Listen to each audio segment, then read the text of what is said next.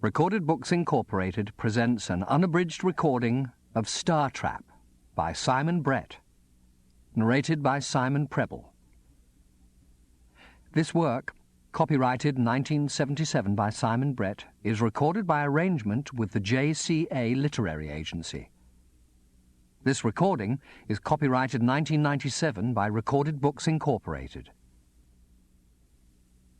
Christopher Milton has Star written all over him, and Lumpkin is the show to put him over the top. If the show makes it to the city. If the Star makes it to the curtain call.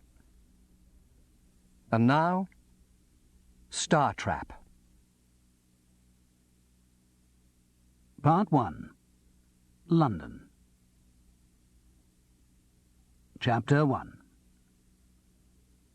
"Actually," said Gerald Venables after a sip from his wineglass, "there's a bit more to it than that." "Ah," said Charles Paris. "I thought there might be." Gerald took a long pause and twiddled the stem of his wineglass. Charles wondered what the catch would be. Gerald was a good friend, but was unlikely to be offering him a job from purely altruistic motives. And if it were just a gesture of goodwill, he wouldn't have made it over lunch at Martinez. "In fact," the solicitor picked out his words like a philatelist handling stamps, "there may be something rather odd going on in this show." "Odd?"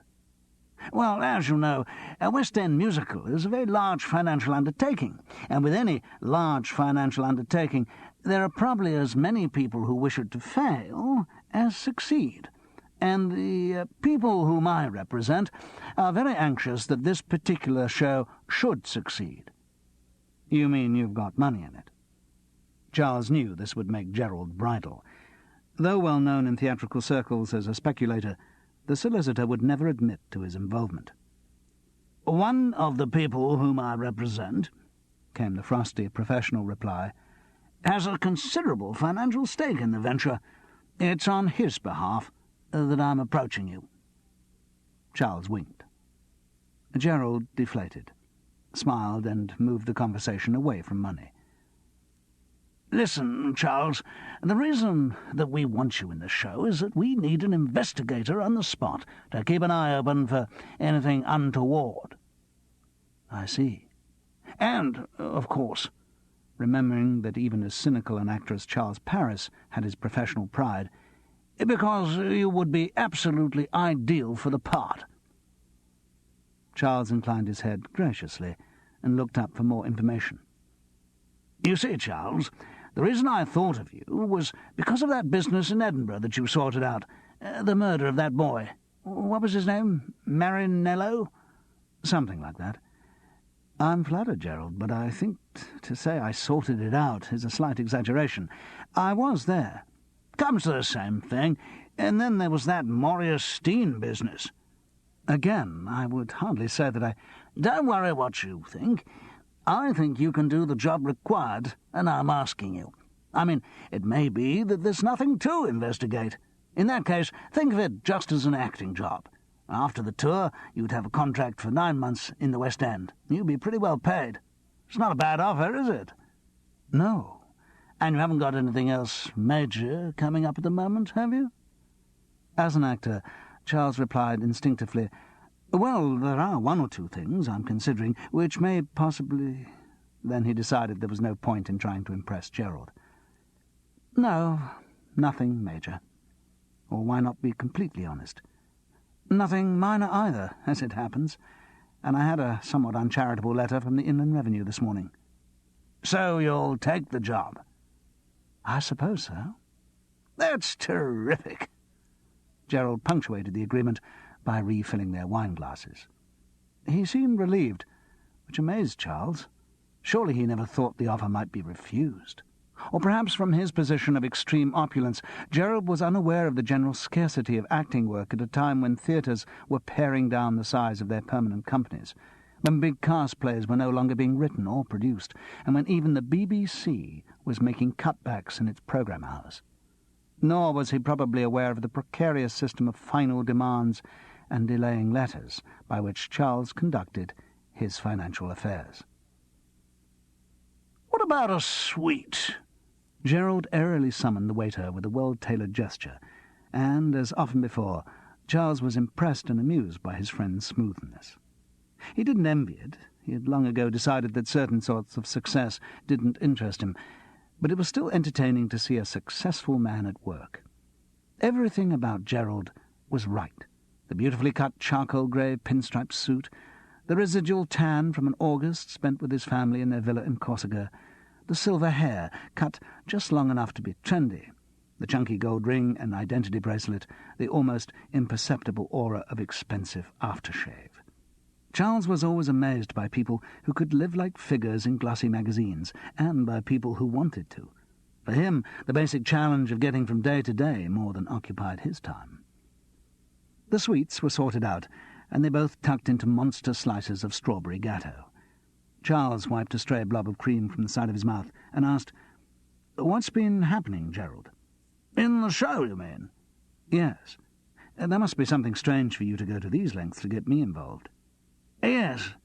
Two things have happened.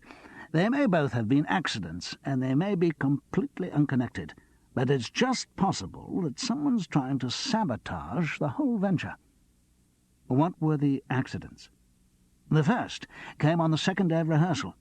There was a guy called Frederick Wooland who was a rehearsal pianist for the show.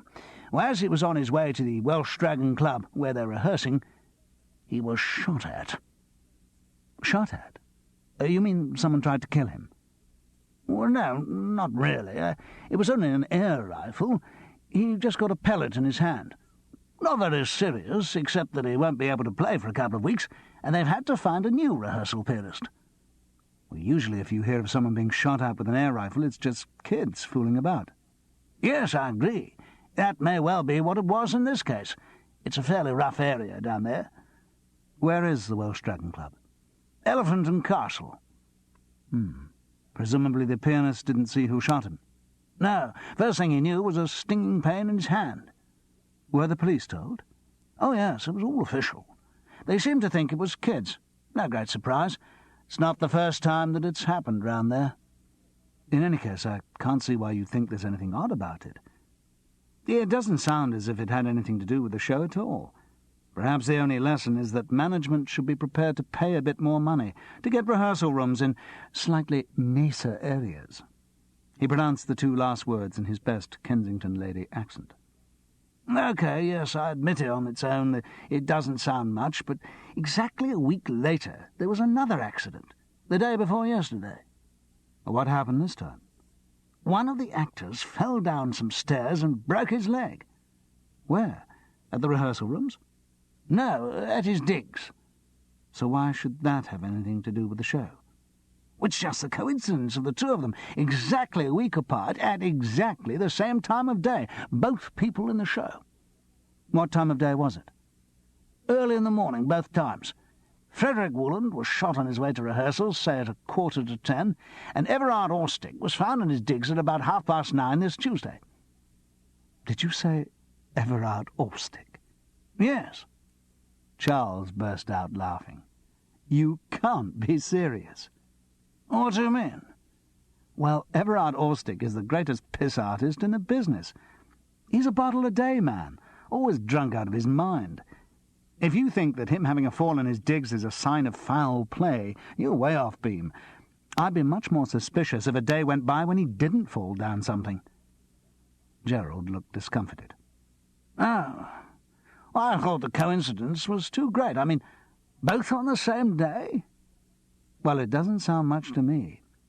Listen, Gerald, I'm very grateful to you for getting me this job, and certainly once I get inside the company I'll investigate anything that needs investigating, but from what you've said, I'm not going to have much to do. Is that really all you've got?" "Well, I suppose that's all the actual facts, but it means the show has gone off to an unlucky start, and they don't want anything to go wrong. There's a lot of money at stake." "Whose money?" Gerald didn't rise to the bait. Amulet Productions are putting up most of it, and they're working in association with Arthur Balcom, who's one of my clients. Hence my involvement." "I see. All the big boys." "Yes. And then, of course, Christopher Milton has a stake because he's got the rights of the show. Christopher Milton? Yes. He bought it as a vehicle for himself. Really? Well, didn't you know? Gerald, you didn't tell me anything. You just asked if I would be prepared to take part in a West End musical for 9 months and keep my eyes open for any possible sabotage attempts. You've told me nothing about the show. But I see now it's this musical based on She Stoops to Conquer, isn't it? That's right. I've seen the stuff about it in the press. Now, let me think, he mused facetiously. If it's a musical based on She Stoops to Conquer for a West End audience, then what would it be called? How about Conquers, with an exclamation mark? No, it was going to be, said Gerald with complete seriousness, but then it was decided that that didn't really give the right impression of the sort of show it is. So what's it called now? Lumpkin.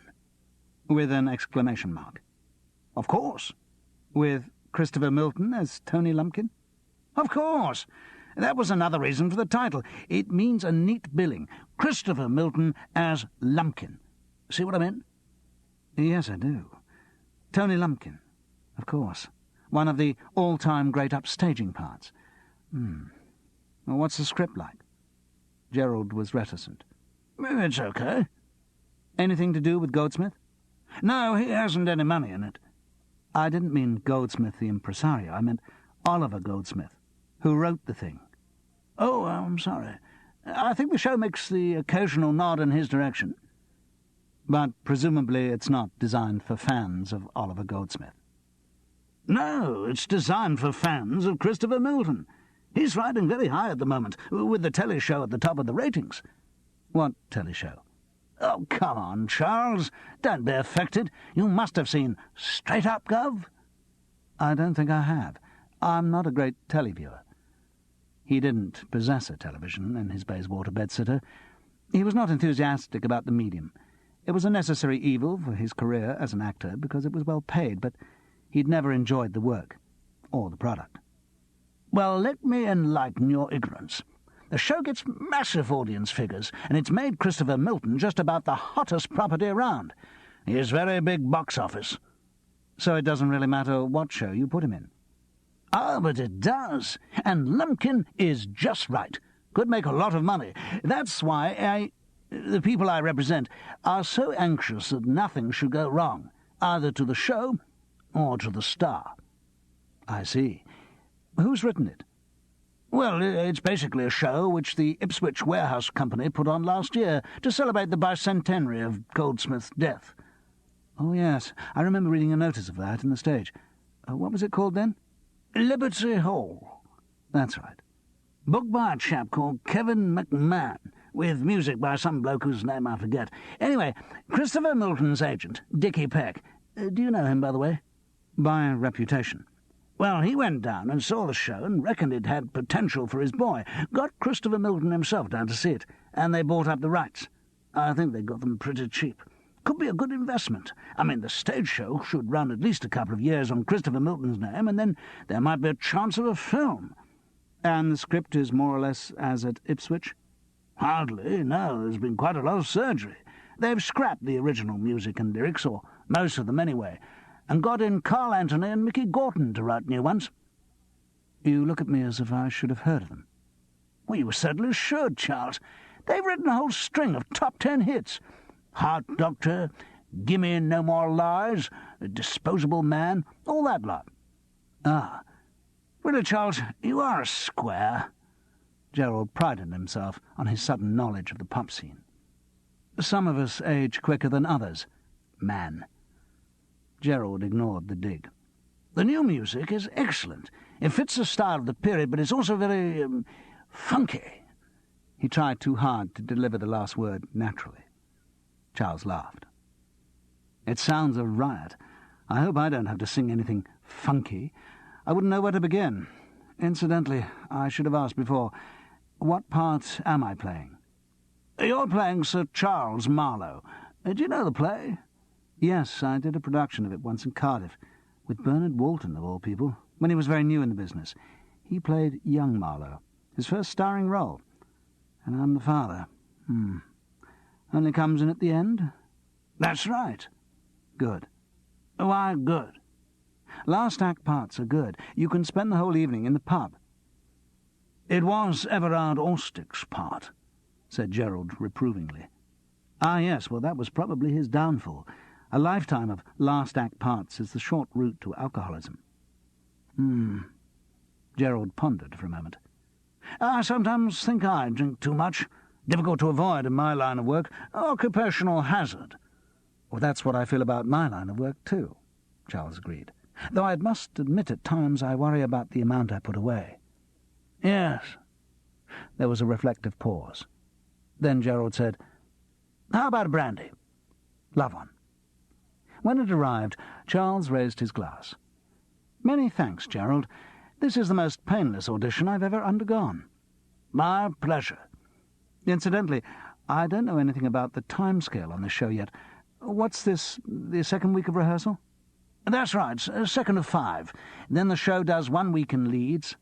Ah, Leeds. Friends up there? You could say that. Then a week at Bristol, a week at Brighton, a week of final rehearsal and previews in town, and then it should open at the King's Theatre on November 27th. Well, isn't that a bit near Christmas? I mean, it's a dodgy time for audiences. Gerald smiled smugly. No problem. Christopher Milton's name will carry us over Christmas, and then, well, we'll be all right. Ideal family entertainment. Nothing to offend anyone. I see. And when do I start rehearsal? Tomorrow morning, if all goes well. If all goes well? You mean if I'm not poisoned overnight by the mysterious saboteur? You may laugh, but I've a feeling there's something up. Well, I'll keep my eyes skinned. Word of honour. Charles made a Boy Scout salute.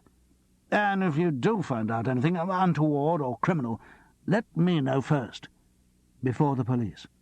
If possible. We have to watch the publicity angle on this. I see. We don't want the fuzz queering our pitch. Charles smiled. It was reassuring to hear Gerald dropping into his thriller slang. The solicitor had always had the sneaking suspicion that crime held more exciting dimensions than the minor infringements of contracts which occupied his working life. His thirst for criminal glamour had to be satisfied by thrillers, and in moments of excitement his language showed it. Gerald was excited now. He thought they were on to a case. Charles didn't. He felt certain that the whole idea of saboteurs had been dreamt up by nervy managements suddenly counting up the amount of money that they'd invested in one stage show and one star. They were scared, and they had to give what frightened them a tangible form. Sabotage was as good an all-purpose threat as any other. Still, he wasn't complaining. 9 months' work, however boring it might be, was 9 months' work. It could sort out the taxman and 1 or 2 other pressing problems. I'll be very discreet, Gerald, and tell you everything. Good. Now let me buy you a brandy. I wouldn't worry. It's all on Arthur Balcombe. You didn't really think I was taking you out on my own money? No, Gerald. I know you never do anything on your own money. Still, let's have another brandy on Arthur Balcombe, and imagine that I've bought it to thank you for the job. Okay. There's one thing, though. Yes? I've offered you the job. You've accepted it, but in a way, it isn't mine to offer. No, he tells me. I mean, I don't think there'll be any problem. It's just that you'll have to go and see Dickie Peck before it's all definite. Oh. Well, just to check the details of your contract. Just to check details of my contract? Well, it's also sort of to get to know you, to see if you're the kind of person who's likely to get on with Christopher Milton. If you see what I... What you mean by that formula of words is that Christopher Milton has an approval of caste clause in his contract, and I've got to go and see Dickie Peck to be vetted. Gerald tried to find another formula of words, but eventually was forced to admit that that was exactly what he meant. I get it. When do I see Peck? You've got an appointment at 4 o'clock.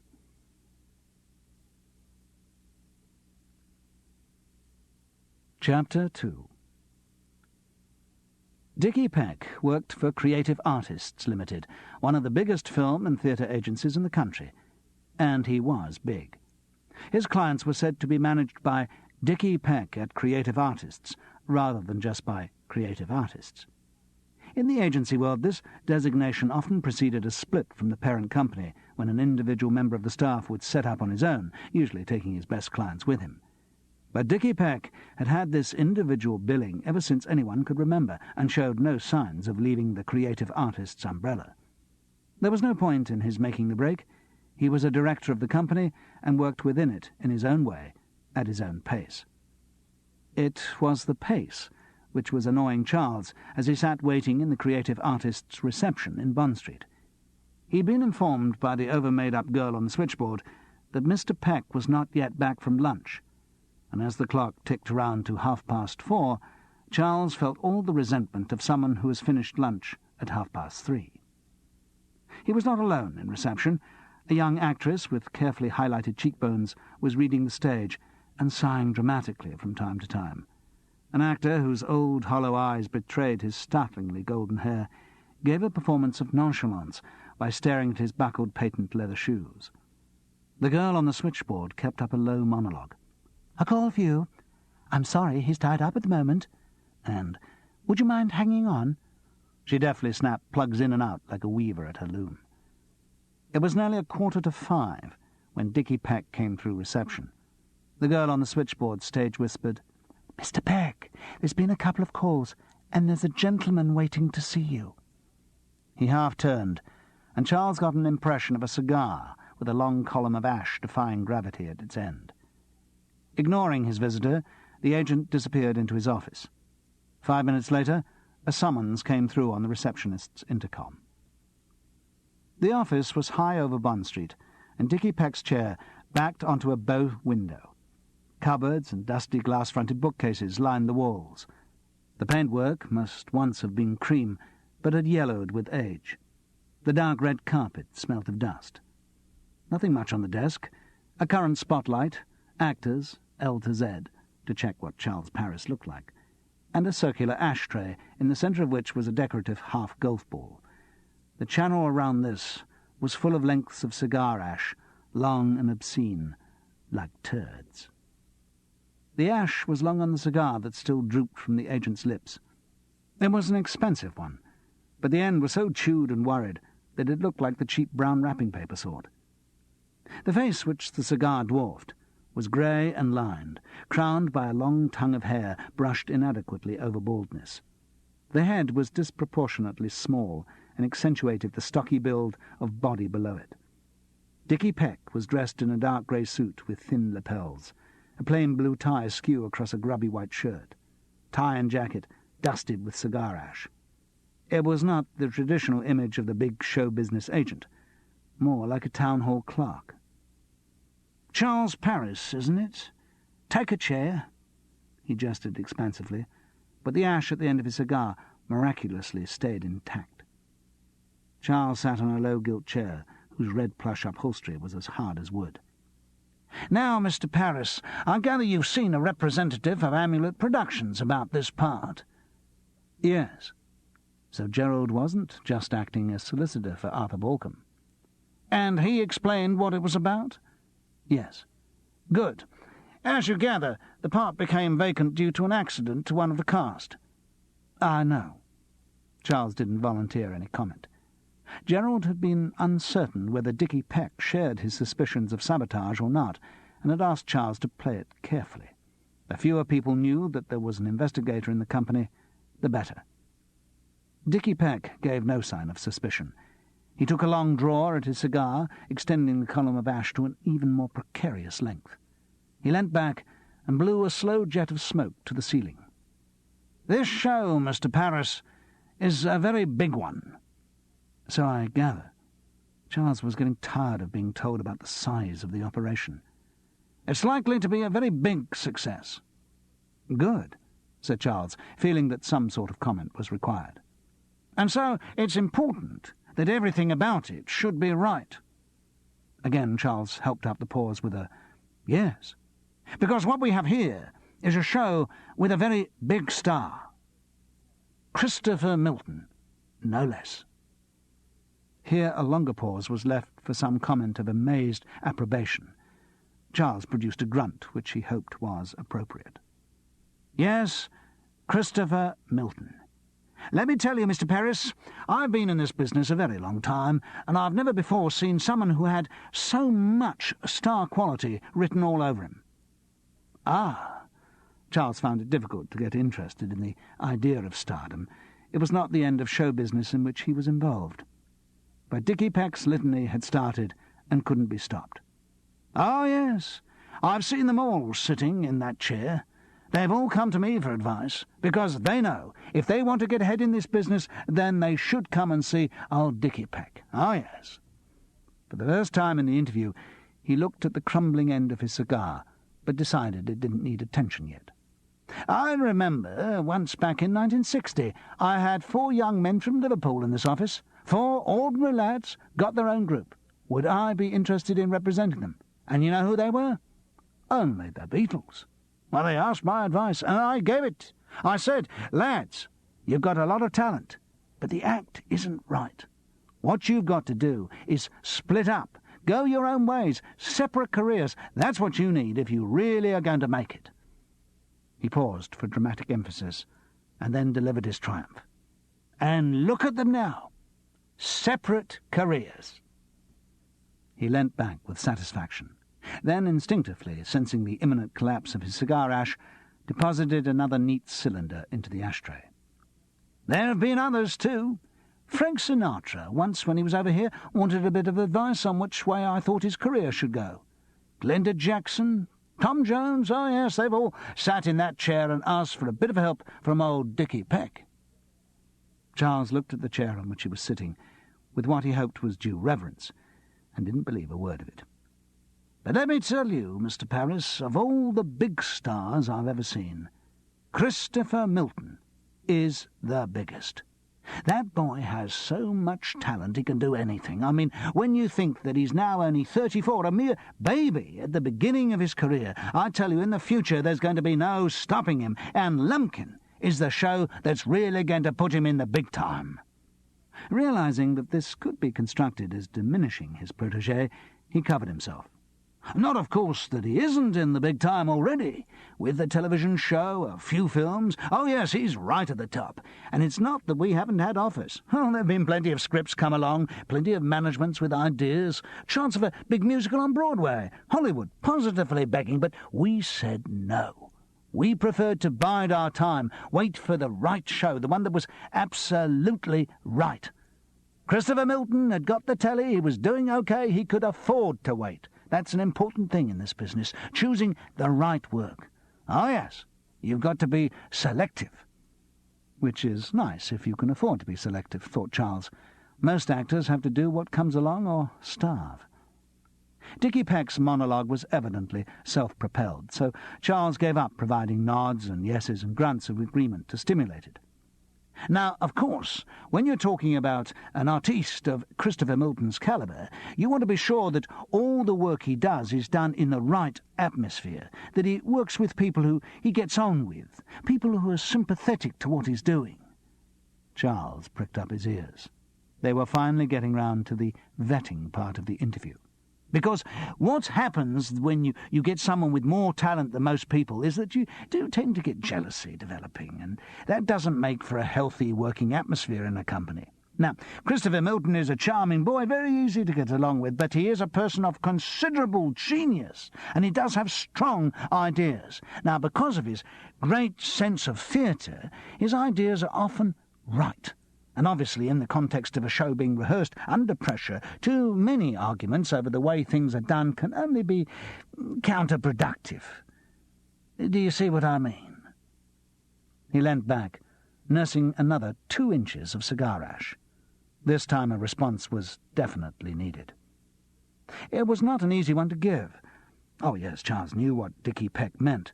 Through all the verbiage, the message was quite clear. If you want this job, you will have to undertake to do as Christopher Milton says. He's not the director of the show, but his word is law, and if you don't like the sound of that, remember he has an approval of casting clause, and the world is full of unemployed actors. Under normal circumstances, Charles liked to think he'd tell the agent to stuff his job and walk out. But these weren't normal circumstances. He tried to conciliate his conscience. Gerald had offered him the job, and Gerald was a friend. It wouldn't do to let him down. Anyway, it wasn't really an acting job. He was being infiltrated into the company as an investigator of sabotage. Yes, it was quite legitimate for him to accept the conditions.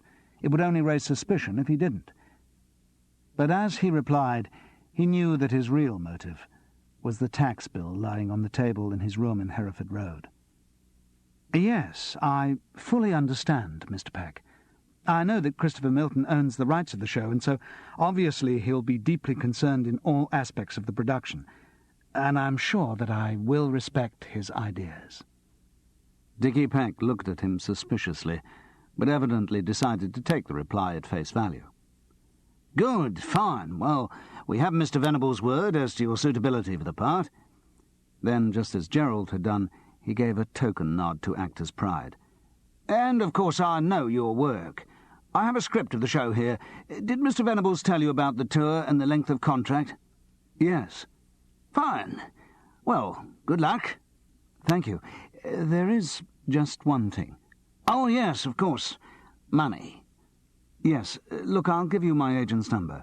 He deals with all that." "Fine. Well, I'll catch him there now. I'd like to get this sorted out today, and it's 5:30 now. Morris'll be there. He works from home anyway." "Fine. I'll give him a buzz." "Well, thank you very much, Mr. Peck. I hope the show's going to be a great success." "With Christopher Milton in it, it's bound to be. That boy is what stardom is all about. Oh, yes, it'll be a big success. And if anyone tries to stop it being a success, there'll be hell to pay. Christopher Milton is going right to the top, and no one is going to get in his way." He said the last words with a fierce, almost religious intensity. Charles pressed twopence into the coin box when he heard the voice say, "Maurice Skellen, artistes?" "Morris? Who's calling him?" "Oh, for God's sake, Morris, don't you ever recognise my voice? It's me, Charles." "Ah, well, can't be too careful in this business. Don't want to give anything away." "You don't give much away by answering to your name. Anyway, never mind that. Did Dickie Peck get through to you?" "Yes. Charles, sounds very good, this musical. It's about time you got into that sort of show. I mean, haven't I been saying for years that you ought to be doing shows that are more important?"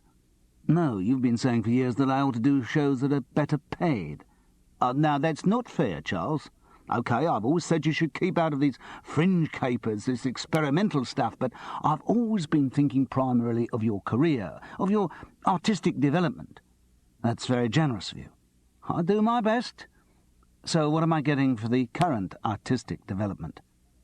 "Well, Charles, Dickie Peck was offering, on behalf of the management, 25 for rehearsal, 40 on tour, and 60 for the run, and I said you wouldn't consider it for under 40 for rehearsal, 80 on tour, and 100 for the run, and I wouldn't budge from that, and that was my final word on the subject."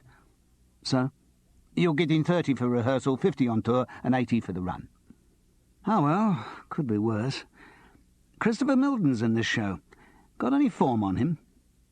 While Maurice Skellen was pretty useless as an agent, he was an invaluable source of theatrical gossip. "Nothing much, no. He doesn't do a lot of work, really." "It's just that everything he does is massively successful."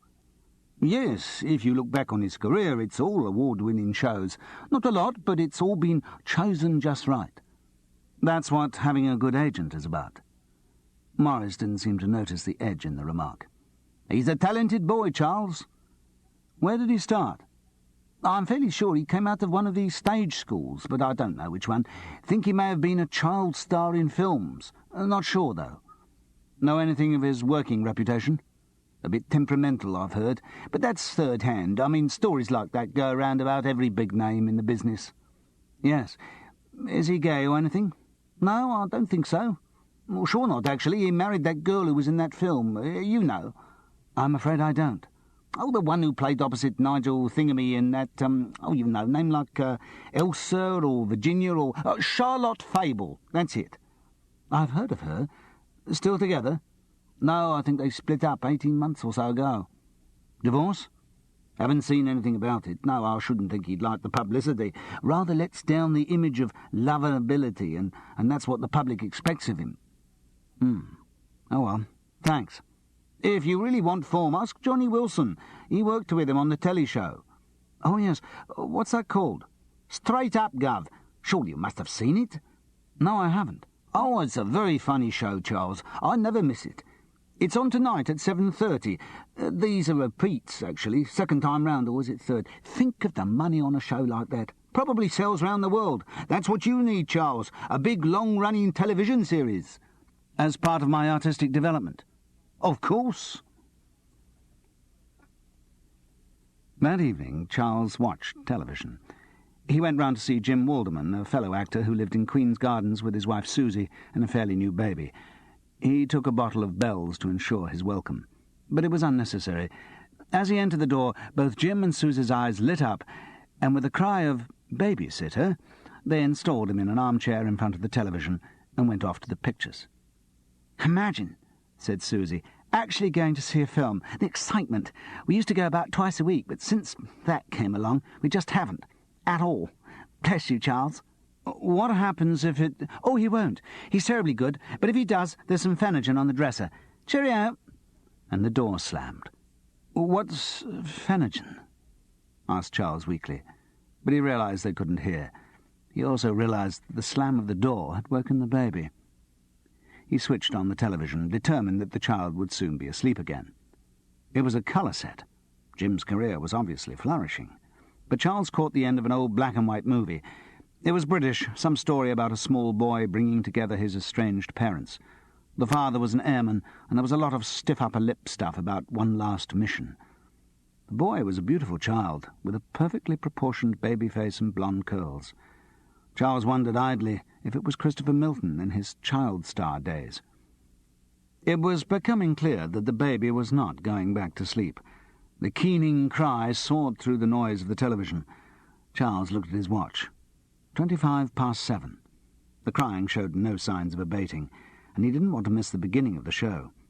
He went into the night-lit nursery and mumbled soothingly over the cot.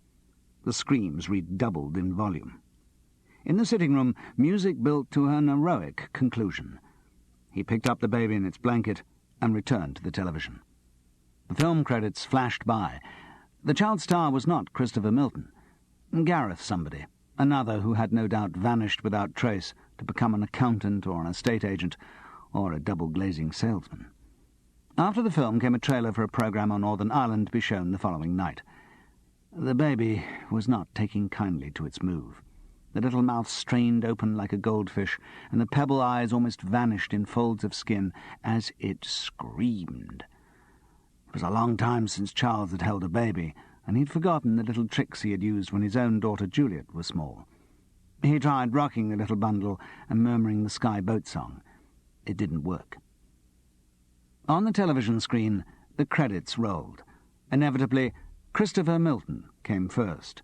Then, in Straight Up, Gov, by Wally Wilson. Then, with the names of a couple of those comedy supports who were never out of work, and the inevitable wild studio applause faded into the show proper.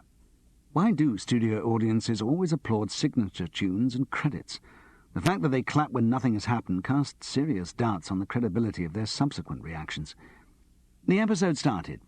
Charles couldn't hear a word above the baby's howls. In desperation, he dipped a finger in his scotch and proffered it to the bellowing mouth. The tiny lips closed round it, as if determined to remove the skin. But there was silence. It didn't last. After a few moments, the suction was released, and the bellowing recommenced. Charles hastily dipped his finger back in the glass, and the mouth clamped on again. By repeating the process every 2 minutes, he found he could watch Straight Up, Gov in comparative comfort. It wasn't bad. The show was built round the adventures of a second-rate conman, Lionel Wilkins, played, of course, by Christopher Milton, whose attempts to pull off the big coup were always crowned with disaster. Wally Wilson's script was workmanlike but uninspired. It was Christopher Milton's performance which raised it above the ordinary. Lionel Wilkins was a genuine comic creation whose doomed cockiness was strangely engaging. He was the original wobbly man. Every time you pushed him over, he bounced back up again. As catastrophe followed catastrophe and his face crumpled into crestfallen embarrassment, the audience roared. Each time he picked himself up with some new incongruous scheme, and the audience roared again. Even Charles found himself laughing out loud at times. Christopher Milton's face in repose was unremarkable, but in the character it seemed capable of infinite comic variation. It was easy to see why the show had become a cult, and like many cult shows, it had a catchphrase. As the worst reversal hit him, Lionel Wilkins paused in horror. The audience laughed in anticipation, and then, with perfect timing, he said, "I beg yours?"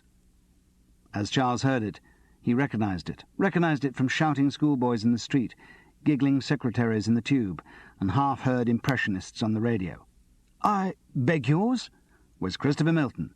He said it, and the entire nation followed him. When Jim and Susie returned, Charles and the baby were still watching television, and between them they got through half the bottle of Bell's. Chapter 3. The Welsh Dragon Club, near the Elephant and Castle, had been built in more elegant times as a meeting place for expatriate Welshmen of the upper and middle classes. It then boasted 4 tennis courts, grass, fielded 6 rugby teams, and held very proper dances on Saturdays. The members tended to wear blazers or tweed, and they had strong religious principles, and, when drunk, broke into mournful song. The club was now lost in a forest of concrete blocks. 2 of the tennis courts had been sold for development, and the others were now pink shale stained with moss.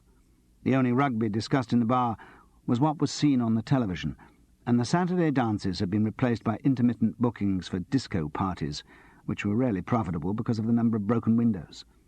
The members had gone down in class and numbers. They tended to lounge around in jeans and patterned pullovers, propped against the moth-eaten bays of the old notice boards, occasionally throwing a desultory dart or pulling, without hope, at the arm of the one fruit machine. When they got drunk, they still broke into mournful song. The club had one paid employee who doubled the roles of caretaker and barman. His name was Griff, and he spent whole days propped over the bar reading an apparently inexhaustible copy of The Sun. The club activities could not possibly make any profit, but the Welsh Dragon stayed open. All its revenue came from hiring out rehearsal rooms. There were 2, one where old cue racks and brass scoreboards against treacle-coloured panels accentuated the absence of the long-soled billiard tables, and the other, grandly called the ballroom, a long expanse of bare boards with a tiny stage at one end and a wall of French windows, which, in the old days, were left open for dances after summer tournaments. Many of the window panes had been broken and covered with asymmetrical offcuts of hardboard. Charles was directed to the ballroom, where a flotsam of chairs and upturned benches represented the expensive set of Lumpkin. The designs, by Derbyshire Wilkes, were elaborate and featured considerable use of revolves and flown pieces. The scene was like any morning in any rehearsal room. Actors and actresses sat on chairs round the edges of the room, like the sad wallflowers who had once moped there after missing vital backhand returns in the mixed doubles. Little clusters formed round crosswords or gossip. Bleary bodies shuffled slowly out of the cocoons of their coats. A member of the stage management moved purposefully round the room, following some logic of her own. Hangovers and television were discussed. Knitting was unwound. The director, David Meldrum, was poring over the script at a small table isolated in the middle of the room. He was balding, with rimless glasses, and somehow managed the pinched look of a clerk from a Dickens serial. Charles knew him by sight, and introduced himself. "Ah, Charles, hello. I gathered your name was being mentioned for the part. Nice to see you." He didn't seem particularly interested in the addition to his cast. "Gwyneth will give you a rehearsal schedule." At the mention of her name, the stage management girl homed in and handed Charles a cyclo-styled sheet of times and scenes. Instinctively, he assessed her. Old habits die hard, and one of the first moves on joining any company is to examine the available crumpet. He decided that Gwyneth looked too dauntingly efficient for his taste, not a high cuddlability rating. As he sat down to study the schedule, Charles reflected that it was rather pathetic for him to still be studying the crumpet. He was nearly 49 years old, and his emotional track record was not spectacular. There was a nice wife, Frances, in Muswell Hill, with whom he hadn't lived for 14 years, in spite of occasional reconciliations, and who was now reputed to have a boyfriend. Apart from her, it was a history of intense casual affairs, which were either too intense or too casual. Thinking about it depressed him, so he channeled his thoughts in another direction. It was strange that David Meldrum had accepted his appearance so casually. Indeed, it was strange that the director had had no part in his selection for the role. "I gathered your name was being mentioned for the part," as if it had nothing to do with him. Charles racked his brains for any stray comments he'd heard about the director. From some source he couldn't identify, he remembered the words, "A good technician, love, but about as much imagination as a breadboard. Ought really to be in local government. Approaches a production like planning a car park." That made sense. David Meldrum was a director who would see that the show got on the stage. He might not have many ideas of his own, but at least he wouldn't argue with anyone else's. Charles felt certain that Christopher Milton's contract also included an approval of director clause. He looked round for the star, but there was no sign of him. 5 to 10. Perhaps he was one of those actors who made a point of arriving just at the moment of the call. As the room filled up, there were one or two familiar faces from a long time ago. He saw Michael Peyton, with whom he'd worked on his own production of She Stoops to Conquer in Cardiff. They grinned at each other across the room. A couple of other actors smiled vaguely, as unable to remember Charles's name as he was to remember theirs. There were few actresses. Thinking of the original play, Charles could only remember 3 female characters, Mrs. Hardcastle, Kate Hardcastle, and Miss Neville. He identified them easily.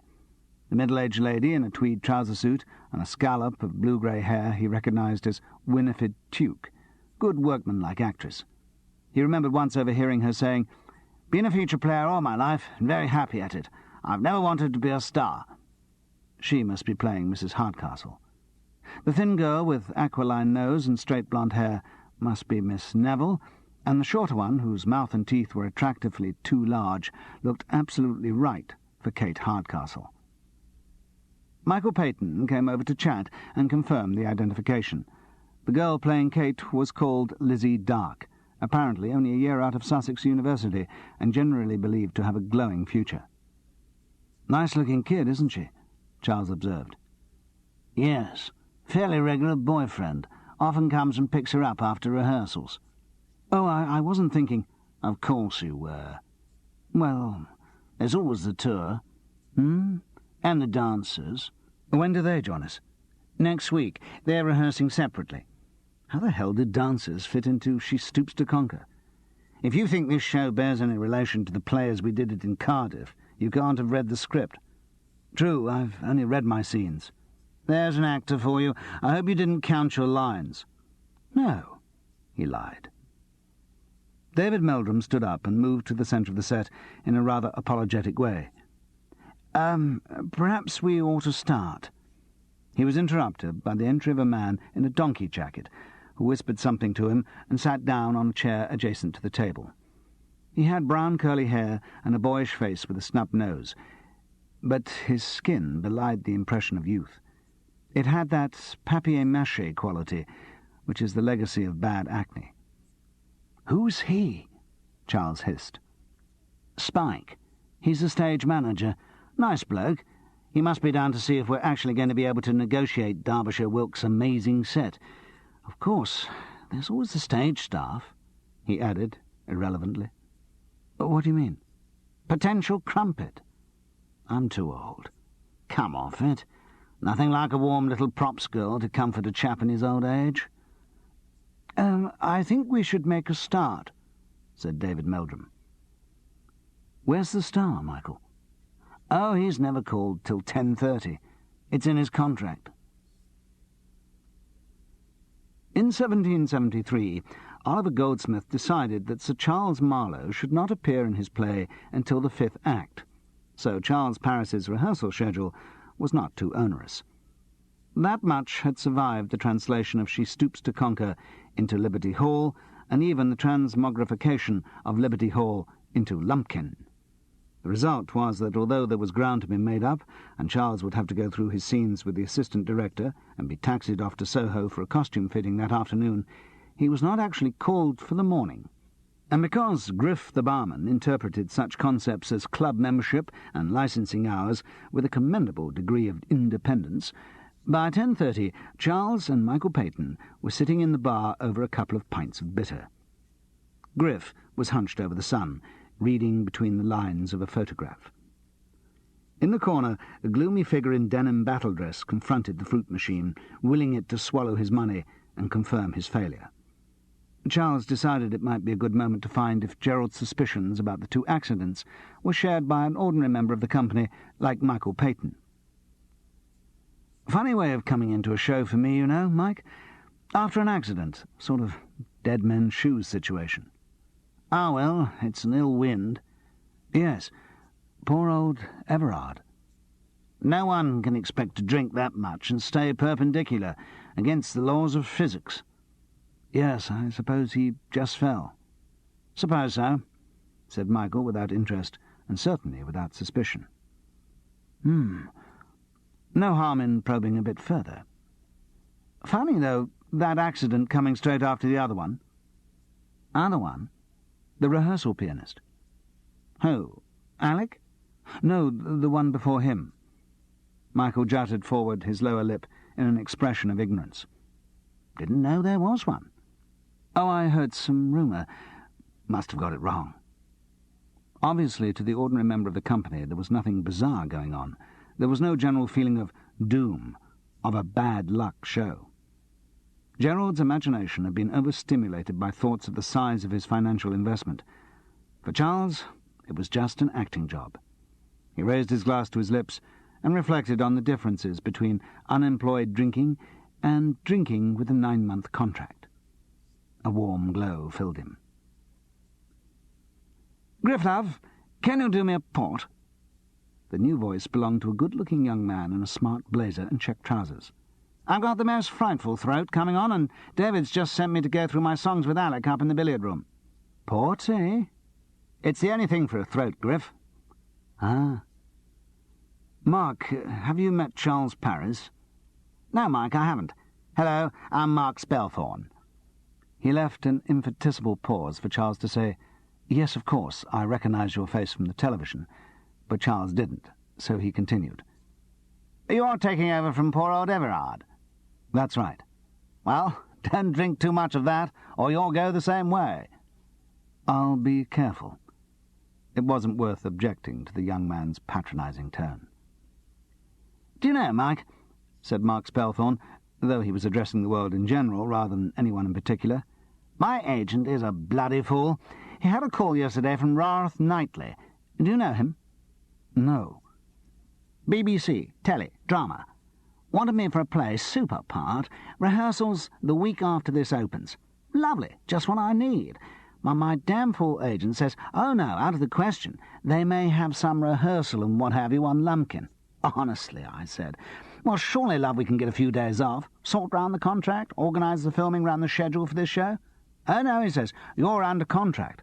No bloody imagination. I think I must get another agent. Sorry it took so long. Had to open a bottle. Don't get much call for port here. One or two of the ladies has it with lemon, but most of the gents drink beer or spirits." "Never mind, Griff. Bless you," said Mark Spelthorne bountifully. He took a sip of the drink and gargled it gently, then swallowed. "Better." He repeated the process. Charles and Mike watched in silence as the glass slowly emptied.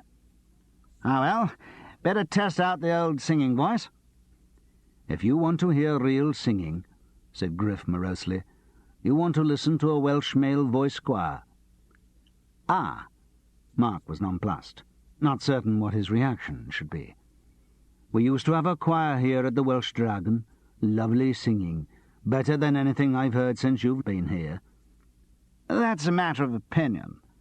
Mark hesitated, uncertain whether or not that was a good enough exit line. Failing to come up with a better one, he exited to the billiard room. "Should I know him, Mike? He behaved as if I should." "Not unless you're a fan of the fighter pilots, Charles." "What's that?" "You're obviously not. It's an ITV series, another cashing in on the nostalgia boom. Mark Spelthorne plays Flying Officer Falconer, whose daring missions and dreary love life fill up most of each episode. Oh, I've never heard of him in the theatre. I don't think he's done much. Presumably he did his 40 weeks round the provinces to get the equity card, but I think that's it. He's one of the media mushrooms who's sprung up overnight as a fully developed television star. Then why is he in this? Publicity, Charles, so that he can be billed on the poster as Mark Spelthorne of the fighter pilots.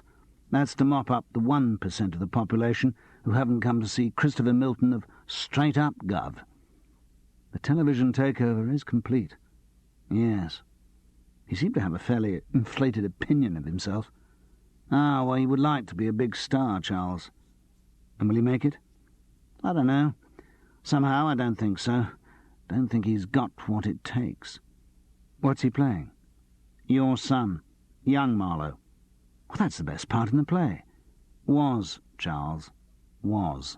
Maybe that's what Goldsmith intended, but that was before Christopher Milton got his hands on the script. Yes, the gloomy man at the fruit machine chipped in suddenly and savagely. Before Christopher Milton got his bloody hands on the script. There was a moment's pause before Michael Peyton recovered himself sufficiently to make the introduction. Charles Paris, Kevin McMahon. Ah, yes, you wrote Liberty Hall. In a previous existence, I think. His voice had the rough blur of a hangover, and there was a large scotch on the table beside the fruit machine. Having registered his protest, he seemed to lose interest in the two actors, and with an air of self-mortification pressed another 10 pence into the slot. Or maybe he turned away as a deliberate snub to the man entering the bar. "Morning, everyone. Hello, Griff. Charles Paris, isn't it?" "That's right. Delighted you're with us on the show." Charles took the offered firm handshake and looked into the clear, honest face. "My name's Christopher Milton." Chapter 4. The next few weeks were an education for Charles. The sort of theatre he'd always concentrated on had not depended on stars. Christopher Milton was a star. At their initial meeting he was charming. There was only a short break in rehearsal, but he devoted it all to the new member of the company, and he had done his homework.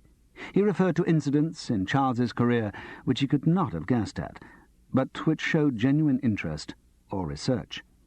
He spoke flatteringly about the one successful play Charles had written, The Ratepayer.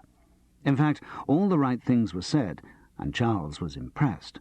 He saw once again the distorting mirror of showbiz rumour at work. Reputations get inflated and diminished by gossip and scandal. One bitchy remark by a jealous actor can give the permanent stigma of being difficult to another. Time and again Charles had encountered supposedly lovely people who were absolute monsters and had been charmed by supposed monsters. And he found Christopher Milton charming. As rehearsals developed and he began to feel part of the company, it was increasingly difficult to take Gerald's fears of sabotage seriously. There was an air of tension about the production, but no more than one would expect from any show at that stage of development. Charles's role was not an onerous one, and Griff's ever-open bar was an ideal place to toast Gerald's excessive anxiety which had got him the job. He had a slight twinge of misgiving as the Tuesday approached. Gerald had made such an issue of the fact that the two accidents had taken place exactly a week apart. If there were a psychopathic wrecker about, determined to ruin the show, then he would strike again on the Tuesday.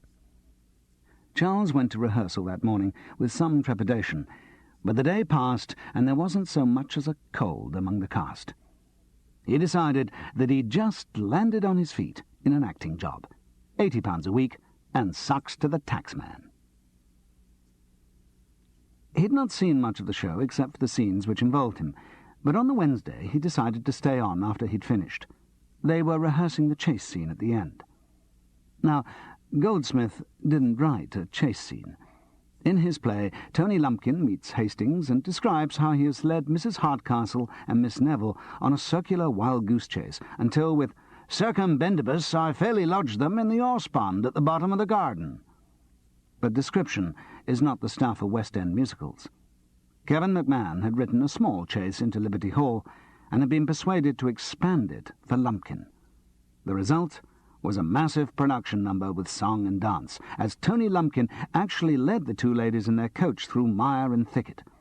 The dancers, playing a series of misdirecting yokels, buxom country wenches, and a full-scale fox hunt which would have amazed Goldsmith, were rehearsing elsewhere on their own, and the special effects of fog, rain, and snow were not yet available. Nor was it possible to simulate the moving trees and revolving cottages which were to add visual excitement to the scene, but it was already a complicated sequence, and an interesting one to watch. It also gave Charles his first opportunity to see Christopher Milton in action, building a part. The result was impressive. Tony Lumpkin was emerging as a complete comic character, totally different from Lionel Wilkins. The London whine of the television conman had been replaced by a rich West Country accent, and instead of sentimental incompetence, there was a roguishly knowing confidence. Charles began to feel that Dicky Peck's claims for his client's talent were not so ridiculous. David Meldrum had by now been nicknamed David Humdrum, and it fitted. He ordered people round the acting space like a suburban gardener laying a patio. Everything had to be exactly in place, every move exactly matching the neat plans in his script. But it was not the perfectionism of genius. It was the predictability of a man who'd worked out his blocking with pins on a stage model long before rehearsals had started. Still, it was professional and efficient. The production advanced. And for a complex commercial show, it's probably better to have a good journeyman than a genius. Anyway, David Meldrum was only providing the skeleton. The flesh was the performances, and Christopher Milton was fleshing up nicely. He had a song called Lead 'Em Astray, for which Mickey Gordon had written some most un-Goldsmithian lyrics. Get them going the wrong way, there's no knowing what they'll say. Hey, hey, hey, lead 'em astray. If Gordon's lyrics did have a fault, it was a tendency to the non-specific. They had been written not to advance the plot, but to be taken out of the show and recorded by pop stars. However, Carl Anthony's tunes were good, and Lead 'Em Astray, in spite of its anachronism, captured the excitement and mischief of Tony Lumpkin.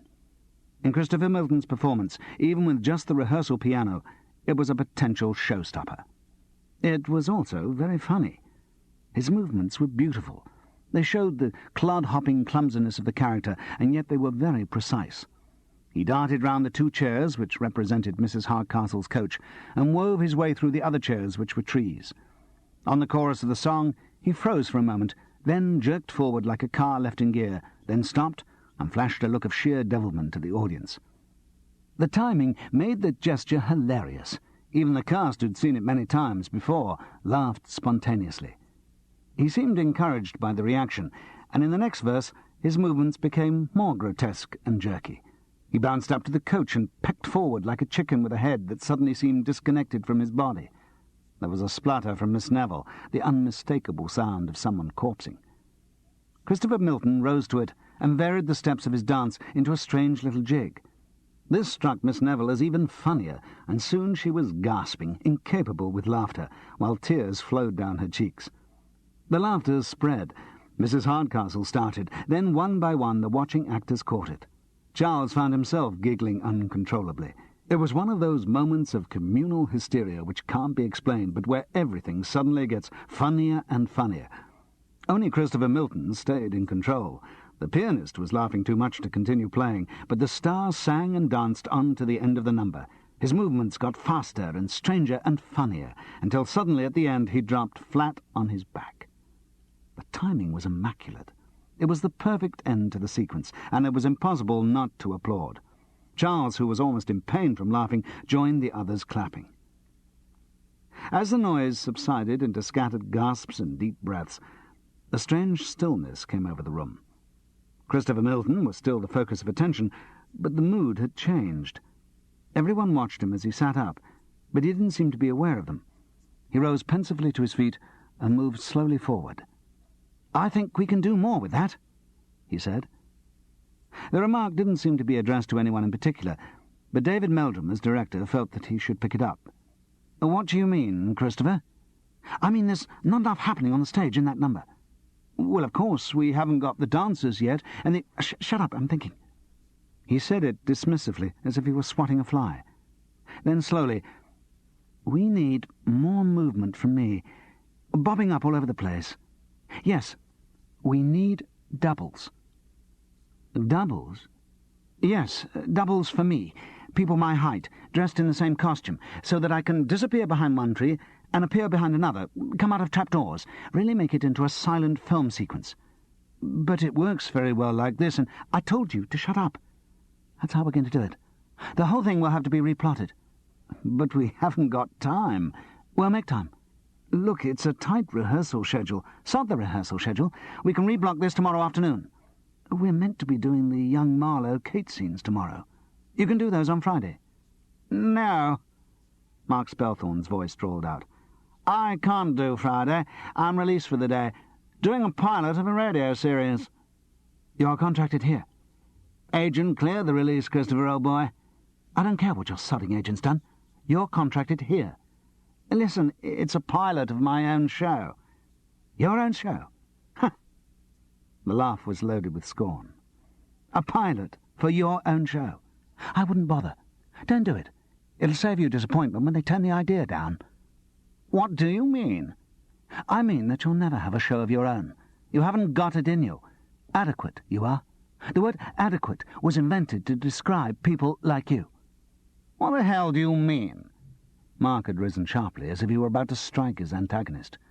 Christopher Milton looked at him with contempt. There was a long pause. Then Mark Spelthorne backed away. He muttered, "Bloody prima donna," in an unsuccessful tone of defiance, and walked out of the room. A long silence followed. Everyone except Christopher Milton looked horribly embarrassed, but they all waited for him to speak first. When he did, it was as if the argument had never happened, as if he'd just been thinking.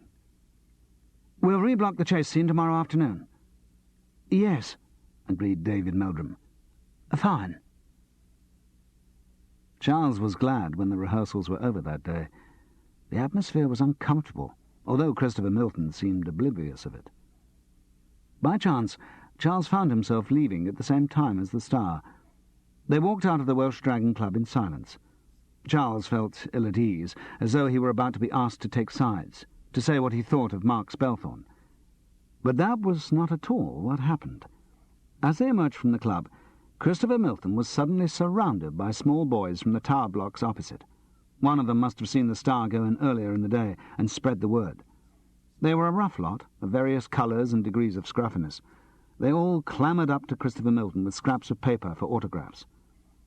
As the kids moved in, a stocky figure in a dark suit detached himself from a parked Rolls Corniche and moved forward as if anticipating trouble. A gesture from Christopher Milton stopped him, and he moved back to lean against the metallic brown flank of the car. All right, who's first?" The voice was instantly that of Lionel Wilkins. It was exactly what the audience wanted. They all howled with laughter and clamoured even louder for autographs. All right, give me a pen," whined Lionel Wilkins. A biro was thrust into his hands. He dropped it with a distinctive Wilkins gesture. The audience howled again. "All right, you first. What's your name?" "Mahendra Patel." The timing was immaculate. An eyebrow shot up, a mouth dropped open, and Lionel Wilkins said, "I beg yours." The catchphrase produced screams of delight, and the little crowd jostled and shouted as their hero signed all the grubby comics, pages torn out of schoolbooks, and cigarette packets they thrust at him. He was punctilious about getting every name right, and signed nearly 30, by the time he had supplied sisters and cousins, and a few imaginary sisters and cousins to be sold at school for profit. Eventually, they were all done. With a few more Lionel Wilkins lines, and a demonstration of the Lionel Wilkins walk, Christopher Milton edged towards the back door of the Corniche. The driver opened it smartly, and the star was inside. The electric window came down, and the cabaret continued. The car started. The kids shouted louder. Christopher Milton waved, called out, "Cheerio, Charles. See you tomorrow," and the car drove away. Charles had felt awkward during the autograph session. He didn't want to sneak off quietly, nor to come too much into the centre of things, in case it looked as if he wanted to be asked for his signature too.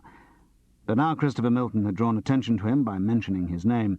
He felt the focus of a dozen pairs of questioning eyes. He made a vague wave in their direction and started to turn, hoping something wouldn't happen. It did.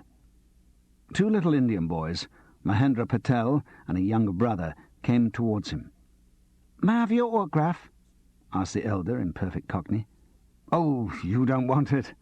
He tried to laugh it off, but the lolly wrapper, which had been thrust forward, was not withdrawn. Blushing furiously, he signed.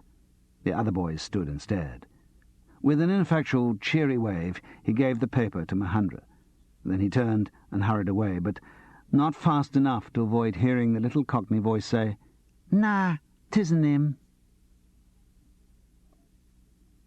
He drank rather more than he should have done that evening at his depressing local in Westbourne Grove. He felt emotionally raw, on the edge of depression for the first time since the rehearsals had started. And as he knew from experience, when he felt in that mood, things got out of proportion.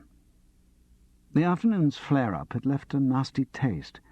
It cast doubt on the whole atmosphere of the show. Charles realized the fragility of what he had taken to be such a good company spirit.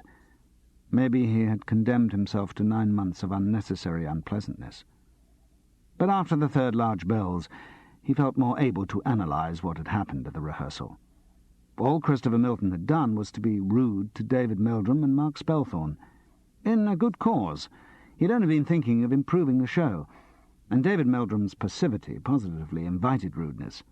So did the affectations of that little tit Mark Spelthorne. In fact, all Christopher Milton had done was to express the opinions held by most of the cast. In fact, he had shown pretty good judgment in his choice of butts. Having rationalized that, Charles felt better. He went and got another large bells. The next day, Christopher Milton was all over the Sun newspaper. "It's Nightshirt Week in the Sun," said the front page, and the centre spread was a large photograph of the star in a long Dickensian nightshirt and drooping nightcap, holding a candle. He wore the familiar Lionel Wilkins expression of appalled surprise. "When it comes to nightwear, Christopher Milton, better known as Lionel Wilkins, says a nightshirt's the answer, so long as it's a long one. Otherwise you get very cold round the middle of the night. It's no fun waking up in December with your nightie round your neck." 34-year-old Christopher is currently rehearsing a big new musical, Lumpkin, which opens in the West End late November. "The part I'm playing is a bit different from Lionel Wilkins. Tony Lumpkin's a chap who likes making trouble for everyone. Oh, yes, he's always getting the girls into trouble. Oh, that's not what I mean. I beg yours. With lovable Christopher Milton around, Lumpkin should be a show worth seeing." Lovable Christopher Milton's behaviour at rehearsals became more erratic. There were more breaks in the flow, more orders to David Meldrum to shut up, more long pauses while he worked out how a comic effect should be achieved. It was intolerable behaviour on the part of a professional actor, and yet Charles could forgive it, because he was gaining an increasing respect for the man's theatrical instinct. Christopher Milton was always right. He knew what would work for an audience, and given David Humdrum's total lack of this quality, Lumpkin needed some inspiration.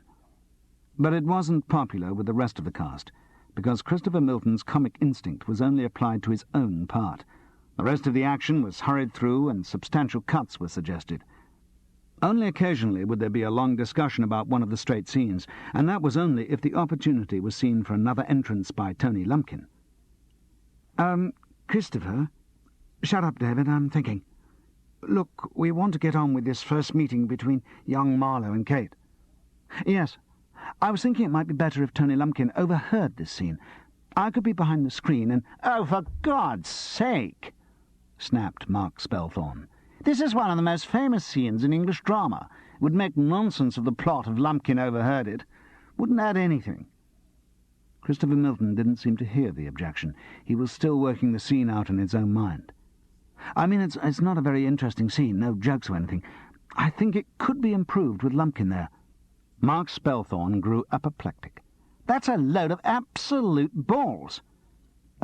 Christopher," said David Meldrum tentatively, "I think we probably will be better off doing the scene as it is." Again he was distant, still mentally planning. There was a long pause. "I'll have a look at it." He moved from the centre of the stage, picked up his script, and sat quietly in a corner looking at it. The rehearsals continued. Such confrontations were not conducive to good feeling. Griff's Bar became a centre of disaffection, and at any time of the day there would be a little knot of actors there discussing their latest grievance against the star. Mark Spelthorne was always one of the most vociferous. "I mean, let's face it, when Goldsmith wrote the play, he intended young Marlowe to be the hero. There's no question about that, which is why I took the part. Of course, my bloody agent didn't check the script, just assumed that I would be playing the lead. At least one has the comfort that all this mucking about the show is making a complete nonsense of it. It'll never run. Doubt if we'll actually come in. Die quietly on the tour, I shouldn't wonder. And that won't do a great deal for the career of Mr. Christopher Milton. Maybe teach him the dangers of overexposure." "I don't know, Mark. He doesn't actually do that much work. He's very selective in what he does." "Anyway, you can't talk. You're doing plenty yourself." "Oh, yes, there's always a danger if one's popular. Have to watch it. I mean, no doubt there'll be another series of the fighter pilots, and then if this radio takes off—" "Oh, yes, that was the pilot show." "How did it go?" "Bloody marvellous. Really went a bomb. Planners will be fools to themselves if they turn that one down. So I suppose I'll be stuck with doing a series of that early next year. Not that I mind. I mean, radio doesn't take long, and in fact I have quite an affection for it. The main thing is it's comedy, and really comedy is my best thing. The radio might persuade the telly boys how good I am at it. That's the trouble in telly. They do so like to pigeonhole people. Well, after this fighter pilots thing, they seem to think I'm only good for the handsome young hero type. Whereas, of course..." There were plenty of others in the company with complaints about Christopher Milton, but Charles put it down to the ordinary ineffectual bitching of actors. No one seemed sufficiently motivated to want to sabotage the show. As time went on, Gerald's fears seemed more and more insubstantial. Star Trap, Cassette 2. It was on the Tuesday of the fourth week of rehearsals that Charles began to wonder. By then the scale of the production had got larger.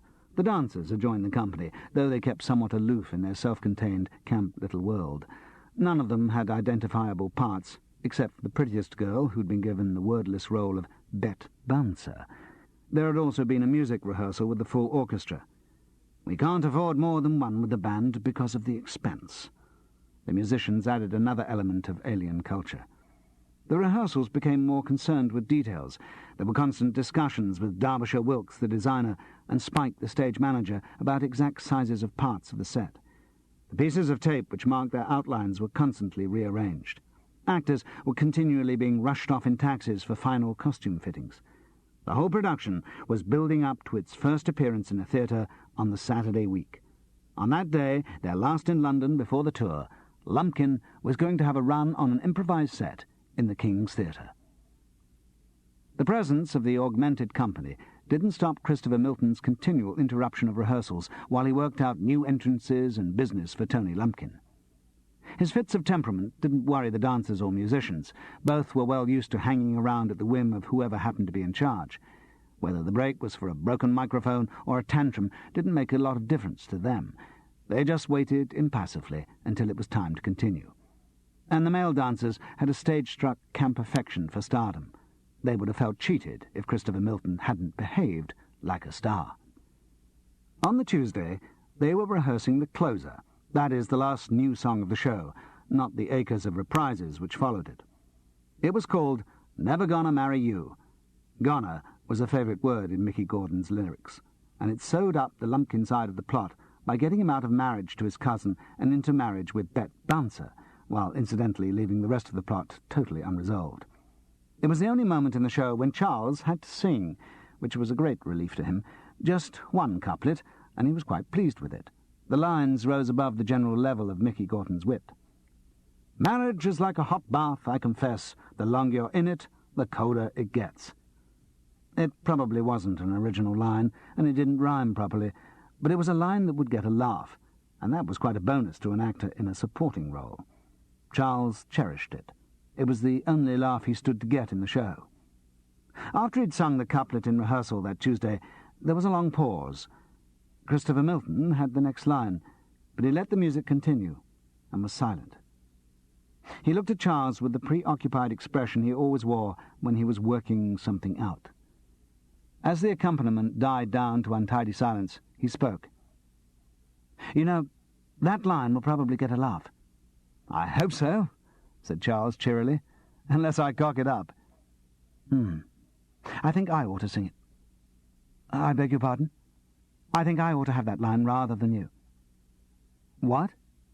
Charles was stunned by the directness of the approach.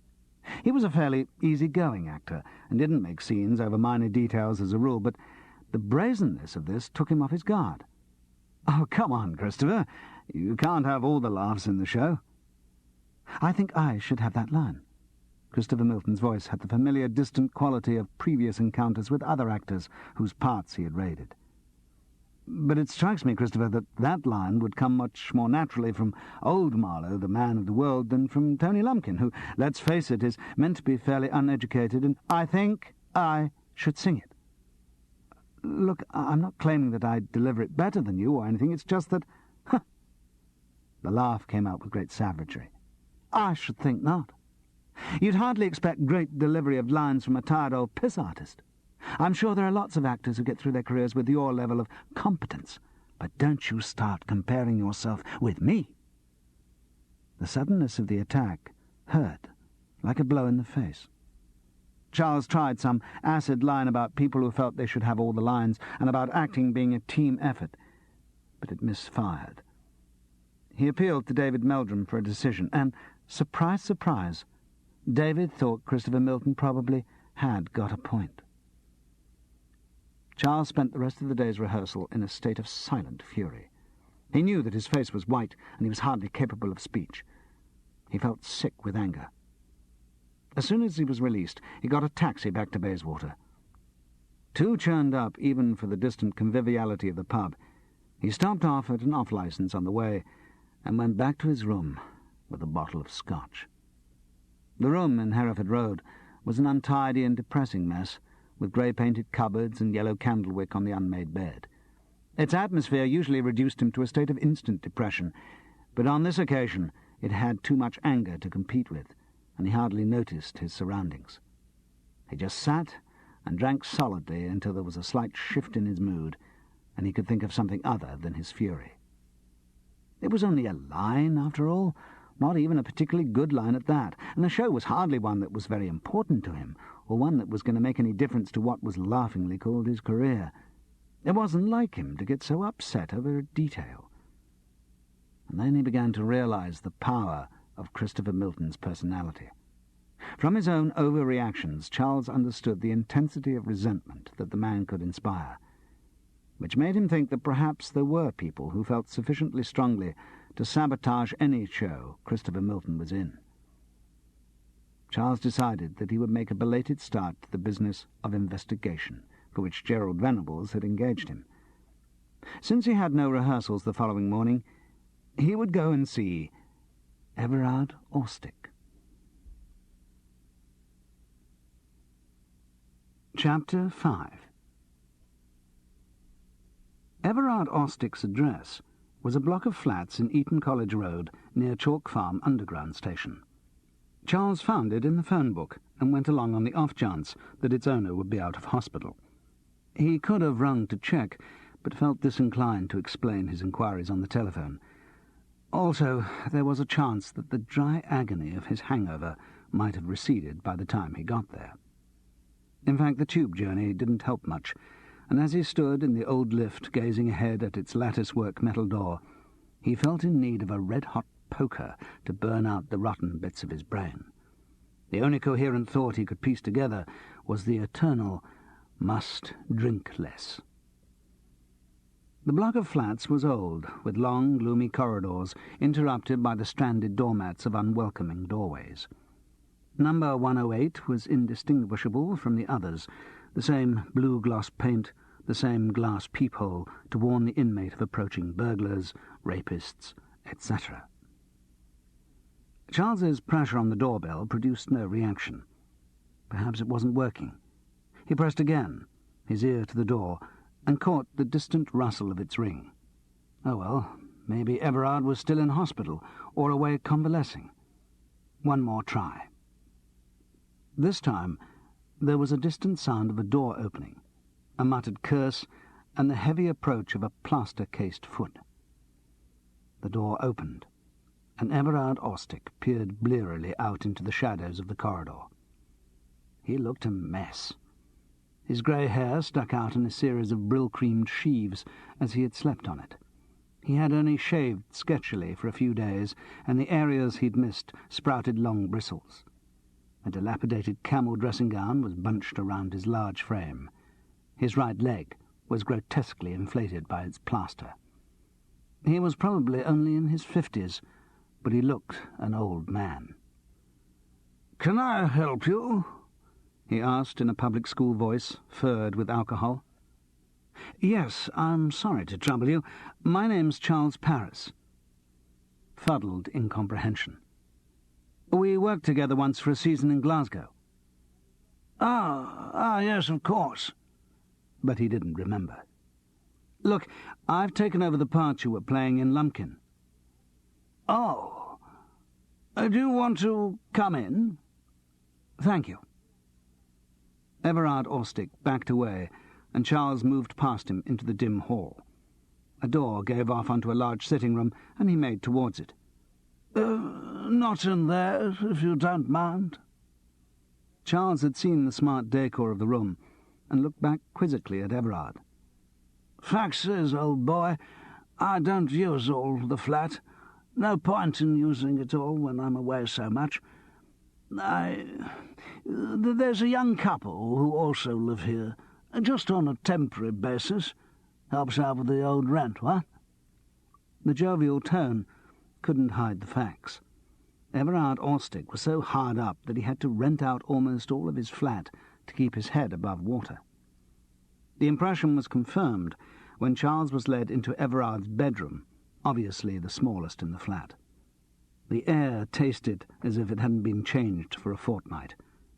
A pile of dusty magazines against them showed that the windows hadn't been opened for months, and the bed was rumpled not just by one night's occupation, but by long days and nights of simply lying and staring at the ceiling rose. A half-empty bottle of vodka on the dressing-table was evidence of the only activity the room had seen for some time. "Sorry, it's a bit of a tip," said Everard, attempting to play the line with the light comedy insouciance. "Can I offer you a drink? There's only the vodka, I'm afraid. Well, I suppose I could make some coffee, but..." His mind was unable to cope with the incongruity of the idea. "A little vodka would be fine. A hair of the dog might possibly loosen the nutcrackers on Charles's head." He received a clouded tooth-mug half full of vodka. Everard Ostick's hand shook as he passed it over and topped up his own tumbler. "Down the hatch, old boy?" The long swallow he took was not an action of relish, but of dependence. He grimaced, shuddered, and looked at Charles. "Now, what can I do for you, old man? Want a bit of help in your interpretation of the part, eh?" Again the cheerfulness sounded forced. "No, actually, I just wanted to pick your brains about something." Charles paused. It was difficult. He didn't want to reveal his role as an investigator into the show. He realized that he'd not done enough preparation for the encounter. He should have worked out some specious story to explain his interest, or even made the approach in some other identity. Still, too late now. Better to try the direct question and hope that Everard's bemused condition would prevent him from being suspicious. "You know when you broke your leg, what happened?" "I fell down the stairs." "Just an accident?" "Oh, God knows. I'd had quite a skinful the night before. Met a few chums. Celebrating, actually. Being in work. It had been a long time. And I'd had a few more in the morning, to pull me round, and I managed to leave late, so I was hurrying, so I suppose I could have just fallen." "Or?" "Well, there was this chap on the stairs. Ran down from behind me. I thought he sort of jostled me. I don't know, though." "And that's what caused you to fall?" "Could have been. I don't know." Did he stop to help you when you fell? No. He seemed to be in a hurry. Did you see what he looked like? No. Not even an impression? Nothing. Did you tell the police? No. Well, who's going to believe me? I'm not even sure it happened myself. Could just have fallen. Yes. The interrogation didn't seem to be getting anywhere. Everard Orstick was so fogged with alcohol that he didn't even trust his own memory. No one was going to get anything else out of him. Charles drained his glass and rose to leave. You're off. Everard seemed to accept the departure with as little surprise as he had the arrival. Nothing seemed strange in his half-real world. Actually, there is one thing, old boy. Yes? This damn leg, I find it so difficult to get about, get to the bank and so on, a bit short of cash for the, basic necessities of life. The expansive gesture which accompanied the last 4 words was meant to signify a whole range of food and domestic essentials, but it ended up pointing at the nearly empty vodka bottle. Out of guilt or something, Charles gave him a $5. Then a thought struck him. Everard, why didn't you use the lift that morning? Wasn't working. Sure? I pushed the button for it, and it didn't come for a long time. I told you I was in a hurry. Yes. Thank you. Charles walked slowly along the dim corridor until he came to the lifts. He looked at them closely. Both were the old sort, with sliding doors. A notice requested users to close both doors firmly. Otherwise, the lifts would not function. So it would be possible to immobilize both by calling them to another floor and leaving them with their doors ajar. It would then be possible to linger in the gloomy corridor until Everard Orstick staggered out of his flat, watch him call unsuccessfully for the lift, and then help him on his way when he started downstairs. Unlikely, but possible. "Hello, Gerald, it's Charles. I got your message at the rehearsal rooms, and I'm afraid this is the first chance I've had to call." Okay. How's it going? Nothing to report, really. Nothing else has happened. No tension in the company? No more than in any show with Christopher Milton in it, which starts its pre-London tour in a week. Maybe I was being alarmist. Maybe. Anyway, thanks for the job. Any time. Keep your eyes skinned. Okay. Though I don't know what for. There's nothing to see. Unless something else happens.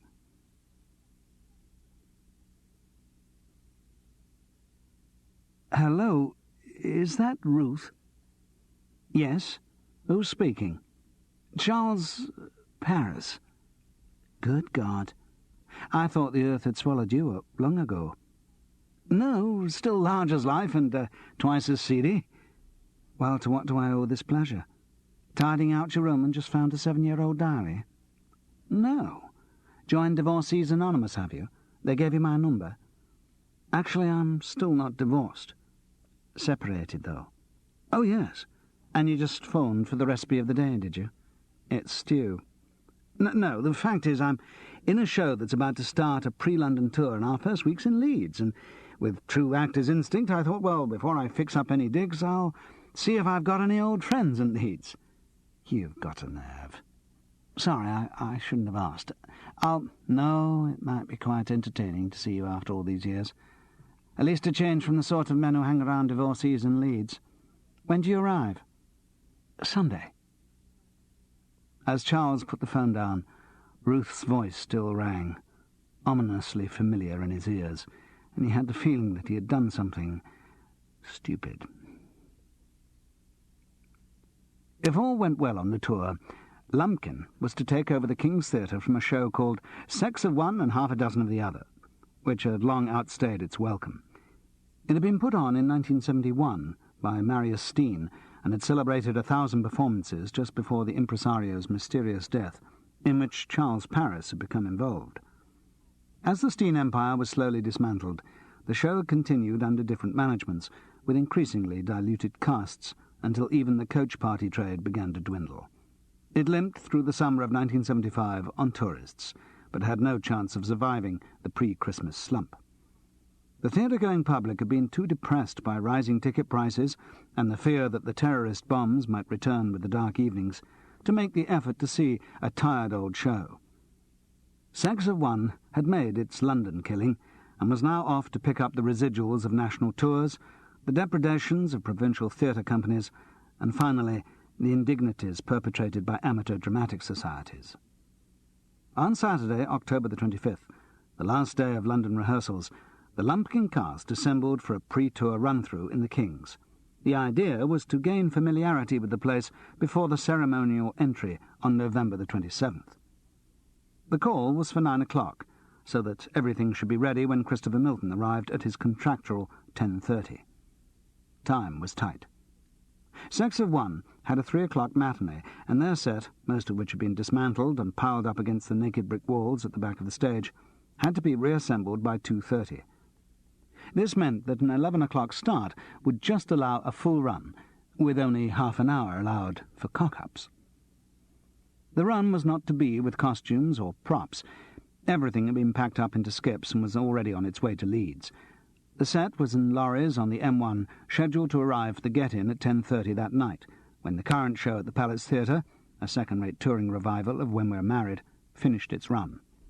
Spike, the stage manager, was going to see the run-through, then leap on the 5 to 4 train to Leeds, and maybe grab a little sleep in anticipation of the all-night and all-day job of getting the set erected and dressed.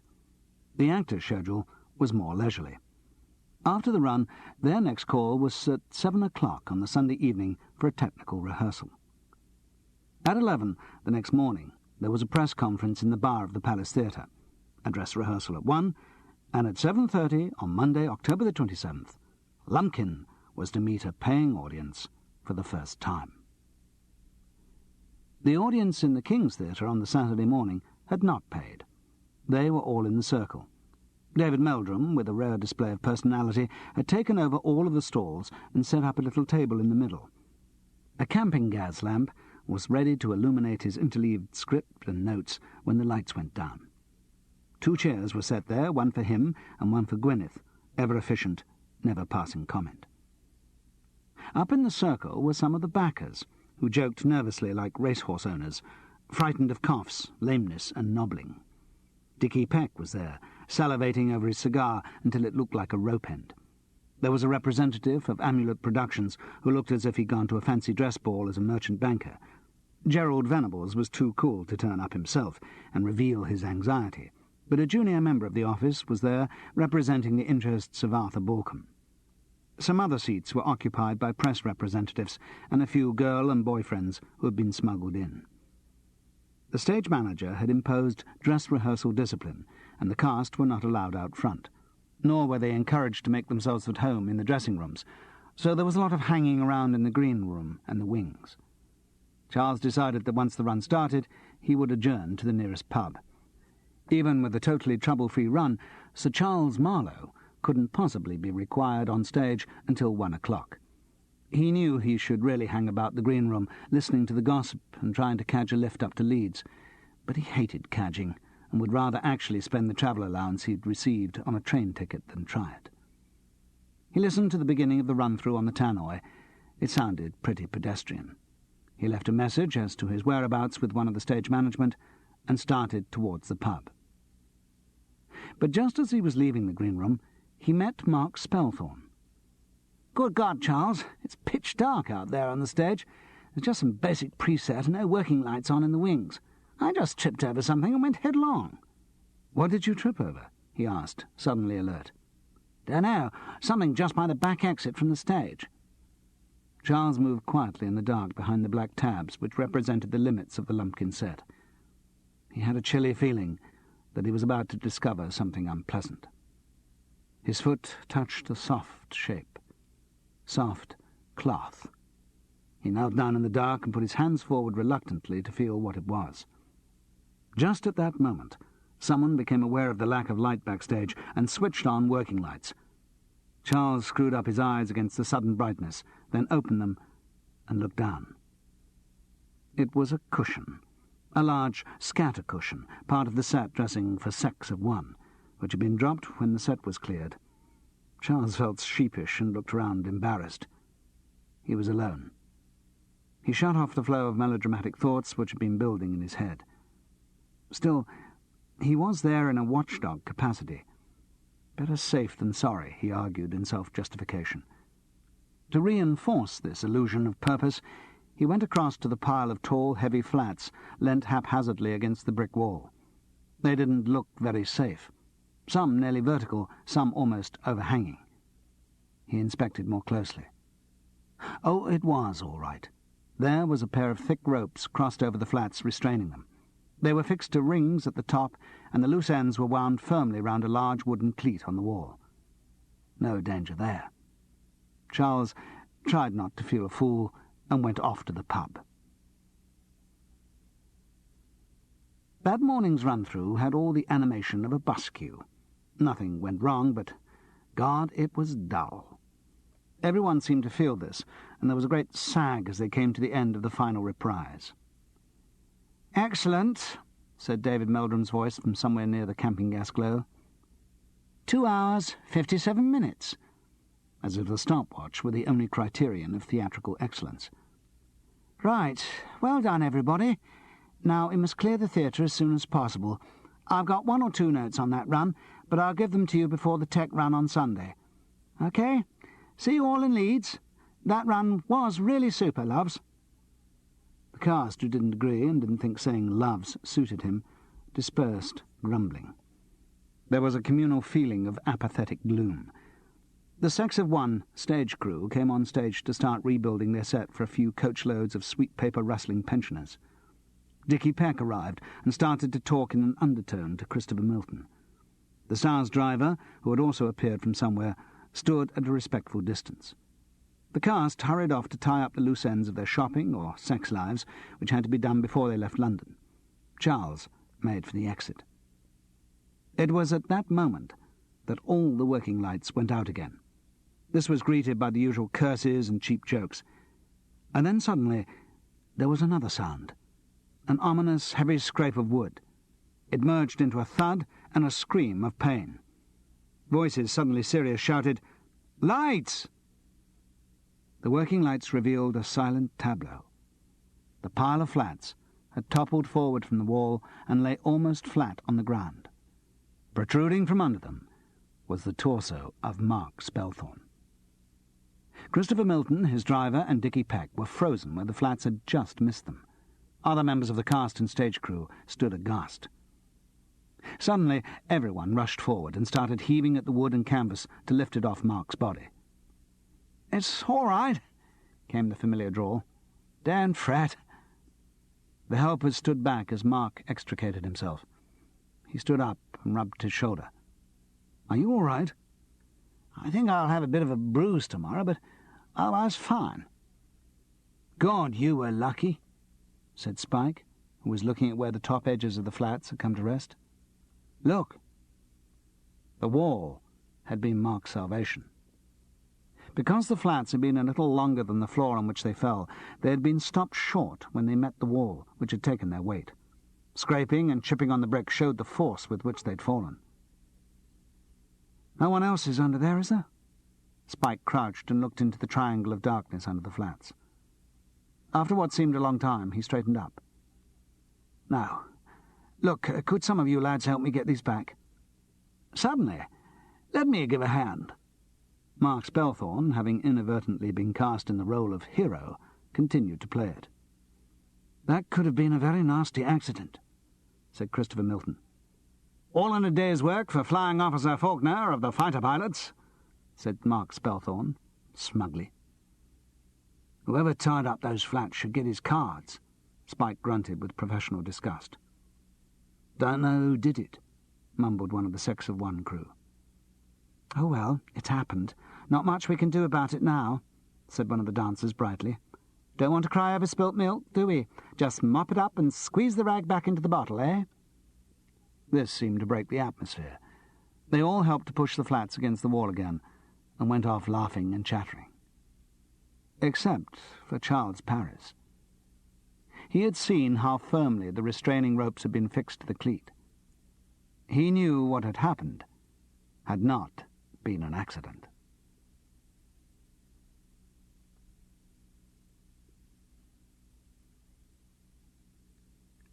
Part 2. Leeds. Chapter 6. On the train up to Leeds that Sunday afternoon, Charles cursed his lack of detective instinct.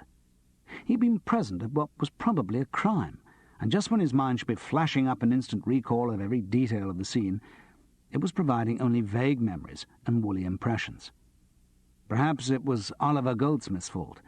By delaying Sir Charles Marlowe's entry until the fifth act, he had ensured that Charles Paris had had at least 2 pints too many at the Saturday lunchtime, so that the ideal computer printout of facts and details was replaced by a child's picture in fuzzy felt. He couldn't even remember exactly who had been there. Christopher Milton, certainly, and Dickie Peck and the driver. And David Meldrum and Gwyneth were somewhere around, though he couldn't remember whether they were on stage or in the auditorium at the time of the accident. Mark Spelthorne had been there, of course, and Spike, and some of the King's Theatre stage staff. And then who else? 2 or 3 male dancers.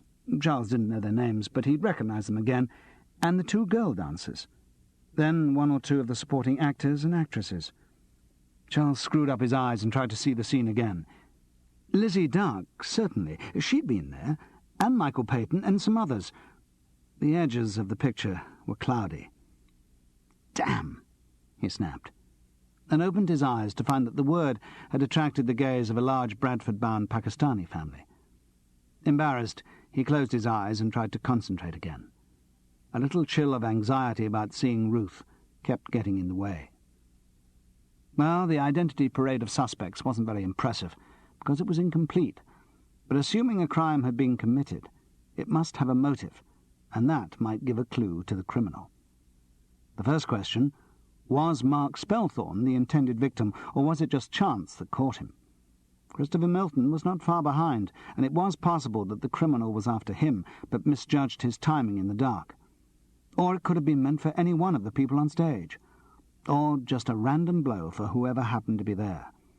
The last would tie in with Gerald's original view that someone was trying to wreck the show and didn't mind how.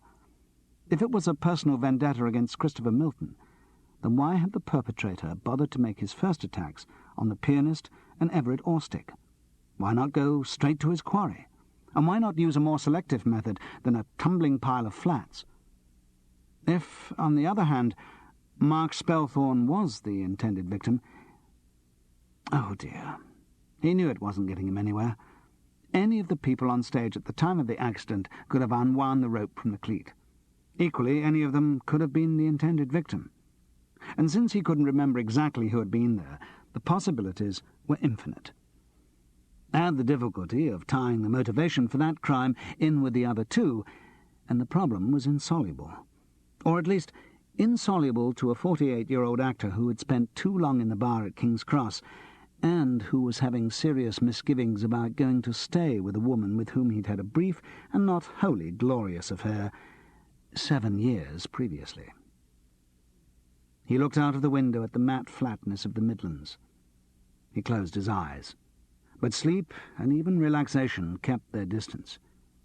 A new question formed in his mind. Did the 15:10 train from King's Cross to Leeds have a bar? He set out to investigate. Ruth was disagreeable. As soon as he saw her again, he remembered. Not disagreeable in the sense of being unattractive. Her trim body, with its sharp little breasts and well-defined calf muscles, remained as good as ever.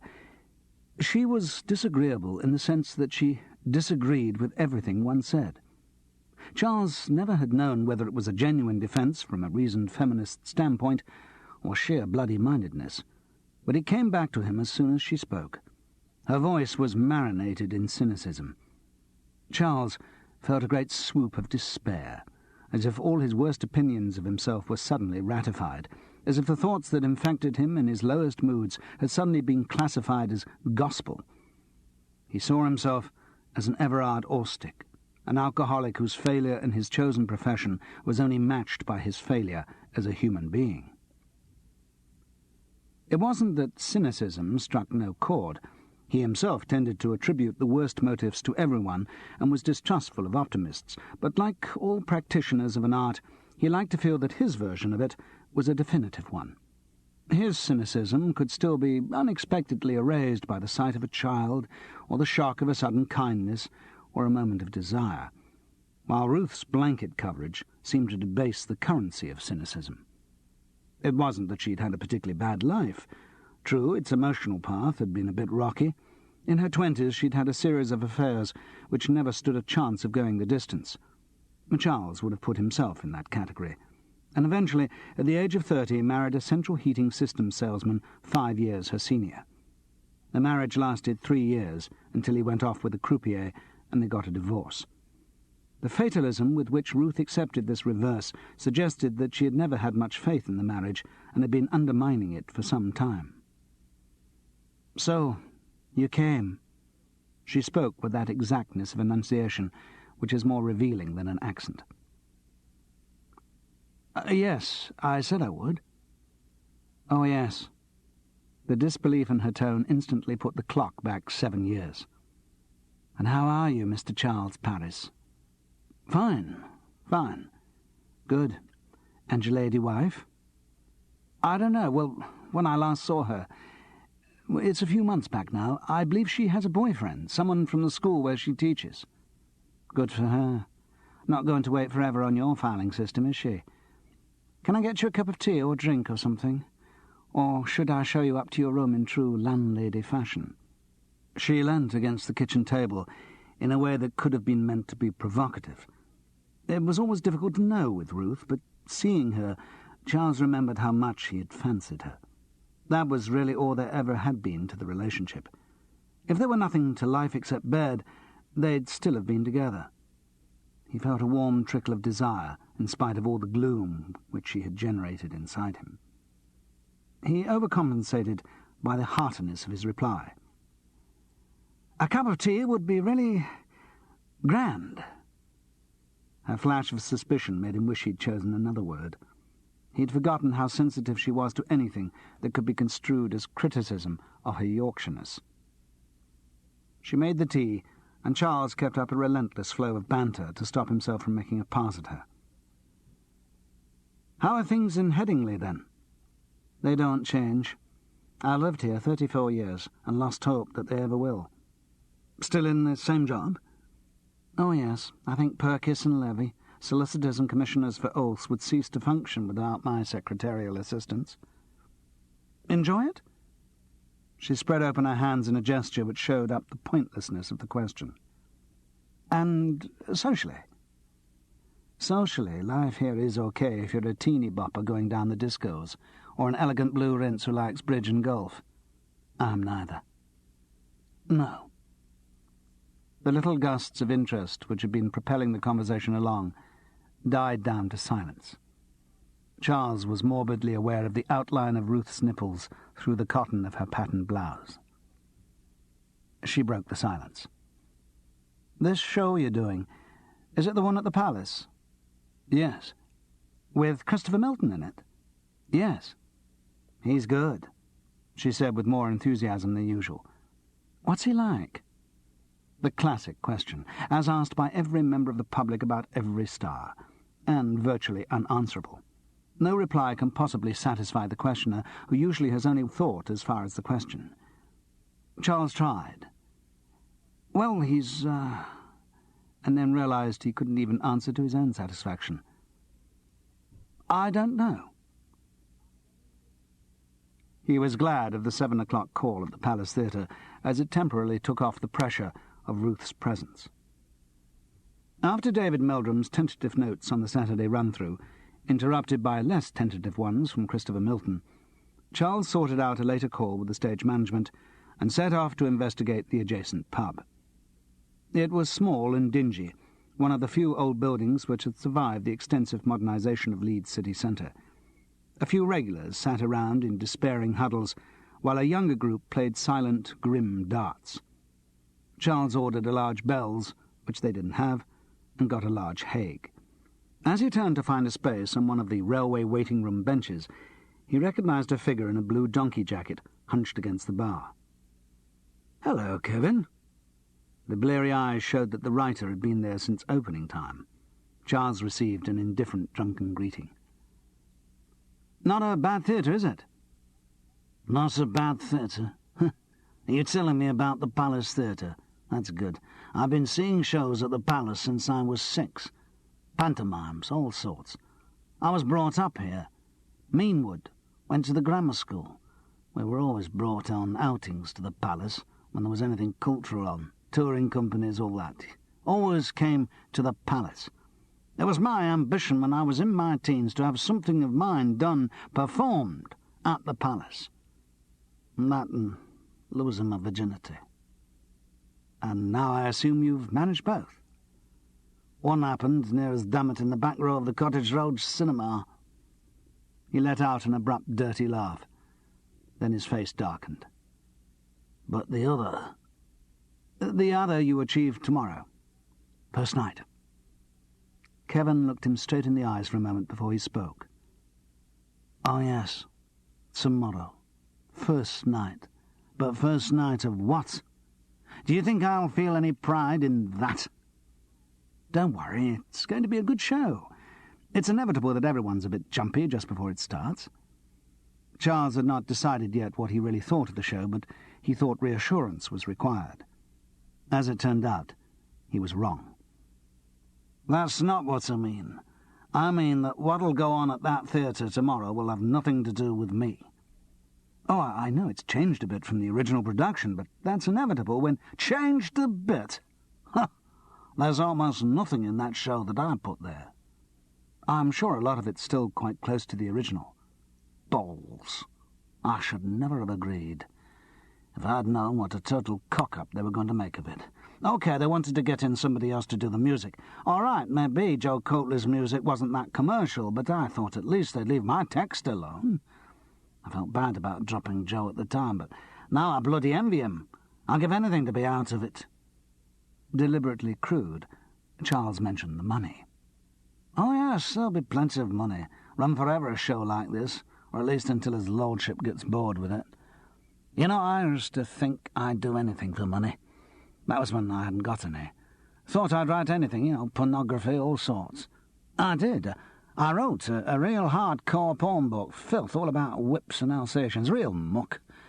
Got £100 for that. But I tell you, I'm more proud of that than I will be when this load of shit's running in the West End and bringing me in so many % a week." He was in full flow, spurred on by the drink. "Look, I'm a writer. A writer. If I didn't want to be a writer, I'd be some other bloody thing, an accountant, a clerk in the town hall, I don't care what. But that's not what I wanted to be. I wanted to be a writer. And why does someone want to be a writer?" Charles had his own views on the subject, but didn't volunteer them. Anyway, Kevin's question turned out to be rhetorical.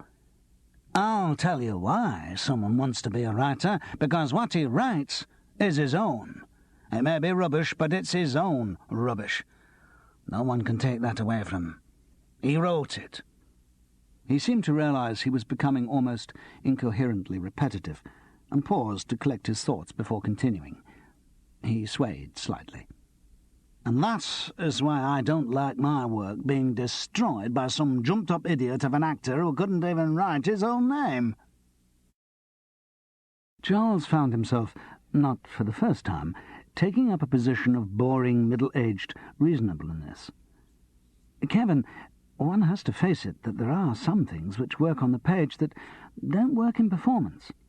"I accept that. Good God, I've worked on plays before. I'm used to doing rewrites and changing things and cutting things down, but in the past it's always been a matter of discussing it, not just some prima donna bowsing up whole scenes so that he gets all the lines."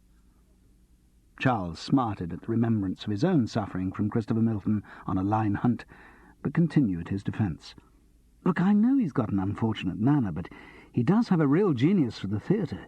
He knows what's going to work, and what He knows what's going to work for him, yes, but he doesn't give a bugger about the rest of the show. He's already made nonsense of the plot by cutting down the young Marlowe scenes to nothing. There'll sure be a great shapeless mess. The audience will love it. Audience? What the hell do they know? The audience that comes to this show will be so force-fed with television they won't notice what it's about. They'll spend all their time waiting for the commercials. They'd come and see him if he were peeling potatoes on stage. They'd come and see anything they saw on their screen. A jug of water, as featured on the 9 o'clock news. That's what they'd come to see. He paused for breath. Charles took the opportunity to buy more drinks, hoping to break the monologue. But when he handed Kevin a large whisky, raised his own and said, "Cheers," it was instantly resumed. There's a lot of good stuff in that show which has just been dumped and replaced by corny rubbish. I know. I'm not saying I'm the greatest writer there ever was, but I know when I've written a good line, and I don't write them so that some idiot can just come along and... He lost his thread, and when he came back, his voice was cold with concentration. If he takes anything else out of this show, I'll kill the bastard. I've warned him. I've warned him that I can get nasty, and I will. Do you know, last Friday he was even saying he didn't know whether Liberty Hall was a good number or not. Liberty Hall! I mean, that's the best number in the show. It's the only one they kept from the original. They had to. They'd never get a better number than that, would they? Go on, you say what you think of it. Of that song. Charles, who hated being buttonholed for opinions, murmured something about it being a very good number. Too right it is, a bloody good number. I tell you, if he tries to get rid of that song, I'll kill him. Kevin became more violent and unintelligible as the drink seeped in, and Charles was relieved when it was time for him to return to the theatre. As he travelled back to Headingley in the 33 bus, he thought about Kevin. Most of it he put down to drink, but it was another example of the violent reactions Christopher Milton inspired. Kevin had plenty of motive for wishing ill to the show, if he was really as disgusted with it as he claimed. And he'd said something about having warned Christopher Milton, which could be a reference to the previous crimes. And Charles suddenly remembered. The writer had been on stage at the King's Theatre when the flats fell. A new thought came into his mind. Suppose the first two accidents were genuine, and the campaign of persecution only began with the falling flats. And suppose the object of the persecution was not the show, but just Christopher Milton. Someone hated the star so much that he wanted to kill him. Back at the semi in Headingley, Ruth had gone to bed, but her door was ajar and the light was on. Charles knocked softly and went in. She looked up without surprise. "So, you've finished?" Her voice could imbue the simplest sentence with criticism. "Yes." He sat heavily on the bed. "Drunk, I suppose?" "Moderately." "You're a wreck, Charles." She said it hard, without affection. Then she reached forward and touched his hand. The scent of talcum powder rose to his nostrils. He looked at her, and then he kissed her. She responded, as he knew she would, as he had known when he had first heard he was going to Leeds. From that moment a guilty fascination had led him to this. His unwillingness, his positive knowledge that it was idiotic to restart the affair, was swamped by animal urgency. His right hand scrabbled roughly at her nightdress, pulling it up. "I know what you want." Even as her hands reached down hungrily to fight with the clasp of his trousers, she made it sound like an accusation.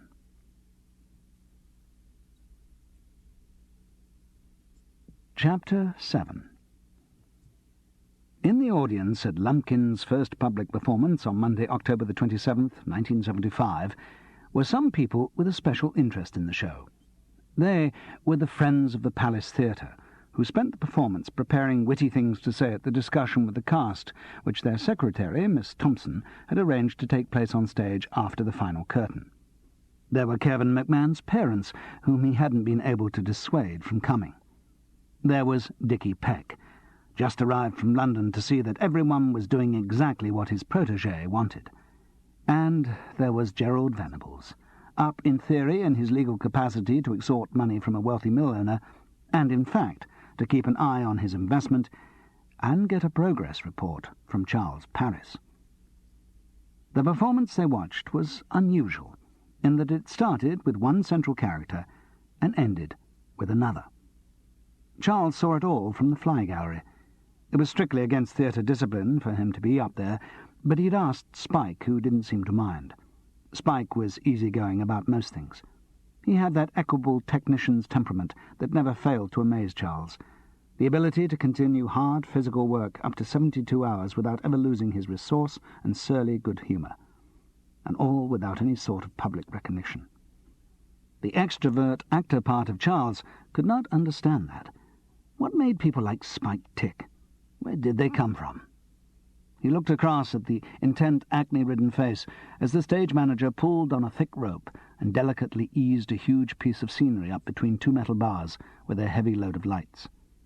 Charles instantly remembered stories of flying disasters, of cumbersome pieces plummeting down on actors below, of faulty counterweighting snatching technicians up from the stage to dash them against the chipping machine of the grid in the roof. But the sight of Spike's strength and control put away such thoughts. The eternal stage manager. As the name implied, he could always manage. There was no point in thinking what Spike might have done before. It was impossible to imagine him in any other world. As the show progressed, Charles's attention soon moved from speculations about the stage staff to the strange transformation which was taking place on stage. The transformation of the character of Tony Lumpkin. Christopher Milton's performance started as it had been in rehearsal. The knowing yokel dominated the stage, his voice deeply rustic and his movements capturing the clumsy grace of the farm boy. Charles settled down to enjoy it. The change, when it came, was quite abrupt. Audience reaction was a bit slow, but no slower than one would expect from a Monday night house of stuffed shirts from the clothing industry and a few stray television fans, awestruck by the unaccustomed space of a theatre. Charles had been in many shows which had got worse reaction at this tender stage of their lives. But Christopher Milton was worried. His anxiety was not apparent to the audience, but to Charles, who knew the performance well, the fear showed. There was a hesitancy in delivery, a certain stiffness in dancing that betrayed the inward unrest. It came to a head in the Liberty Hall number. This involved a parodic country dance for Tony Lumpkin and the dancers.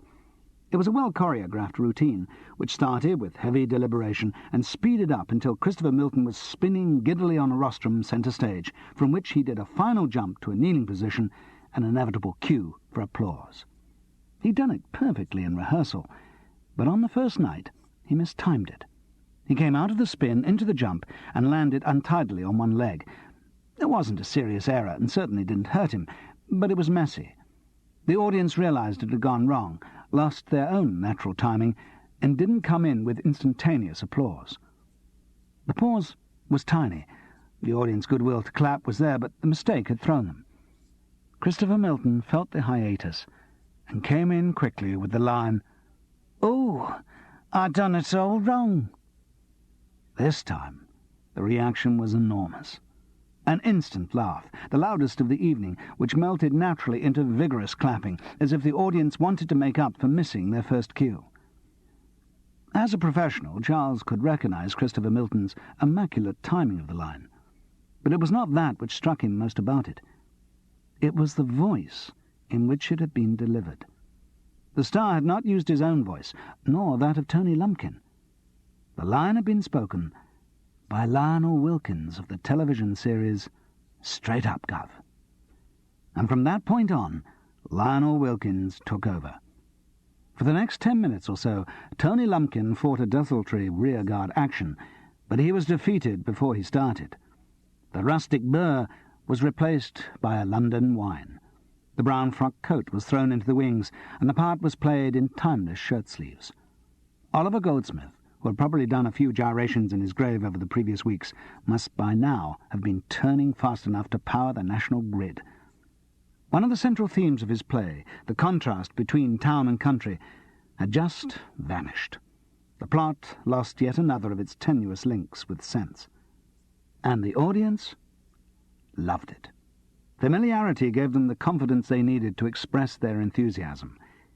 It may have been a bit difficult to follow the twists and exposition of an old-fashioned story, but to be presented with an instantly recognizable character from their television screens, that made it all simple. Charles watched from the fly gallery in amazement. "What the hell is he doing?" he murmured to Spike, who was leaning on the rail beside him. "His own thing," Spike grunted. "Never does anything else." "What will David Humdrum say?" Charles knew the answer to his question, but Spike supplied it. "He'll say, 'Fine.'" And he did. Charles saw the encounter between star and director in the green room at the interval. "Christ, this needs a lot more work," said the star. "It's going fine, Christopher, just fine," soothed the director. "That Liberty Hall number will have to come out for a start. I always thought it was a load of crap. I'm sure with a bit more rehearsal—" "Shut up! It's coming out!" Christopher Milton went up to his dressing room. Charles decided that it was in his interests as the show's secret watchdog to keep his eyes on the movements of Kevin McMahon. If the writer lived up to half of his drunken threats, there was going to be trouble. The trouble started as soon as the curtain had come down on the final call. Kevin McMahon was in the green room to greet the cast as they came off stage. He went straight up to Christopher Milton and shouted, "What the hell do you mean by performing my stuff like that? This isn't one of your tatty TV comedies." The star seemed to look through him and greeted a man with greasy swept-back hair and a cheap suede zip-up jacket. "Hello, Wally. What did you think?" "Good bits, bad bits," said Wally Wilson in broad Cockney. "Never mind. Nothing that can't be changed." "Too right. Soon be up to straight-up gov standard." "Now you bloody listen to me, Mr. Christopher Bloody Milton," Kevin began belligerently. The response came back like a whiplash. "Shut up. I'm talking to a writer." The implication was too much for Kevin McMahon. With a cry of fury, he drew his fist back for a blow. Christopher Milton moved fast. He sidestepped with a dancer's ease. Kevin swung himself off balance, and at that moment Dickie Peck, who had moved from the doorway at amazing speed when the fracas started, flicked up Kevin's head with his left forearm and smashed a hard right knuckle into the writer's mouth.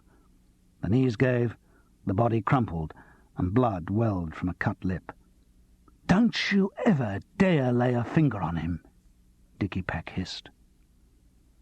The action had all been so quick that it left behind a shocked silence. The unexpectedness of the fight paled into insignificance compared to the transformation of Dickie Peck, suddenly converted from a middle-aged joke figure to a bruiser.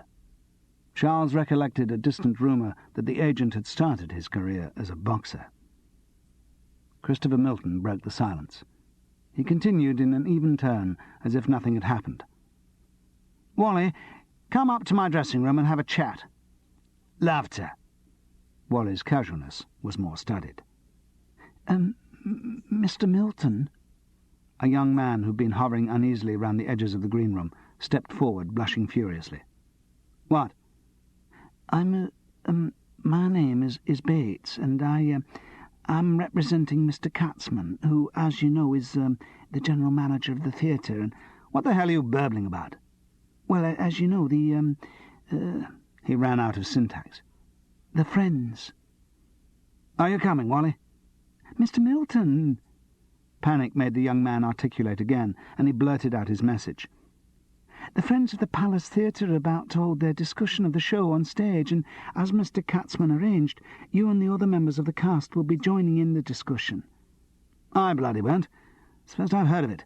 If you think I'm going to piss around talking crap to old ladies, you can forget it." "But—" Dickie Peck cut the young man short with a gesture and again took control. "Has this been advertised?" "Yes. Mr. Katzman arranged it months ago." "Not through me, he didn't. You better do it, Chris." "Look, I've just done a bloody performance. I've been assaulted by a lunatic hack writer. I'm not going to—" Dickie Peck raised his hand, and the voice petered out. "You've got to do it, Chris. It's a bloody lumber, and—" with a glance at Mr. Bates, who trembled visibly, "there'll be hell to pay for someone in the morning when I find out who made the cock-up. But if it's been advertised, You can't afford to get the reputation of someone who jacks out of that sort of thing." Christopher Milton swore obscenely and loud, but accepted the logic of the argument. He went upstairs to take off his makeup, and as often happened when he'd left the room, the atmosphere relaxed. People started to drift away. Charles went across to Kevin McMahon, who had dragged himself quietly to a sofa and was dabbing at his lip with a handkerchief. "I think it's time to take the money and run, Kevin. Put this down to bad experience. Reckon that it's just a grant of money to buy you time to go off and write what you really want to." "I really wanted to write Liberty Hole." "Yes, but there must be other things, more original, more your own, that you want to get on with." "Oh, yes, things where I express the real me, things that the world has been waiting to have written by some genius who only needs time to get on with it." Charles ignored the heaviness of the irony. "Yes, that sort of thing." "Don't patronise me." Kevin stood up. "I'm going to kill the bastard," he said, and walked out of the theatre. "Bert," said Mrs. Crichton-Smith, whose husband owned a sock factory and played off an 8 handicap. "I remember doing She Stoops to Conquer at school, and I must say a lot of the original plot seems to have been obscured in this production." Christopher Milton flashed her a frank, confiding smile. "I agree, Mrs. Crichton-Smith, but Goldsmith was writing for his time. This is 1975. We can't just do a production as if nothing has changed since the play was written. And anyway, this is not She Stoops to Conquer. This is a new musical. What we're trying to do, and I think our writer Kevin McMahon would agree with me here," he added, as if to impress the image of a big, happy family all working towards the same end company, "is to create an original show. I mean, entertainment is variety. Your husband wouldn't think much of you if you produced the same meal for him every night, however good it was." His middle-class half-joke produced the right middle-class half-laugh, and Charles was once again impressed with Christopher Milton's ability to adapt to any audience and say the right things. It was not an intellectual gift. He probably didn't have the intelligence or knowledge to argue the merits of the piece on a literary level. It was just an instinct that never failed. Miss Thompson, the secretary, next introduced a question from Mr. Henry Oxenford, one of our keenest members, who's interested in all things theatrical. Mr. Oxenford, one of the bow-tied types who hang about amateur dramatic societies, content to be precious rather than queer, stood up and put his well-rehearsed inquiry. "I would like to know whether you, as a performer, be it as Tony Lumpkin or Lionel Wilkins, find the danger that a part tends to take over your private life, and you become like that person." Christopher Milton laughed boyishly. "You mean, when I'm working on the television series, do I go around trying to con money off everyone I meet?" "Well, not exactly." "Oh, I beg yours." The Lionel Wilkins line was, as ever, perfectly delivered and got its laugh. Charles watched Christopher Milton's eyes and saw him decide to continue in the Wilkins voice and prolong the misunderstanding. "Oh, I see what you mean. Do I go up to people in the street and say, 'Look here, I've got this great project. Would you like to buy shares in the first motel on the moon? Not only do you get the normal dividends, but you also get a free weekend every year once the motel is completed. Now, the shares aren't yet officially on the market, but I can let you have some at a price which—' And he was away, recreating the plot of a recent episode of Straight Up Gov. The friends of the Palace Theatre loved it. As he drew to the end of his routine, before Miss Thompson could introduce Mrs. Horton, who'd been waving her arm like a schoolgirl know-all between each question, he glanced at his watch. "Ah, look at the time. I'm afraid we've gone on much longer than we intended. We've still got a lot of work to do on this show. Oh, you may have liked it, but there are a good few things to be altered yet. So we must draw it to a close there." The friends of the Palace Theatre started to leave through the stalls. An autograph cluster gathered round the star. The other members of the cast, who hadn't got much of a look-in on the discussions, trickled back through the curtains. Mark Spelthorne dawdled, seeing if there were any fans of the fighter pilots on the autograph trail. When it became apparent there weren't, he vanished smartly.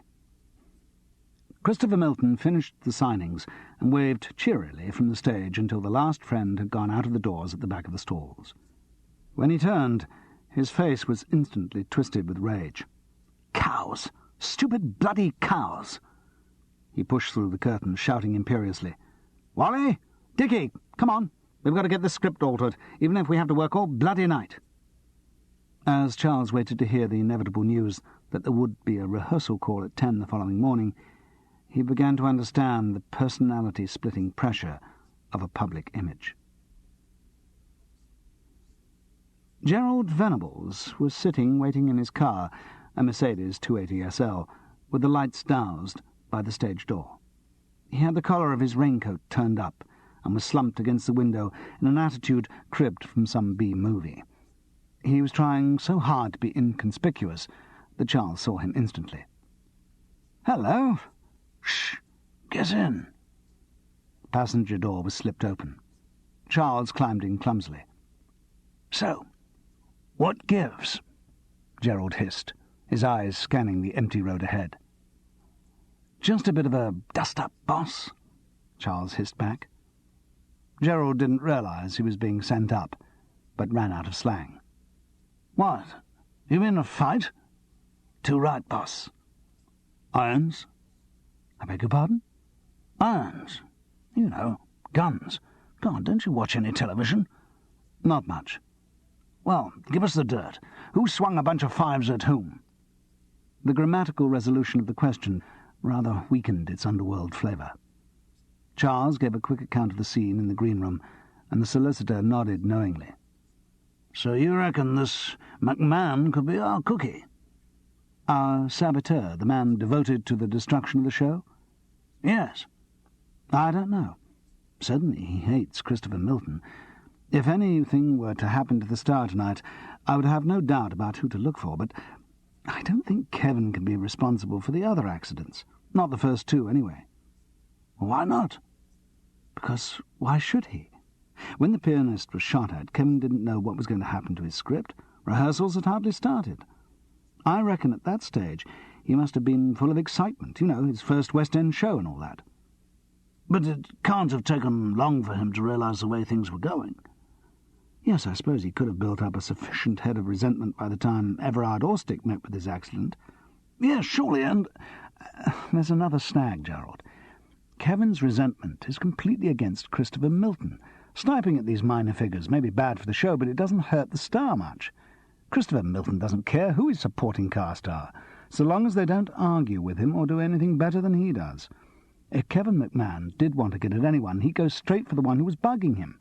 And with the Star out of the way, there might be a chance that his musical could survive in another production." "Yes. So we've got to look for someone else as the mastermind behind the whole sequence of crimes." "If there is a sequence, Gerald. If there are any crimes. So far, the only evidence I have of misdoing is what happened at the King's Theatre. I know someone tampered with the rope holding those flats up. All the others could be genuine accidents. In fact, the thing at the King's may have a perfectly legitimate explanation." "I don't know, Charles. I still have the feeling that they're all linked and that something funny's going on." There was a silence. "Yes, I can feel a sort of foreboding too, but I don't know why." As he spoke, light spilled across the road from the stage door. Christopher Milton, Dickie Peck, Wally Wilson, and the show's musical director Pete Masters came out, escorted by Milton's driver, who smartly moved forward to the parked corniche and opened the doors. They all got in. "Let's follow them," whispered Charles, more to satisfy Gerald's love of the dramatic than anything else. They let the rolls disappear at the junction onto the main road, confident that Leeds' central one-way system would make it difficult to lose their quarry, and started up in pursuit. Gerald's "follow that car" routine was as exaggerated as his "I'm waiting unobtrusively" one, involving many sudden swivels of the head and bursts of squealing acceleration, alternating with dawdling so slowly that it drew hoots of annoyance from other road users. But the inhabitants of the Rolls didn't appear to notice them. There were none of the sudden right-angled swerves up side roads beloved of gangsters in movies. They drove sedately round the one-way system and into Neville Street, where they swung off the main road and came to rest at the entrance of the Dragonara Hotel. Gerald, who hadn't been expecting the stop, overshot, screeched to a halt, and reversed to a spying position, flashed at by the righteous headlights of other drivers in the one-way street. The party, disembarking from the Corniche, still didn't take any notice of their pursuers. The four of them walked straight into the foyer, and the driver slid the car away to the hotel car park. "Well," said Gerald. "Well, I guess we've found out where he's staying." "Yes. Yes, we have." "I could have asked him and saved us the trouble." "Yes, but at least this way we can tell if he's lying." "What on earth do you mean? Why should he lie about staying in the newest, poshest hotel in Leeds?" "I don't know." They both felt very foolish. "By the way, Gerald, why aren't you staying at the Dragonara? I thought that was your usual style." "I didn't know it existed. Polly, my secretary, booked me into the Queen's. More traditional, I think. I'm only here for one night. I suppose I could try and get transferred, see if there's a room here." "Well, what good would that do?" "Well, then I'd be in the hotel. I could spy. What are we spying on? What do we want to find out?" I don't know." "All we want to do is to see that Kevin McMahon doesn't get a chance to have a go at Christopher Milton." "Yes." "And since he's got Dickie Peck and his driver in the hotel there with him, I think we're superfluous." "So what should we do?" "Go to our several beds," said Charles with mingled desire and depression at the thought of his. "All right, I suppose we'd better. Mind you, we're going to feel pretty silly in the morning if we hear that Christopher Milton's been murdered." They needn't have worried. Christopher Milton survived the night unharmed. But Kevin McMahon was found beaten up in the car park by the bus station. Chapter 8. Charles didn't hear about the new accident until he reached the theatre for rehearsal. A silent breakfast with Ruth had been followed by a silent lift in her Renault 5L to the city centre. She started work at 9, so he had time to kill. They parted in silence, and he wandered off in the direction of the Dragonara for no apparent reason. To occupy his mind with trivialities, he pretended he was trailing the man in front of him. The head he followed was completely bald, with enormous ears, like the handles of a loving cup. Charles varied his pace, playing a game with himself, committing details to memory, checking the time. At 5 to 9, the man went in the front entrance of the Dragonara, and the game was over. Charles looked round for someone else to use as a dummy, and then felt a wave of hopelessness. What was the point of playing at detectives when his performance was so abysmal on the occasions that required real detective abilities? The what was the point gloom deepened to embrace his emotional life too. Another night of angry sex with Ruth had depressed him. What was the point of it? He had left Francis to get away from the ties and twists of a relationship, hoping to find some kind of freedom, and he'd accepted the limitations which the emotional freelance shares with all other freelances, delays between engagements and sudden terminations of contracts. But it wasn't just that. Casual sex didn't give him enough, and anything deeper soon got claustrophobic. If he was going to go through all the hard work of making something work, he might just as well try again with Francis. At least he'd got a start there. But Francis had got a boyfriend. So the rumour went, and he had no cause to disbelieve it. And that seemed to change it all. It twisted his emotional outlook. He would not admit to himself that he was prey to so simple an emotion as jealousy, but the fact that Francis was not floating unattached in the background made any other relationship more threatening, as if now he was really looking for something lasting, which he wasn't. Oh, hell, why couldn't he just think of Ruth as a nice time in Leeds, all to be over and forgotten in a week? But guilt crept in, and though he was conscious of his depression over-dramatising everything, he was unable to get out of the pointless spiral of his thoughts. He quickly got news of Kevin's accident when he arrived at the theatre. The police were there. They'd taken over one of the dressing rooms, where they were questioning members of the cast.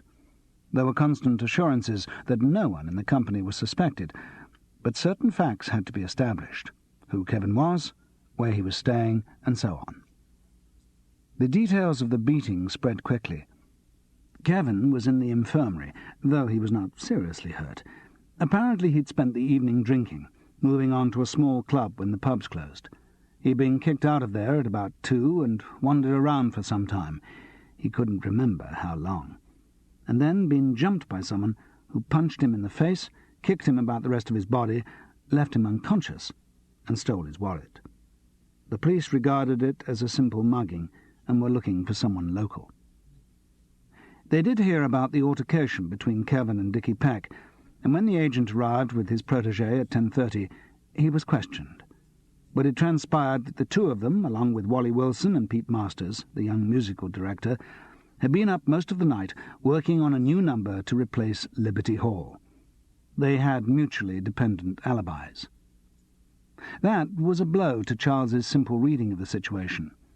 He had leapt to the conclusion that Dickie Peck must have got at Kevin, continuing the scene that had been started in the green room. And if there had only been Christopher Milton and Wally Wilson to corroborate Dickie's alibi, he would have still believed it. But if Pete, the MD, also vouched for him, that changed things. He was not on the Star's immediate entourage, and the most unlikely person to submit to intimidation. So maybe it was just an attack by a mugger unknown. But it did seem too much of a coincidence. And if it was a coincidence, it was a very happy one for Christopher Milton. There was no dissenting voice when he announced that Liberty Hall was to be dropped, and that the whole day until the evening performance would be spent rehearsing the new number which had been written overnight. He was very ebullient and cheerful. He made no pretence now that David Meldrum was directing the show, and leapt around the stage telling everyone what to do and demonstrating. He showed no fatigue after the long night, and was supremely creative. His enthusiasm for the new song was infectious, and they all worked hard to give it life. Pete Masters, the MD, had written a simple but catchy tune, and was very pleased with himself. Wally Wilson had written the lyric, and when Christopher Milton first sang it through with the piano, Charles could feel the gyrations of Oliver Goldsmith and his grave accelerate yet again. When you're out on the fiddle and you're trying to pull a con, and the cops come in the middle of the trick you're trying on, then all you got to do is just give a little pause, give a little smile, and come back with, "I beg yours." Not "I beg to differ," or "I beg to remain." Not "I beg your pardon," but an easier refrain. Not "I've lost my bottle," and not "I've lost my drawers." The answer's very simple. All you say is, "I beg yours." And when you're selling some jewellery and the jewellery don't exist, and the victim of your foolery, who thought you were very drunk, turns out to be a cop and says he'll bring down the laws, don't lose your cool, but come back with, "I beg yours." Not "I beg to differ," or... and so on, through 4 more verses of variable scansion and anachronism. Christopher Milton ended the song with a flourish, and Charles couldn't help joining in the applause that followed it. He was once again struck by how good Christopher Milton was. The applause was not sycophancy. It was the genuine praise of professionals. But, in spite of the performance, the song was hopelessly wrong for the show. Charles knew it, and felt he had to say something. He was just assembling a tactful objection when Mark Spelthorne came in with his own drawling complaint. Typically, it was completely selfish. "But we can't really have that number there, Christopher. I mean, that would make it 3 solos for you in a row. Surely it would be better for the balance of the show if we had an ensemble number at this point." What he really meant was, "I had a lot to do in Liberty Hall. Now I've lost a number." Christopher Milton didn't snap back at Mark. He didn't bother, when Dickie Peck was present to do it for him. "That's nonsense," barked the agent. "The audience will have come here to see Christopher Milton, and the more of him they see, the happier they'll be." "Well, there is such a thing as overexposure," Mark Speltham observed in a voice that wouldn't remain as cool as he wanted it. "Something you're never going to have to worry about, Sonny," Dickie flashed back. "No, it's a great number, really good. Just done overnight, you know," appealing for admiration from the company. Charles's admiration conformed with Dr. Johnson's comment about a dog walking on its hind legs. It's not well done, but you're surprised to find it done at all. "No, I think this is going to be the number of the show. Make a great single, too. I don't see actually why it shouldn't be the title of the show. I beg yours. I mean, it's catchy and it's—" "All the publicity's already gone out," David Meldrum interposed, thus at least killing that ridiculous idea. But Charles still thought someone ought to question the suitability of the number for a show which, in spite of major surgery and transplants, was still set in the 18th century and was about Tony Lumpkin rather than Lionel Wilkins. It would stick out like go-go dancers in the middle of the ring cycle. He cleared his throat to remonstrate, but fortunately Winifred Tuke anticipated him. "We can't have this song." "Why not?" asked Dickie Peck, aggressively, pausing with match held up to a new cigar. "Well, honestly, darling, I mean, I know we're not doing She Stoops straight, but this does make nonsense of it." It was daring and impressive, and she should have left it at that. Instead, she went on, getting more actressy and vague. "I mean, the whole thing about this play is that it's town life versus country, and we're already losing that by playing Tony London. But if we start putting in bits from other shows, then—" "It isn't a bit from another show," said Christopher Milton softly. "Well, not exactly, darling, but this song is absolutely based on that divine character you play on the telly, and I mean, it just isn't Tony Lumpkin, is it?" Her ginny voice faltered as he gazed at her coldly. The tableau was held in silence for a full minute. Then Christopher Milton turned to David Meldrum and said, unfairly, "Come on, we should be rehearsing if we're to get this number in by tonight." "And are we?" "Yes, we bloody are. For Christ's sake, assert your authority." Which was rich, coming from the person who'd done most to undermine it. Star Trap, Cassette 3. I Beg Yours was in the show on the Tuesday night. It was under-rehearsed and a little untidy, but the audience loved it. Once again, Christopher Milton's instincts seemed to have been vindicated. The reaction to the rest of the show was mixed, but they latched onto that number. Ruth was out front. Charles had given her a ticket, though after their silent parting in the morning he wasn't certain that she'd come. However, there she was at the stage door after the show. When he saw her, he felt an awful sense of shame. It was not exactly that he was ashamed of her, but he felt wrong with her. He tried to hurry her away, but Michael Peyton called out to him just as they were leaving. "Hey, everyone's going out for a curry. You want to come?" Charles started to refuse, but Ruth chipped in and said she hadn't eaten and would love to go. He hated the meal, because he hated being thought of in conjunction with Ruth. He knew how cruel it was to resent someone's company in that way, and the knowledge only made him feel guiltier. Ruth, on the other hand, enjoyed herself. Surprisingly, Christopher Milton and Dickie Peck had joined the party, the star having decided to be one of the boys for a night, and he chatted up Ruth shamelessly. She luxuriated in this, and Charles, embarrassed by her naive questions and provincial tastes, was annoyed to find that he felt jealous too. To be jealous about a woman whom he was embarrassed to be with, it all got far too complicated to cope with. He drank heavily and wished Frances were there. Ruth was drunk too, and drove back unsteadily, chattering about Christopher Milton to the grim inevitability of bed. There was a small paragraph in the Yorkshire Post on the Wednesday morning which mentioned the mugging of Kevin McMahon. From the management's point of view, it could have been worse. It didn't make a big issue of the incident, and on the bonus side, it was a free advertisement for the show. The morning's rehearsal schedule was more work on I Beg Yours, which didn't involve Charles, so, hoping to shrug off the depression engendered by the scene with Ruth, he set off for the home of Kevin McMahon's parents.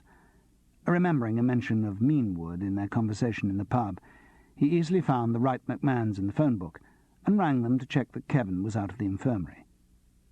He travelled by bus. The Pebble Dash semi had a two-tone bell. Mrs. McMahon was small and 60-ish, with fuzzy white hair. She went on about how nice it was for one of Kevin's friends from the play to come along, and treated Charles like one of her son's school friends. She also muttered regretfully about this terrible thing happening to Kevin on the night of his great triumph. "You enjoyed the show on Monday?" "Oh, we thought it was grand. That Christopher Milton is lovely, isn't he? I bet he's one of those who's just the same off stage as he is on. No, side, if you know what I mean. Isn't that right?"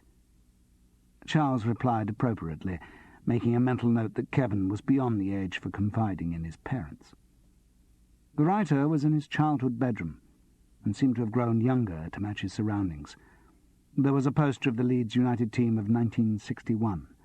Uneven piles of magazines and carefully dusted Airfix aeroplane models suggested that his mother had kept his room just as he liked it, for whenever he decided he needed the comfort of home. But this could hardly have been the return she had hoped for. Kevin's eyes were nearly closed by puffy blue lids, face crisscrossed with strips of plaster and open scratches. His right hand was bandaged in gauze, and one finger stiffened with the square outline of a splint. No doubt the covers hid comparable injuries on the rest of his body. "How are you doing?" "Not too bad, Charles. It's good of you to come." He was subdued and formally polite, as if his surroundings brought back years of being taught good manners. "No problem. I wasn't called for rehearsal this morning. They're doing the new... something that doesn't involve me." Kevin showed no interest in what was happening to the show. There was a silence. "Was it very bad?" "I don't know. I think I was more or less anaesthetised by alcohol at the time it happened." Charles chuckled encouragingly. "And when I came round, the hangover was so bad I hardly noticed my injuries. It's only today I'm really beginning to feel it." "Sorry." "Not too bad, just very stiff all over, as if every bone in my body had been pulled out of its socket and reassembled by an enthusiastic amateur." "Do you mind talking about it?" "No, but there's nothing to say." "Why not?" "Well, I was so honked I can't remember anything. There was one bloke, that's all I know. And no, I didn't get a look at him. The police have asked me all this."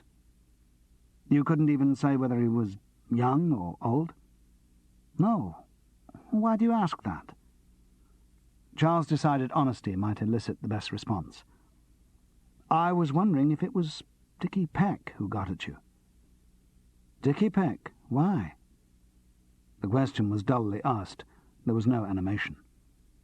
"Well, you had that fight earlier in the evening." "Yes." He sounded very tired. "Look, Charles, I was mugged. It's not nice, but it happens. I've no reason to believe it was anyone I know who did it. My only comfort is that it was hardly worth his while. I drunk away practically all the money I had, so all he got was a couple of credit cards." "Did he say anything to you, or just hit?" "Just hit." Kevin winced at the recollection. "Well, surely the average mugger starts by asking for the goods and then comes in with the heavy stuff when you refuse." "I don't know." The intonation was meant to end the conversation, but Charles had to continue. "Kevin, Dickie Peck protects Christopher Milton, like a eunuch in a harem. If anyone argues with his blue-eyed boy, he stops them, and I don't think he's too fussy about his methods. He used to be a boxer, and as we saw the other night, he's still pretty tough." "I was mugged," said Kevin doggedly. "You're not holding out on me, are you? There's nothing to make you think it could have been Dickie?" "I'm not holding out on you. There's nothing to make me think it could have been Dickie," came the repetition on a monotone. Charles sighed. "Okay. Thanks. Well, I expect you'll soon feel better. What'll you do? Come down and join us in Bristol?" "No, I don't think I'll bother." "What?" "I think I'll follow your earlier advice. Take the money and run. What was it you said? that I must think of it as a grant to buy time to go off and write what I really want to. That's what I'll do. There's no point in going on banging my head against a brick wall. Or having your head banged against a brick wall. But Kevin didn't rise to the bait. Whoever it was had got at him had achieved the objective of the Christopher Milton Dickie Peck camp. There would be no more interference in Lumpkin by the writer of Liberty Hall. He managed to get a word with Pete Masters, the musical director, during a break in the morning rehearsal. "Good number, that. I beg yours," he offered. Compliment is always conducive to confidence. Pete, however, showed discrimination. "It's all right, rather cobbled together. I don't really think it's that great. Lyric could do with a bit of polishing. Basic tune's okay, but it needs a proper arrangement. I'll do it as soon as I get time." Still, the product of one night, a whole song. Did you find it hard? What, doing it in the time? Not really. Did lots of review at university, and got used to knocking up stuff quickly. People who hesitate before they say university either went to somewhere so unmentionably awful that they're afraid of shocking people, or went to Oxbridge and are afraid of being thought toffee-nosed. Pete's boyish face broke into a smile. Charles's guess had been right. Cambridge, actually. Ah, the footlights. Exactly. By the way, you're right. People do get a bit shirty if you talk about it, especially in the music business. Did you read music? Yes. So this is slumming for you.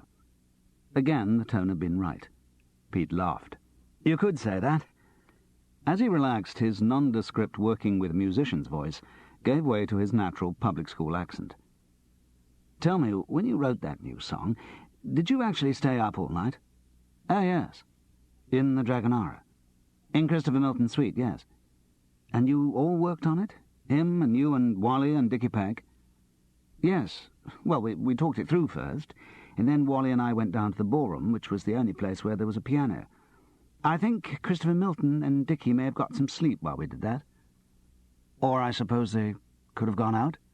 Pete treated the idea as a joke rather than as grounds for suspicion, which was just as well. What? In Leeds? There's nothing to do here during the daytime, leave alone at night. Charles chuckled. So how long did it take you and Wally actually to write the number? I don't know exactly. I suppose we went down to the piano about 2:30 and maybe finished about 5. So it was possible that Dickie Peck could have left the hotel to get to Kevin McMahon, if of course he knew where to find him, which was unlikely, but possible. The case seemed full of things that were possible, but not likely. Charles wandered aimlessly around Leeds, trying to work it out, just to get one line of logic through all the strange events of the past few weeks. But it seemed as impossible to impose a pattern as it was to work out the geography of Leeds town centre. After half an hour of circling round identical pedestrian shopping precincts, he went into a little restaurant called The Kitchen in Albion Street. Over the dish of the day and a glass of red wine, he got out a notebook and pencil, bought for the purpose in a W.H. Smith's he passed 3 times in the last half hour. James Milne, whom he'd met in Edinburgh over the Mariello murder of the previous summer, had taught him the advantages of writing things down to clarify thoughts. 3 headings: incident, suspect, and motive. In the first column, pianist shot at. Everard Orstick pushed downstairs. Flats allowed to fall, and Kevin McMahon beaten up. He filled in a question mark after the first 2, thought for a moment, and put one after the third. He started on suspects. Dickie Peck and Christopher Milton's driver for the second 2 incidents, and question marks for the first 2. Motive offered protection of CM, seeing that he gets his own way, again only for the second 2. More question marks. If only he could get some line which linked the first 2 victims with the later ones. He'd asked Michael Peyton about any altercations between the star and the pianist, or Everard, and received the information that in the first case the 2 didn't even meet at rehearsal, and in the second an atmosphere of great cordiality had been maintained. So unless there was some unknown link in the past, the motive for the first 2 attacks couldn't be the same as for the subsequent ones. Oh dear. He had another glass of wine. In one respect at least, the attack on Kevin McMahon had changed the situation. It had been publicly recognised as a crime by the cast, the police, the press. That meant that any subsequent incidents might be related by people other than Charles and Gerald Venables. The criminal, if criminal there were, would have to be more careful in future. Having come to this conclusion, Charles looked at his watch. 1:55. God, there was a 2:30 matinee on Wednesday, and if he hadn't signed in at the theatre by the half, there'd be trouble. In fact, there was trouble, but not the sort he feared. It was gastric trouble, and it only affected one member of the cast, Winifred Tuke. Very interesting. If the pattern of accidents Charles suspected did exist, and if the motivation he had assumed were correct, then it was natural that Winifred Tuke would be the next victim. Since her clash with Christopher Milton over I Beg Yours, she had made no secret of her feelings, and being a theatrical lady, she made no attempt to make her umbrage subtle. Gastric trouble also fitted. After the dramatic fate of Kevin, the criminal was bound to keep a low profile. Winifred Tuke had to be punished for opposing the will of Christopher Milton, but it couldn't be anything too serious, just an embarrassing indisposition which would put her out of action while the new number was rehearsed and became an established part of the show. She had started to feel queasy at the end of the matinee and only just managed to get through the last number. She didn't appear for the curtain call. The company manager questioned her in her dressing room and gathered, not so much from her genteel explanations as from her constant departure to the ladies, that she was suffering from acute diarrhoea. She was sent back to her digs in a taxi, moaning imprecations against the previous night's curry, and her under-rehearsed understudy took over for the evening performance. Charles was not convinced about the curry. For a start, he would have expected food poisoning to manifest itself more quickly, and also it seemed strange that Winifred Tuke should be the only one affected by it. The meal had been one of those occasions when everyone ordered something different and had a bit of everything. But nobody else seemed worried, and certainly no one talked of links between the incident and Kevin's mugging. It seemed strange to Charles that in a large company of actors, who are the most superstitious of people, no one had spoken of bad luck or a jinx on the show. Perhaps he was too close to it. If it hadn't been for his unconventional recruitment, he probably wouldn't have found anything odd himself. But at least this could be investigated. If Winifred Tuke had been slipped something, the chances were it had happened in the theatre. So, in the dead time between the matinee and evening performance, Charles took a look around. The silence of empty dressing rooms is almost tangible.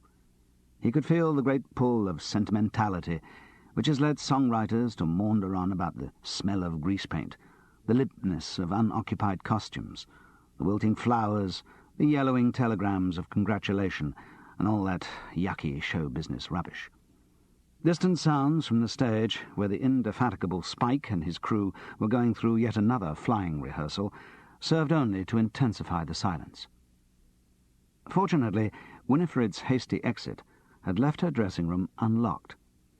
Inside, it was almost depressingly tidy.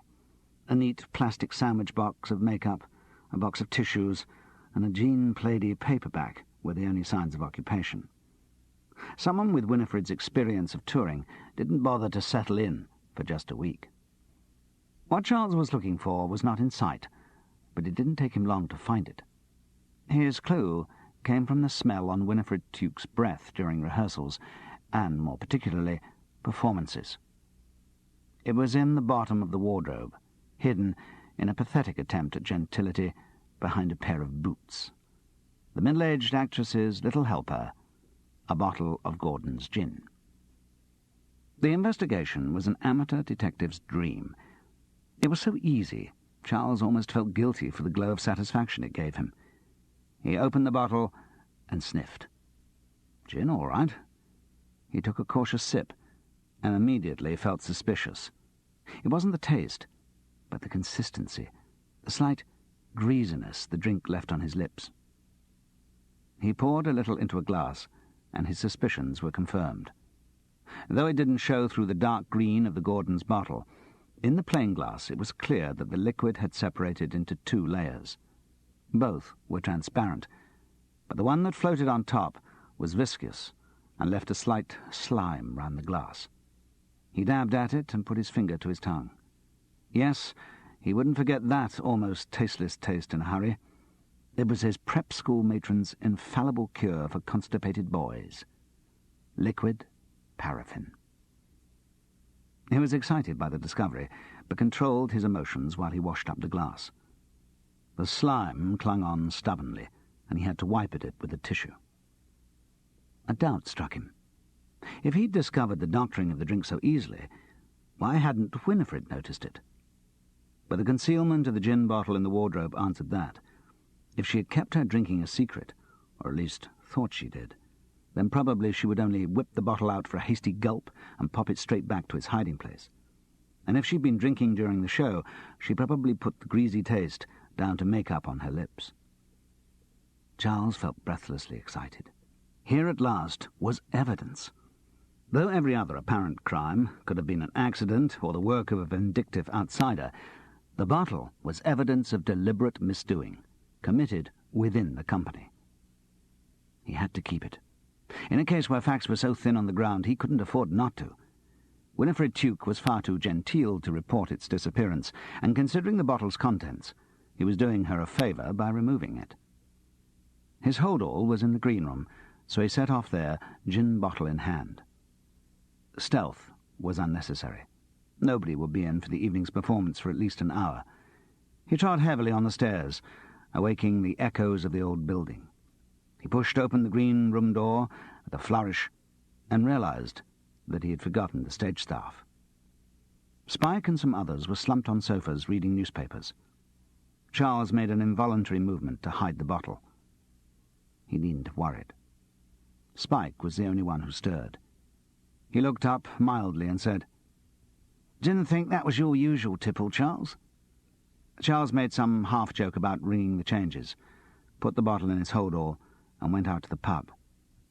He gave himself a mental rap over the knuckles for bad security. It didn't really matter, because only Spike had seen him, but it could have been someone else, and it was his job as investigator to keep a low profile. Still, he'd got the bottle. Perhaps a diarrhea weapon lacked the glamour of a murder weapon, but it certainly warranted a large whiskey.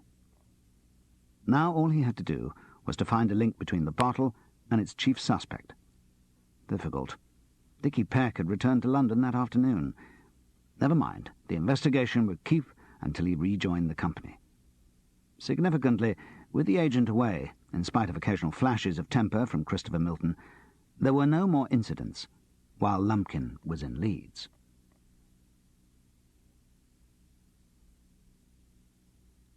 Part 3.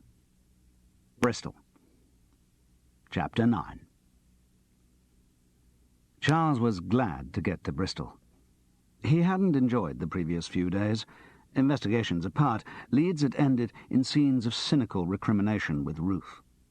After a final fierce coupling on the Sunday morning and a silent drive to the station, he had had a long, slow journey to King's Cross for her unspoken accusation to fester in his mind. He couldn't just laugh it off. As many times before, he cried out for the ability to say, "That was good while it lasted," or "That didn't work. Oh well, time to move on." But he was bad at the sort of insouciance that should have accompanied his style of sex life. Feelings kept snagging. He kept feeling sorry for people, kept feeling he was using them. And, as always, lacking the self-righteousness necessary for anger, he ended up feeling self-disgust. A half-day in London hadn't helped his mood. The bed-sitter in Hereford Road had not got less depressing in his absence. With the change in the weather, it was as cold as a morgue when he opened the door. Nor did Sunday papers he'd bought offer any cheer. Bombs in London restaurants and the continuing apparent hopelessness of the Harrimer siege led to fears of the imminent collapse of society, that terrible plunging feeling that tomorrow everything will stop and animal chaos will reign. He rang his wife Frances in an attempt to shift the mood, but her phone just rang and rang, and he stood, his finger dented by the tuppence in the coin box, and his mind drifting, trying to remember what she had said in their last conversation about this new man she was seeing, forming silly fantasies of her with the new man, even of her upstairs in their bed with him, hearing the phone and saying, "Shall we answer it?" and him saying, "No." It was stupid, childish. It was as if he were again a 16-year-old, his stomach churning as he asked his first girl out to the pictures. And this was Frances, for God's sake, Frances whom he knew so well, who was so ordinary he had left her. But his feelings swirled around, unanchored. He put the phone down. Back in his room, the telephone was outside on the landing, he had turned immediately to the obvious solace, a half-full, or in his current mood, a half-empty bottle of Bell's. He drank with a kamikaze spirit of self-pity, sadly identifying with Everett Orstick. So Bristol, by comparison, was pleasant. He got a lift down on the Monday morning with a couple of the dancers who lived in Notting Hill, and apart from the fact of being in company, the stage sparkle of their camp chatter put him in a good mood. Then there was where he was staying. Julian Paddon, an actor friend from way back, was a member of the resident company at the Old Vic and had issued an immediate invitation when he heard Lumpkin was coming to Bristol. His wife, Helen, was charming and had the enormous advantage, after Ruth, that Charles didn't fancy her at all, and even if he had, she was 8 months pregnant and thus satisfactorily hors de combat.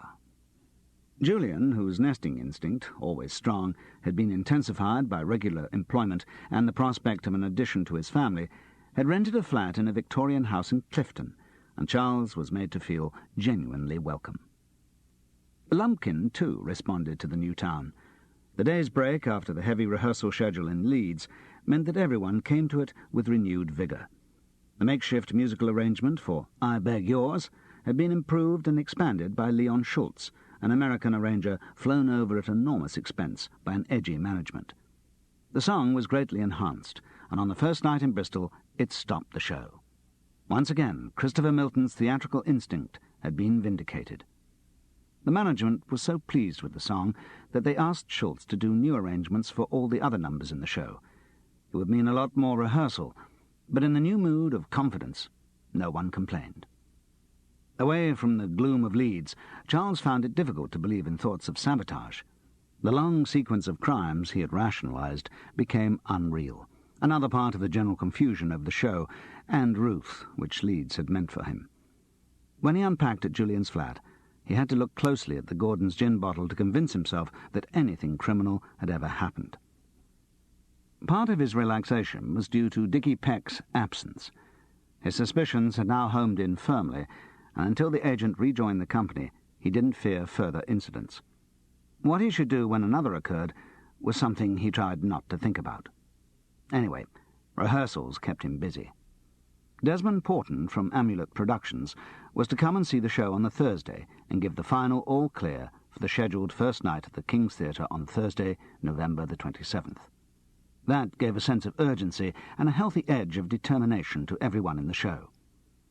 The first 2 nights made Charles begin to think he was, for possibly the first time in his life, about to be connected with a success.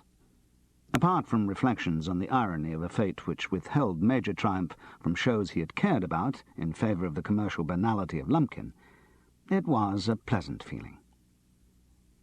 He was sitting in the pub during the Tuesday performance, having dutifully checked in for the half and let the stage manager know where he'd be, when the girl approached him. Her pale blue eyes had the unfocused stare of contact lenses, but there was nothing vague about her manner. "Are you and Lumpkin?" she asked, the directness of the question emphasized by an American accent.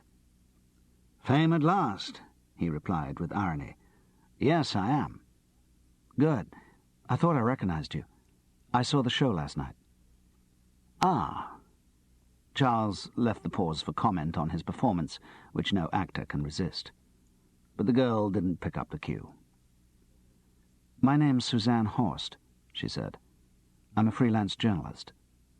He emitted another "ah," again succumbing to an actor's instinctive reaction that the girl wanted to write something about him. She soon put him right on that. "I'm trying to make contact with Christopher Milton." Of course. He blushed for having suspected anything else and let out another multi-purpose "Ah." "Would you introduce me to him?" Well, this was rather difficult. The past month with Christopher Milton had revealed to Charles how carefully the Star's contact with the press and media was regulated by his agent. To introduce an unexpected journalist could be a serious breach of professional etiquette. "I think probably the best thing you could do would be to make contact with his agent. It's Dickie Peck of Creative Artists." "I don't want to mess with agents. Anyway, I'm here in Bristol. What's the point of contacting a guy in London about someone who's only 100 yards away at this moment?" There wasn't a great deal of logic about it, but that was the way Stars worked, Charles explained. She was not put down. "Yes, I know that's the correct way to go about things, but I don't want to go the correct way. I want to go the way that'll get me the interviews I'm after." "Well, I don't know what to suggest." Charles felt churlish, but thought he was probably doing the right thing. "What are these interviews you're after?" "One's for radio. Only got Radio Brighton interested at the moment, but I'm sure I'll be able to get it on one of the networks. That's only secondary, anyway. The main thing I want him for is an article I'm doing on the nature of stardom. Want to know what makes him tick, you know." "Who's that for?" "Don't know who I'll offer it to yet. Cosmopolitan, maybe." "It hasn't been commissioned?" "No, but I'll sell it all right." Whatever Miss Horst lacked, it was not confidence. In fact, she didn't lack much. Certainly not looks. Her shoulder-length hair was that streaky yellow which might be the natural result of sun on brown hair, or the unnatural result of hairdressers on any colour. Her belted Burberry formalised but did not disguise her lithe figure, and though her overpowering confidence might be a slight deterrent, the general effect was distinctly tangible. "Can I get you a drink?" "Thank you. A vodka and tonic, please." The barman eyed Charles knowingly as he supplied the drink. Suzanne didn't seem to notice. "Are you sure you can't introduce me?" "Honestly, it's difficult. You know, people like Christopher Milton have to guard their privacy very carefully. I'm afraid they tend to be a bit resistant to journalists." "But look, I'm not going to do a big exposé or anything. It'll be an appreciative piece. I mean, I'm a fan." "I don't think that's really the point. It's rather difficult to get near him." "But you see him at rehearsal, don't you?" "Well, yes, but then you could ask him if he'd be prepared to do an interview with me." Her persistence didn't make it easy. Charles cringed with embarrassment at the thought of putting the girl's request to Christopher Milton. It was difficult to explain to someone outside the closely defined relationship that exists between actors in a working context. "Look, I'm sorry. I really don't think I can." "Why not? You do know him, don't you?" "Well, yes, I do, but—" "Well, then," she said, as if that concluded the syllogism. Yes. Under normal circumstances, he would have given a categorical no. But under normal circumstances, the people who made this kind of request didn't look like Suzanne Horst. He said something about seeing if he had a chance to raise the matter at rehearsal, which he had no intention of doing, and asked the girl how much journalism she had done. "Oh, quite a lot in the States. I got a degree in it, but the scene over there isn't very interesting, so I decided to check it out over here." "What, you've given yourself a sort of time limit to see if you can make it?" "Oh, I'll make it." Charles was beginning to find this self-conviction a little wearying, so he brought in a damper. "Yes, unfortunately it's a bad time to get started in that sort of area at the moment. Journalism's getting more and more of a close shop. It's like acting, getting increasingly difficult to make the initial break into the business." "Don't worry," said Suzanne, as though explaining to a child. "People with talent always get through." He couldn't think of anything to say after that. But Suzanne suddenly got an idea. "Hey, you could actually be quite useful on this Stardom article." "In what way?" "Well, you could give me a bit of background on Christopher Milton. After all, you're working with him." Charles was hesitant, but overruled. She had whipped out a new shorthand notebook and a freshly sharpened pencil and was poised in the attitude of someone who'd taken a degree in journalism. The question came out formal and rehearsed. "Tell me, as an actor, what do you think it is that makes some people stars?" "And some dreary old hacks like me, Well now," dropping into an American accent, "what is a star? What is it that picks out one from the myriad throng of the moderately talented and gives him that magic name? What is it that sets one talent glowing in the limelight, that scatters the moon dust of stardom on that one chosen head? Is it of the earth, or is it made in heaven? Perhaps in that great casting agency in the sky there sits one eternal agent who—" "Look, you taking the rise out of me?" He lapsed back into his normal voice. "No, sorry, I was just getting my bearings. Stardom, I don't know, really. In the sort of theatre I normally do, it's rarely an issue. But I suppose if I had to give an opinion, well, talent, certainly, that must be there. Not necessarily a great deal of it, nor anything very versatile. In fact, there should be no versatility. The star must always be recognizable. If he puts on voices, he must put them on almost badly, so that everyone knows it's him. That's talent. Okay? What else? Dedication, certainly. The conviction that what he does is more important than anything else in the world. Isn't that likely to lead to selfishness?" Suzanne interposed with studied professionalism. "Inevitably. Bound to. Hence, presumably, all the stories that one hears of stars hating competition and being temperamental and slamming dressing-room doors and that sort of thing." He realized that it could get a little awkward if Suzanne asked him to relate his last observation to the star of Lumpkin, and hurried on before she had the chance. "I think there's also something about the way the entertainment industry works, certainly for actors. Being an actor is potentially the most passive function on earth. Most actors are completely dependent on directors, because it's directors who control the jobs.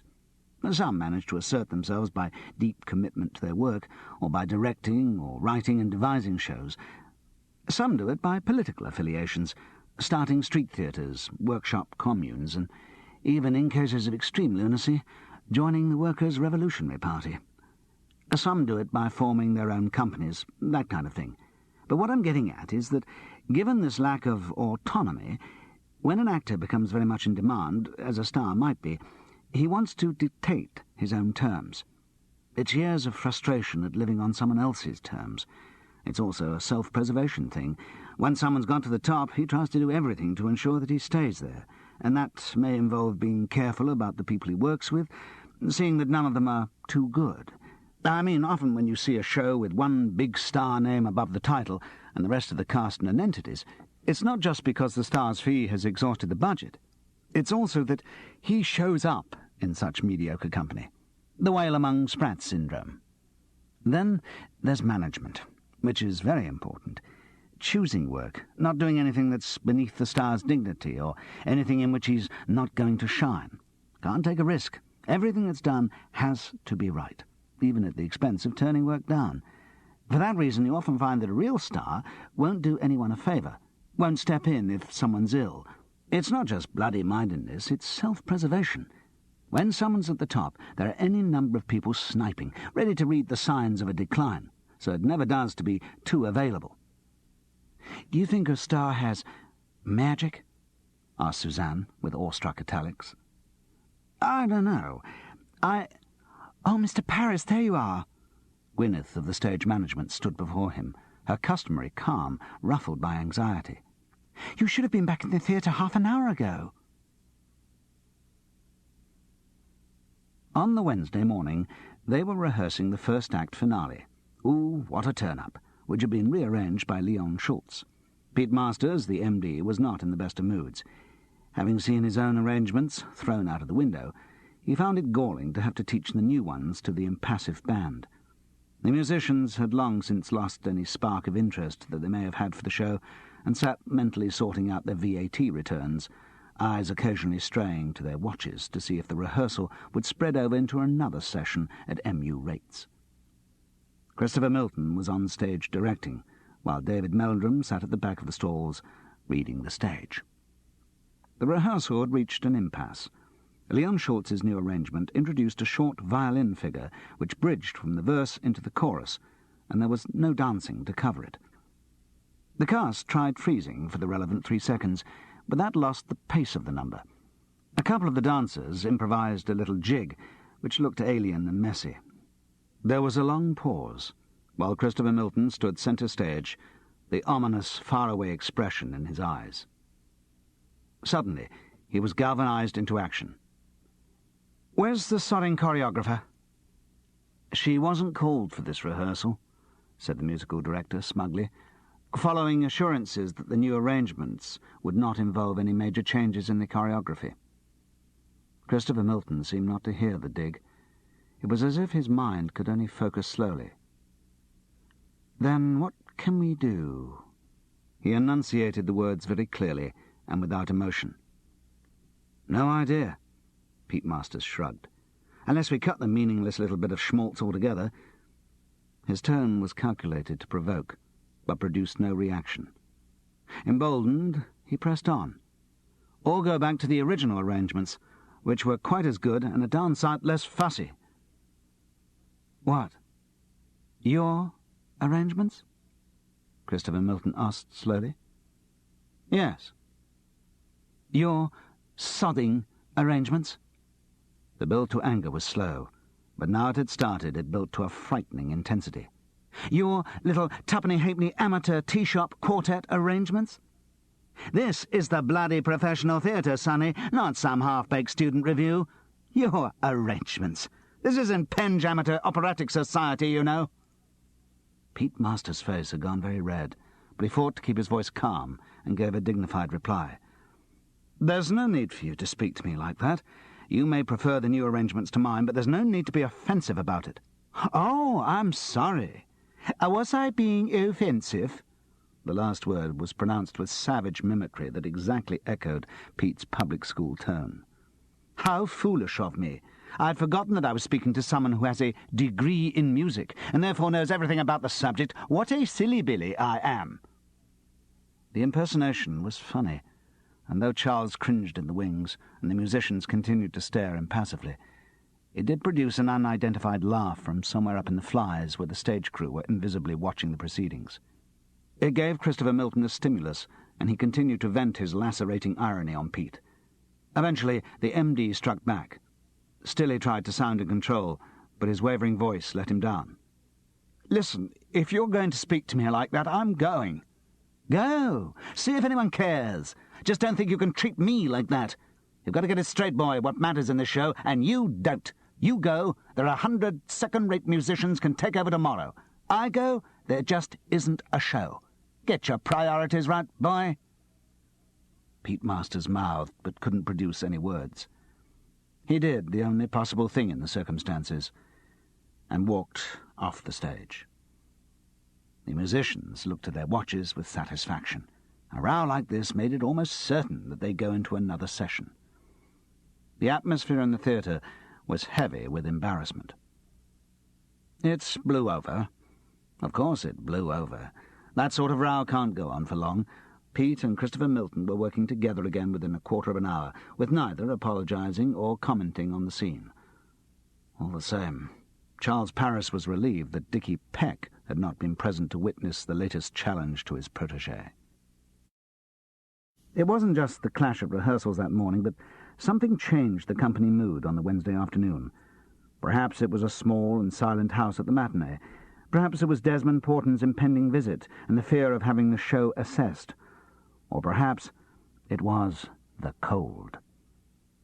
Actors whose working tools are their voices are naturally terrified of colds, sore throats, flus, and other infections which threaten their precious vocal cords.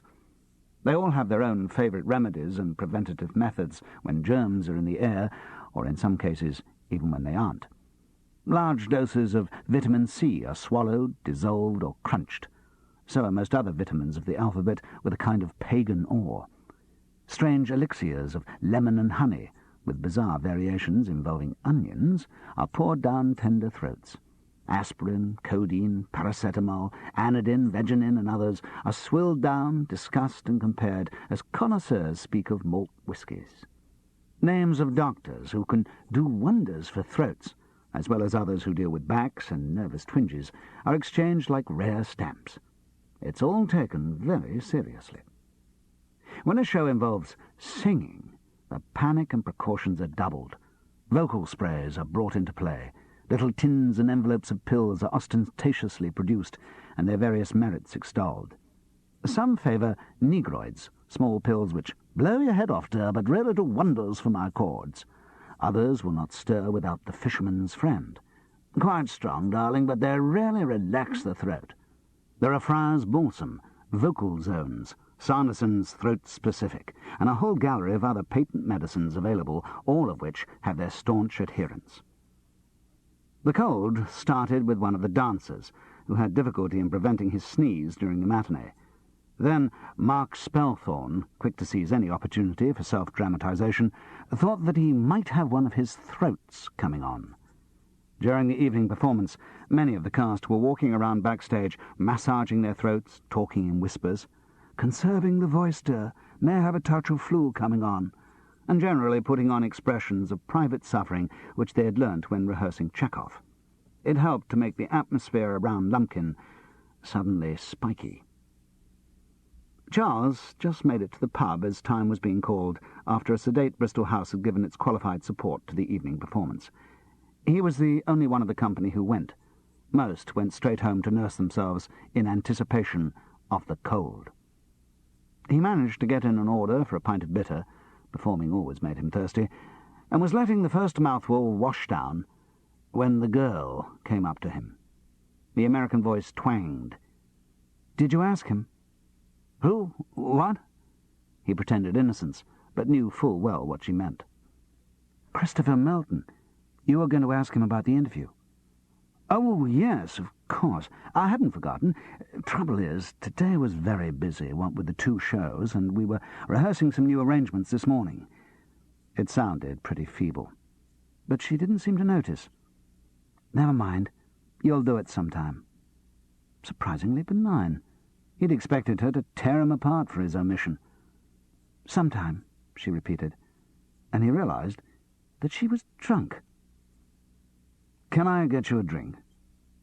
"Haven't they closed?" "No, never. Barman?" What is it, Suzanne?" "Vodka tonic." "One of those, please." She took the drink and gulped it down like water. She stood close to him and swayed so that they almost touched. "How'd the show go?" "Not world-shattering." "It's my birthday today." "Ah." "Had a few drinks to celebrate, alone in a foreign country." "Ah." She leant against him. "Give me a birthday kiss. Back in the States, I never go without my birthday kiss." He kissed her dryly on the lips as if she were a child, but he felt uncomfortably aware of how unchildlike she was. Her breasts exercised a magnetic attraction as she swayed towards him. He drained his beer. "Well, better be off. They'll be turfing us out shortly." "Are you going to see me home?" she asked cookily. Miss Suzanne Horst, with a few drinks inside her, was a very different proposition from the hyper-efficient lady who was about to set British journalism afire. "Is it far?" "Not far. Staying at an hotel." "Ah."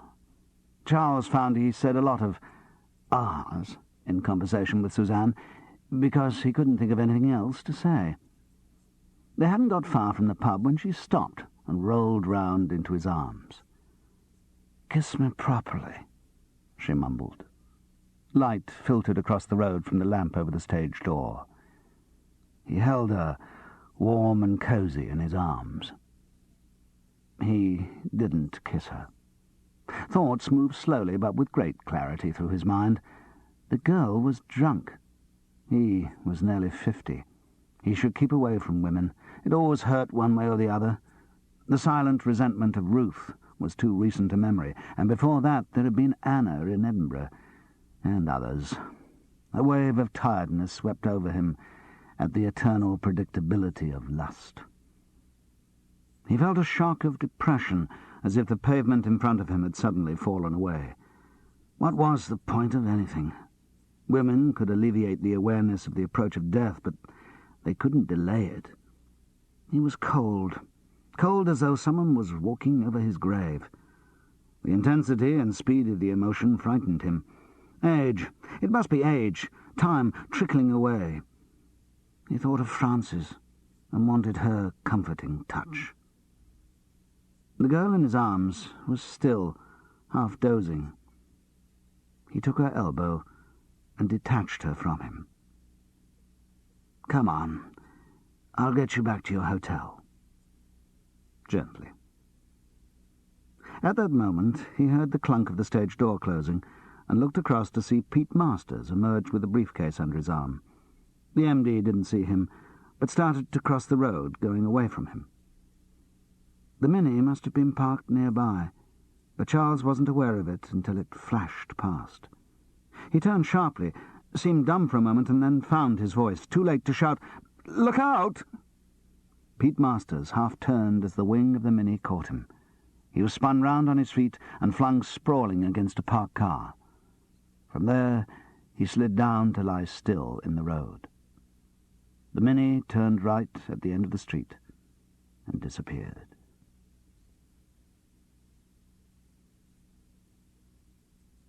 Chapter 10. And Dickie Peck had not been in Bristol at the time of the accident. Charles tried to reason round it, but the fact was incontrovertible. According to Christopher Milton, the agent was not expected to come and see Lumpkin again until Brighton. In case that information wasn't reliable, Charles went to the extreme of phoning creative artists to check it.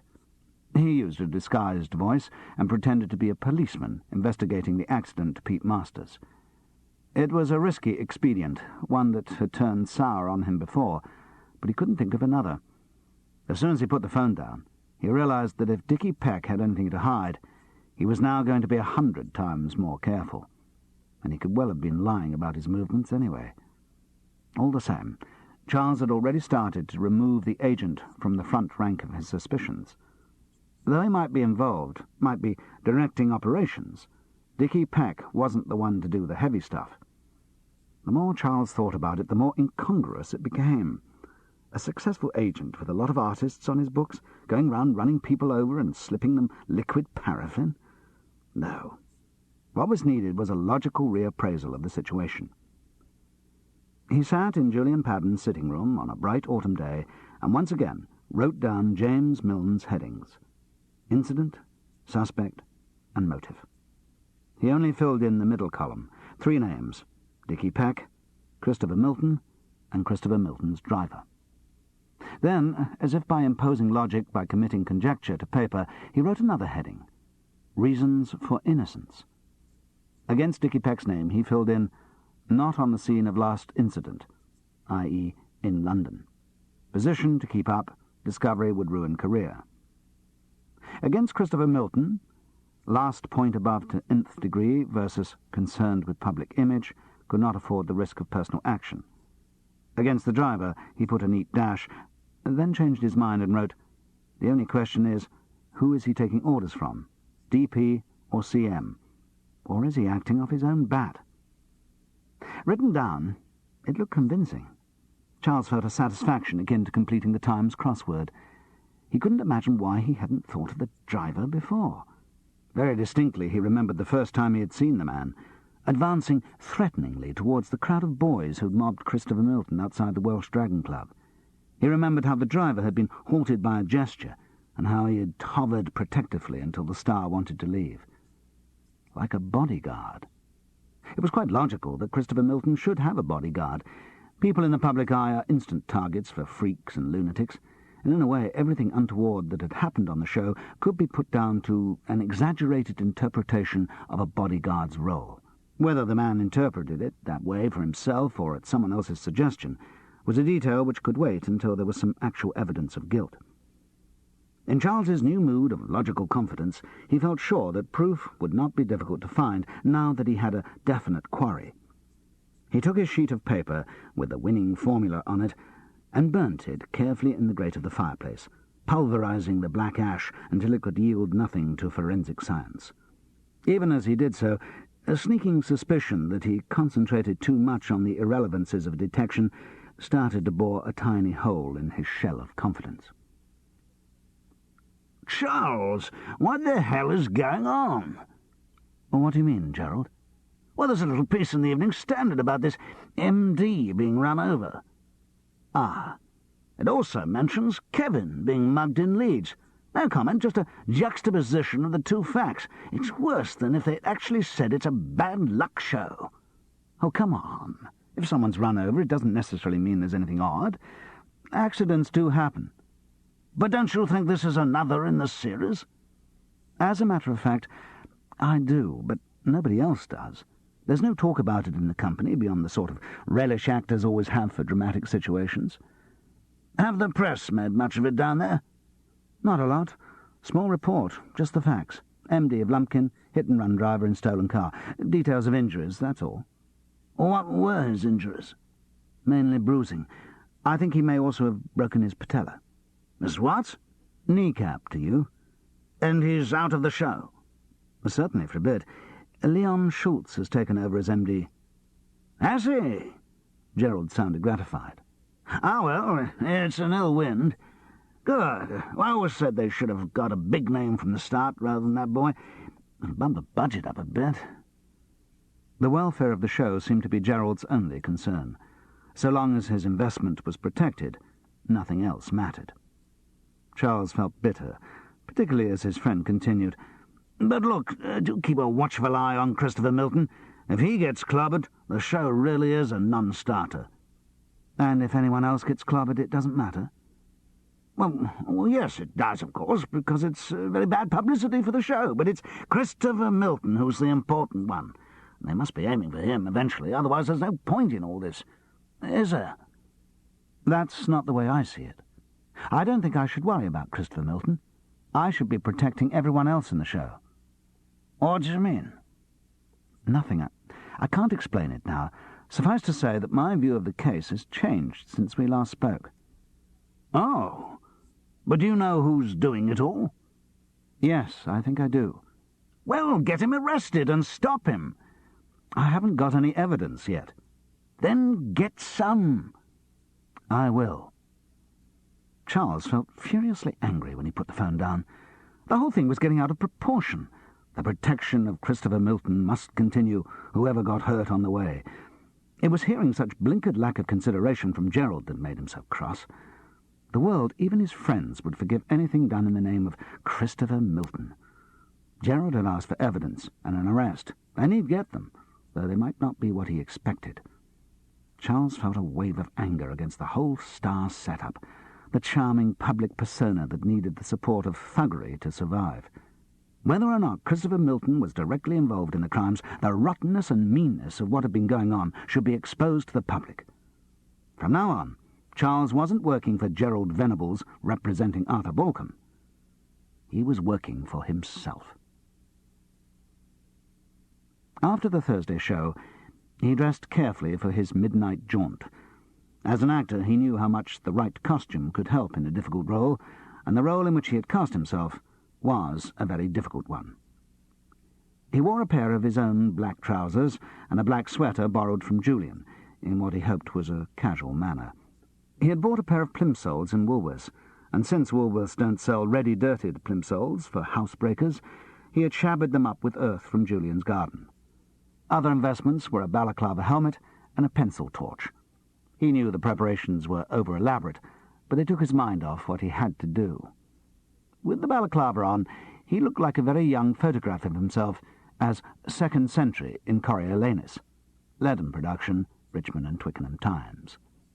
Without it, he looked a cross between himself as Lightbourne in a modern dress Edward II, flamboyantly sinister, Birmingham Evening Mail, and as Jimmy Porter in Look Back in Anger, ill-considered, Luton Evening Post.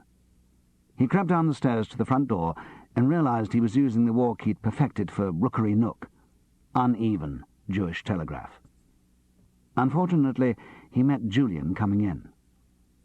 "Where are you going dressed like that, Charles? You look as if you're about to commit a burglary." That didn't help. Residents of the Holiday Inn in Bristol parked their cars in the adjacent multi-storey car park. It was a simple matter to walk in. He found Christopher Milton's distinctive rolls on the first level without any problem. And his luck held. The Corniche was unlocked. He slipped in by the passenger door and closed it quickly to douse the interior light. He reached to get the torch out of his pocket, but his hand was shaking too much. He closed his eyes and practiced rib-reserve breathing, trying to keep the thought of what he was doing at bay. But a schoolboy fear of being found out remained. He wished he could remember some of the relaxation exercises various experimental directors had tried to put him through. None came. Still, the deep breathing helped. He opened his eyes, and very slowly, like a man under water, he got out the torch and switched it on. The glove pocket opened easily. A tin of boiled sweets came first into the light. He prized it open and found nothing but the sugary debris that should have been there. Next, a large stiff envelope. He felt inside, the shiny surface of photographs. He pulled one out and shone the torch on it. Christopher Milton grinned cheerily at him. Fan photographs. The sight of the familiar face brought on another pang of guilt. At the same moment he noticed that his thumb had left a perfect print on the photograph. The light caught it on the shiny surface. That was one that the police wouldn't need powder to spot. He wiped at it roughly, but it seemed only to add more prints. He shoved the photograph back into the envelope and replaced it. Sweat prickled on his hands, and he thought he'd done enough. His grandiose schemes for following the raid on the car with a search of the driver's hotel bedroom were evaporating fast. Finish the glove pocket and go. He ran his fingers along the angle at the back and felt some small bead-like objects under his fingernails. He picked one out, held it between thumb and forefinger, and turned the light on. And at that moment, his whole attitude to what he was doing changed. What he held was a small wasted piece of lead. The shape was unmistakable. It was an airgun pellet. Just the sort of airgun pellet which had hit Lumpkin's first rehearsal pianist in the hand on the second day of rehearsal. It was evidence.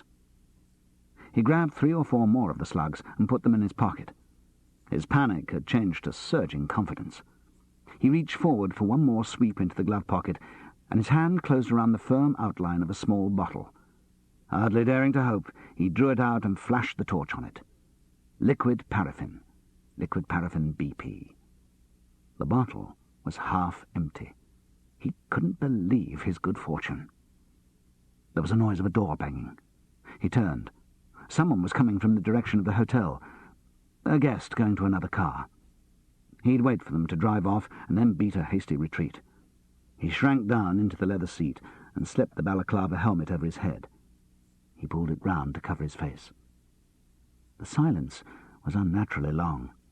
No slam of a car door, no choking of an engine. He began to think that the visitor must have gone out down the ramp and slowly eased himself up to look. At that moment there was a click of the door opening, and he felt light through the latticed wool of the balaclava. He was face to face with Christopher Milton's driver, who was leaning forward to get into the car.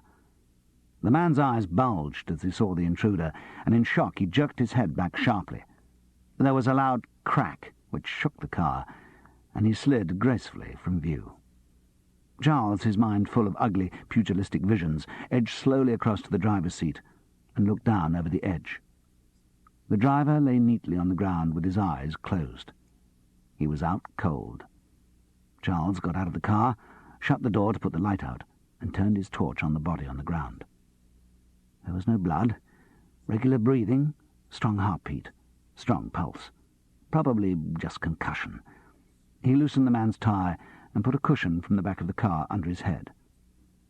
Then, with the precious pellets and bottle in his pocket, Charles crept down the stairs out of the garage. As he emerged into the street, he removed the balaclava. There was a phone box opposite. It seemed a natural conclusion to the dreamlike flow of luck which had characterized the previous half hour. Charles dialed 999 and asked for the ambulance service in his own voice before thinking to disguise it.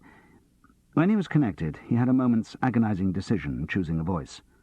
Northern Irish seemed the most natural for this sort of thing, but it might be unduly alarmist in a bomb-conscious Britain. The voice that came to hand was American-Italian, sounding like something out of The Godfather. He said, "Could you send the ambulance to the big car park beside the Holiday Inn?" He was tempted to say, "There's a stiff there," but made do with, "There's somebody injured." "What's happened to them?" asked the voice. It was only by putting the phone down that Charles could prevent himself from saying, "Someone made him an offer he couldn't refuse." He hung about until he saw the ambulance safely arrived, and then went briskly back to Julian's place, using the walk he'd developed when playing a gangster in Guys and Dolls. This guy didn't like it, nor did the doll he was with. Bolton Evening News.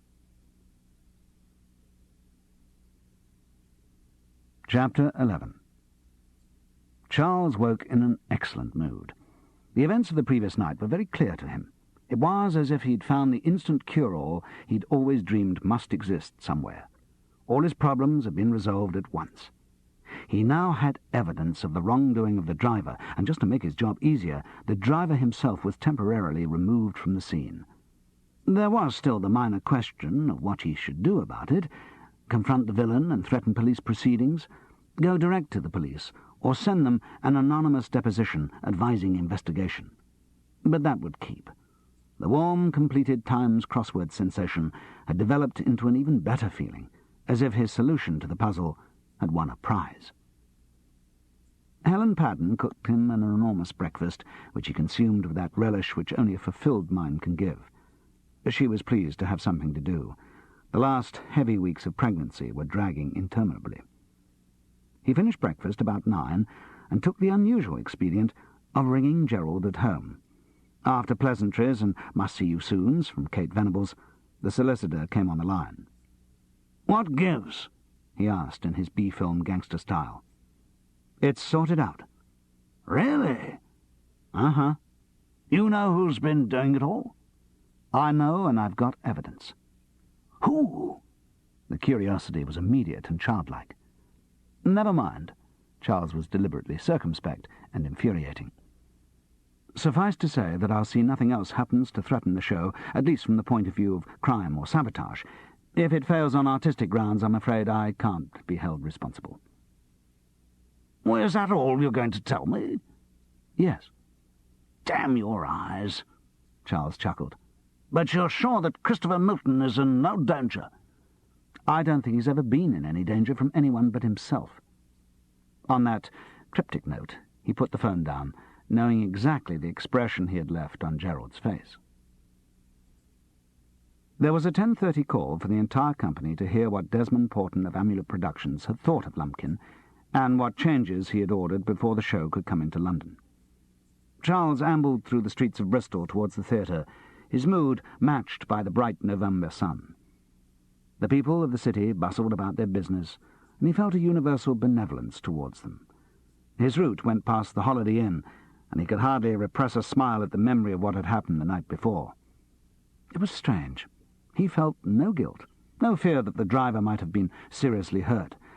That would have spoiled the rounded perfection of the crime's solution. The people of Bristol looked much healthier than those of Leeds. His mind propounded some vague theory about the freedom of living near the sea as against the claustrophobia of a landlocked city, but it was let down when the sun went in. Anyway, the people didn't look that different. In fact, there was a man on the opposite side of the street who looked exactly like the bald man with big ears whom he idly followed in Leeds. He kicked himself for once again trying to impose theories on everything. Why could he never just accept the continuous variety of life without trying to force events into generalizations? There was a lot of tension at the theatre.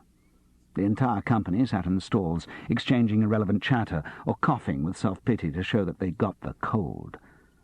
There were 3 chairs on the stage, and as Charles slumped into a stall seat, they were filled by the company manager, David Meldrum, and Christopher Milton. David Meldrum stood up first as if he were the director, and clapped his hands to draw attention. The chatter and coughing faded untidily. "Well, as you all know, we had a distinguished visitor in our audience last night. Desmond Porton of Amulet, who, you don't need reminding, are putting up a lot of the money for this show. So for that reason, if no other, we should listen with interest to his comments and maybe make certain changes accordingly. Otherwise the show will never make it to London, added the company manager cynically. Yes. David Meldrum paused, having lost his thread. Well, first, let me give you the good news. He liked a lot of the show, a lot, and he said there's no question of the London opening being delayed. So, it's all systems go for November the 27th, folks. The slang bonhomie of the last sentence didn't suit the prissy voice in which it was said. And now, the bad news. For this line he dropped into a cod German accent, which suited him even less. We were up quite a lot of the night with Desmond Porton going through the script, and there are quite a lot of changes that we're going to have to make. Now, you probably all realise that over the past few weeks the show has been getting longer and longer. Our actual playing time is now 3 hours and 8 minutes. Add 2 intervals at 15 minutes each, and that's well over 3.5. A derisive clap greeted this earnestly presented calculation. David Meldrum appeared not to hear it, and went on. So that means cuts, quite a lot of cuts. We can reduce the intervals to 1, which will give us a bit of time, and the King's Theatre management won't mind that because it saves on bar staff. But we've still got half an hour to come out of the show. Now, some of it we can lose by just shortening a few of the numbers, cutting a verse and chorus here and there. We can probably pick up 10 minutes that way. But otherwise, we're going to have to lose whole numbers and take considerable cuts in some of the dialogue scenes. Now, I'm sorry, I know you've all put a lot of work into this show, and I know whatever cuts we make are going to mean big disappointments for individuals among you. But Amulet Productions are footing most of the wage bill, and so, as I say, we have to listen carefully to their views. And after all, we have a common aim, all of us here, and Amulet. We all just want the show to be a success. Don't we? The conclusion of the speech was delivered like Henry V's Cry God for Harry, England and St. George, but was not greeted with the shouts of enthusiasm which follow Shakespeare's line in every production. There was an apathetic silence, punctuated by small coughs, until one of the dancers drawled, "All right, tell us what's left, dear." David Meldrum reached round for his script, opened it, and was about to speak when Christopher Milton rose and said, "There was another point that Desmond made, and that was that a lot of the show lacked animation. Not enough action, not enough laughs. So as well as these cuts, there'll be a certain amount of rewriting of the script which Wally Wilson will be doing. It's all too sedate at the moment, like some bloody 18th century play." "But it is a bloody 18th century play." Charles kept the thought to himself, and nobody else murmured. They were all resigned. Indeed, when they thought about it, amazed that the major reshaping of the show hadn't come earlier. They sat in silence and waited to hear the worst. David Meldrum went through the cuts slowly and deliberately. They were predictable. Oliver Goldsmith, whose revolutions in his grave must by this time have been violent enough to put him into orbit, was left with almost nothing of his original play. The trouble with most musicals based on other works is that the songs are not used to advance the action. A musical number is merely a break in the continuity, and when it's over, you're 4 minutes further into the show and only 2 lines further into the plot. Carl Anthony and Mickey Gorton's songs, written with an eye to the top 10 and continuing profitable appearances on LPs, were particularly susceptible to this criticism. But because the songs were the set pieces and the items on which most rehearsal time and money had been spent, they had to survive at the expense of the text. Charles, who remembered Goldsmith's play well from his own Cardiff production, saw the plot vanishing twist by twist as one of the most beautiful and simple comic mechanisms in English literature was dismantled and reassembled without many of its working parts. But the cuts were selective. It was clear that Christopher Milton had been up through the night with David Meldrum and Desmond Porton, watching each projected excision with a careful eye. Tony Lumpkin's part came through the massacre almost unscathed. One rather dull number was cut completely, and a verse and chorus came out of another, and that was it. while all the other characters had their parts decimated. The one who suffered most was the one who Goldsmith, in his innocence, had intended to be the hero. Young Marlowe. Cut after cut shredded Mark Spelthorne's part until he had about half the lines he had started the day with. For some time he took it pretty well, but when the proposal to cut his second act love duet with Lizzie Dark was put forward, his reserve broke. "But that's nonsense," he croaked. He was suffering from the cold and was determined that no one should miss the fact. "Sorry?" asked David Meldrum mildly, but the word was swamped by a sharp "What?"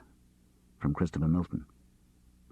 "Well, putting on one side for a moment the fact that the play no longer has a plot, if you cut the love duet, there's absolutely no romantic content from beginning to end."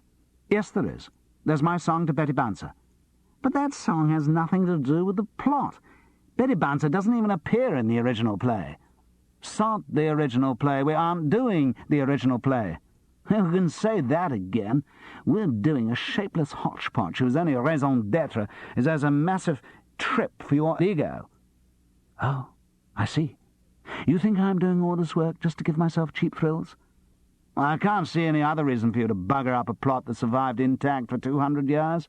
Let's face it, it doesn't matter to you what the show is. We might as well be performing a musical of the Telephone Directory for all you care. Just so long as you've got all the lines and all the jokes and all the songs. Good God, you just don't know what theatre is about." "I don't." Christopher Milton's voice was ominously quiet. "Then please, tell me, since I am so ill-informed on the matter, what the theatre is about." "It's about teamwork. Ensemble acting, people working together to produce a good show." "Bullshit. It's about getting audiences and keeping in work. You go off and do your shows, your ensemble theatre, and you'll get nobody coming to see them. People want to see stars, not bloody ensembles. I'm the reason that they'll come and see this show, and don't you kid yourself otherwise.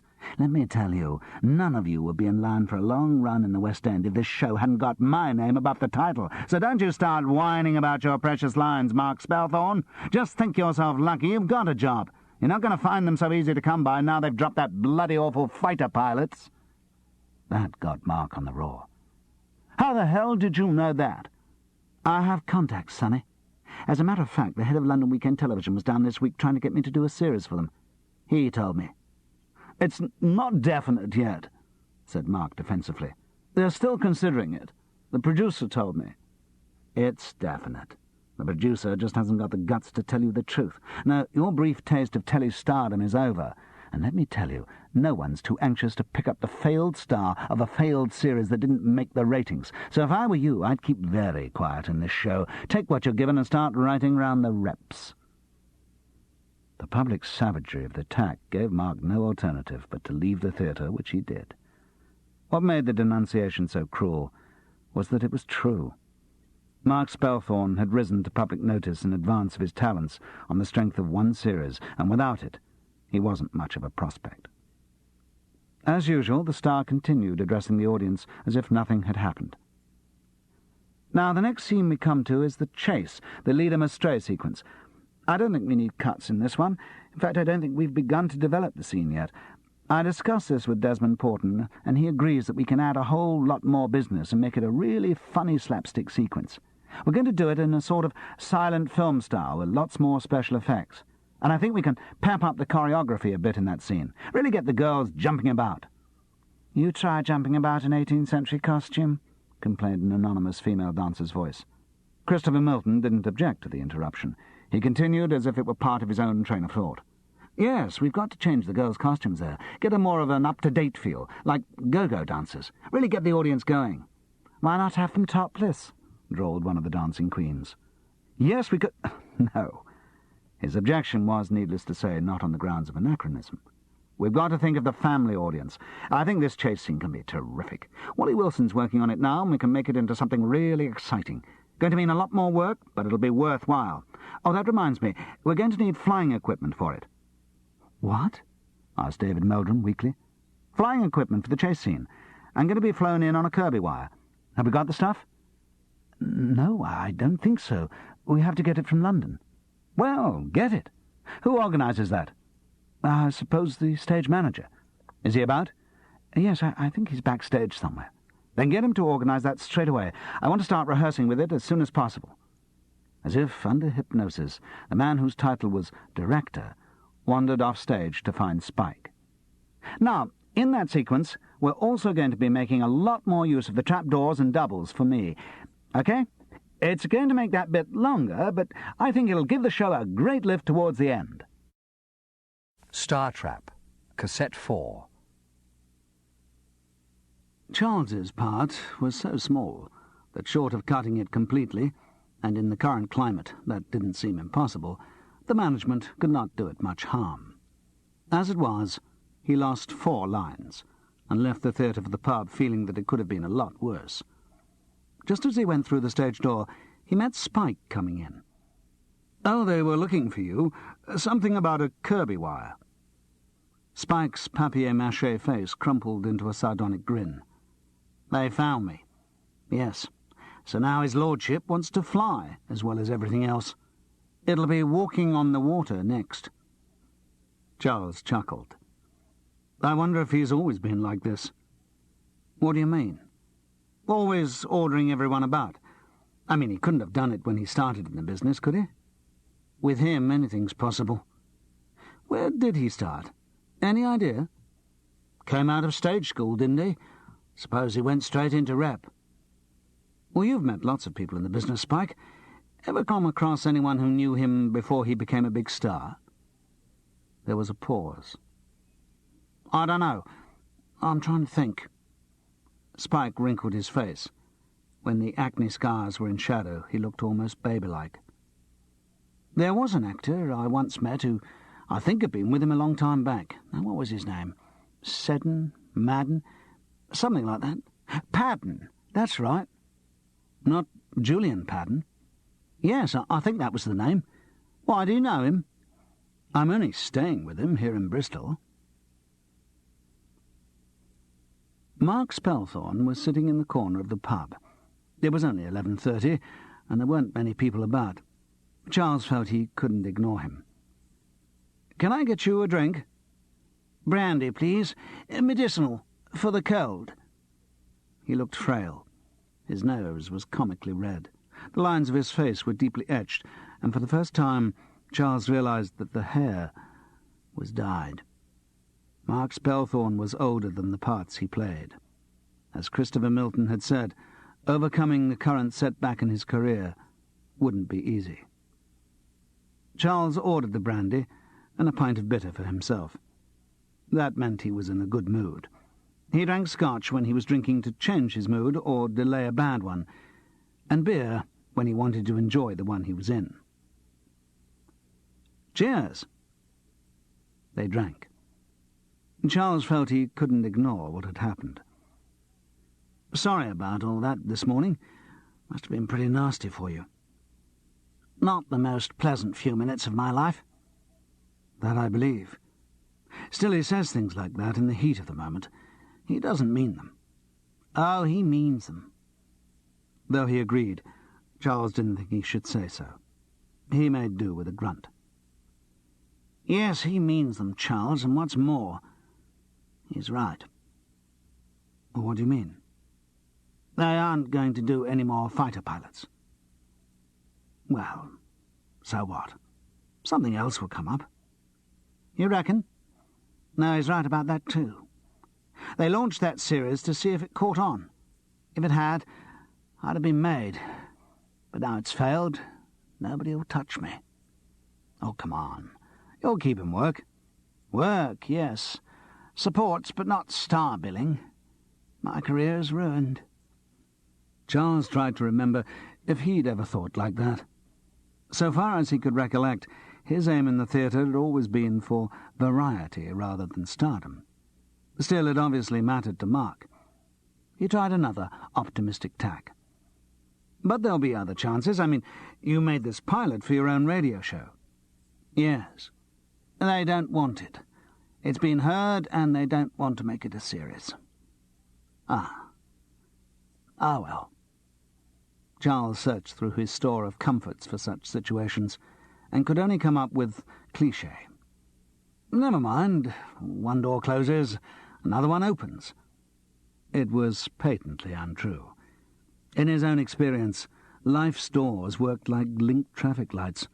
One closed, and all the others closed just before you got to them. Mark treated the platitude to the contemptuous grunt it deserved. My God, he's such a sod. I feel so angry, just so angry. Yes, Charles said, inadequately soothing. And the world loves him. Lovable Christopher Milton. Every time he's mentioned in the press, there it is, lovable Christopher Milton. Doesn't it make you puke? If only his precious public could see him as he was this morning, could see all the meanness that goes to make up his lovability. My God, do people have to be that unpleasant to appear lovable? He works hard at his public image. It's all very calculated. Yes, calculated and untrue. He has no integrity. His whole life is a masquerade. Mark Spelthorne spoke from a position of extreme righteousness, as if his own life had never been sullied by a shadow of affectation. You know, I think I'd give anything to expose him, show him to the public for what he really is, a mean-minded, egotistical, insensitive bastard. But talented. Ah, yes, talented. Even in the violence of his anger, Mark could not deny the facts. Charles thought a lot about what Mark had said, because possibly he held in his hands the power to expose the star. If the series of accidents which had happened to Lumpkin and had been perpetrated by his driver could ever be traced back to Christopher Milton, that would be exactly the sort of scandal to bring the star down in the public estimation. And yet Charles didn't believe that Christopher Milton was directly involved. True, all the crimes turned out to the star's advantage, but Charles was convinced that the driver had either been acting off his own bat or on the orders of Dickie Peck. Either way, the motive had been a protective instinct to keep the star from the harsh realities of life, like people disagreeing with him. Somehow Christopher Milton himself, in spite of all his verbal viciousness, retained a certain naivete. He assumed that everything should go his way, and was not surprised to find obstacles removed from his path. But his was more the confidence of a divine mission than the gangster's confidence in his ability to rub out anyone who threatened him. The star might have his suspicions as to how he was being protected, but he was too sensible to ask any questions about such matters, and far too sensible to take direct action. For a person so fiercely conscious of his public image, it would be insane. And when it came to his career, Christopher Milton seemed to have his head very firmly screwed on. The Friday performance was scrappy. The cuts had been only partly assimilated, and the show was full of sudden pauses, glazed expressions and untidy musical passages, where some of the band remembered the cut, and some didn't. With that perversity which makes it impossible for actors ever to know what will or won't work on stage, the audience loved it. Charles was taking his makeup off at speed. Even with the cuts, it was still a close call to the pub, when there was a discreet knock on his door. Assuming that someone must have got the wrong dressing room, he opened it and was amazed to be confronted by his daughter Juliet and her husband Miles. What amazed him more was that Juliet, who had a trim figure and was not in the ordinary way prone to smocks, was obviously pregnant. "Good heavens! Come in. Sit down," he added hastily, overconscious of Juliet's condition. It confused him. He knew that everything about having children is a continual process of growing apart, and could remember, when Frances first brought the tiny baby home, the shock of its separateness. But seeing his daughter pregnant seemed to double the already considerable gulf between them. "Enjoyed the show very much," Juliet volunteered. "Oh, good," Charles replied, feeling that he should have kissed her on her arrival, but that he'd been too surprised, and now he had missed the opportunity, and that the whole history of his relationship with his daughter had been missed opportunities to show affection and draw close to her. "I didn't know you were coming. You should have let me know. I could have organized tickets," he concluded feebly, as if free seats could compensate for a lifetime of non-communication. "I didn't know I was coming till today. Miles had to come to a dinner in Bristol, and then I was talking to Mummy yesterday, and she said you were in this show, and I thought I'd come and see it." That gave him a frisson, too. He had not told Frances about Lumpkin. How had she found out? At least that meant she was still interested in his activities. He couldn't work out whether the thought elated or depressed him. "I didn't see the show, of course," Miles stated in the plonking, consciously mature manner he had. "I had to attend this dinner of my professional body." Charles nodded. He could never begin to relate to his son-in-law. Miles Taylorson did very well in insurance, which was a conversation stopper for Charles before they started. Miles was only about 25, but had obviously sprung middle-aged from his mother's womb, though when Charles reflected on Miles's mother, it was unlikely that she had a womb. She must have devised some more hygienic and socially acceptable method of producing children. Miles and Juliet lived in a neat, circumscribed executive estate in Pangbourne, and did everything right. They bought every possession, including the right opinions, that the young executive should have, and their lives were organized with a degree of foresight that made the average Soviet 5-year plan look impetuous. When Miles spoke, Charles took him in properly for the first time. He was dressed exactly as a young executive should be for a dinner of his professional body. Dinner jacket, but not the old double-breasted or now-dated rolled lapel style. It was cut like an ordinary suit, in very dark blue rather than black, with a discreet braiding of silk ribbon.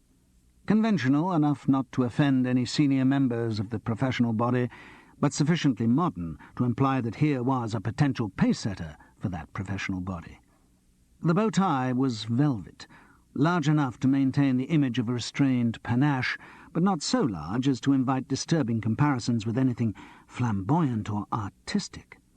The shirt was discreetly frilled, like the paper decoration on a leg of lamb. In fact, as he thought of the image, Charles realized that that was exactly what Miles looked like.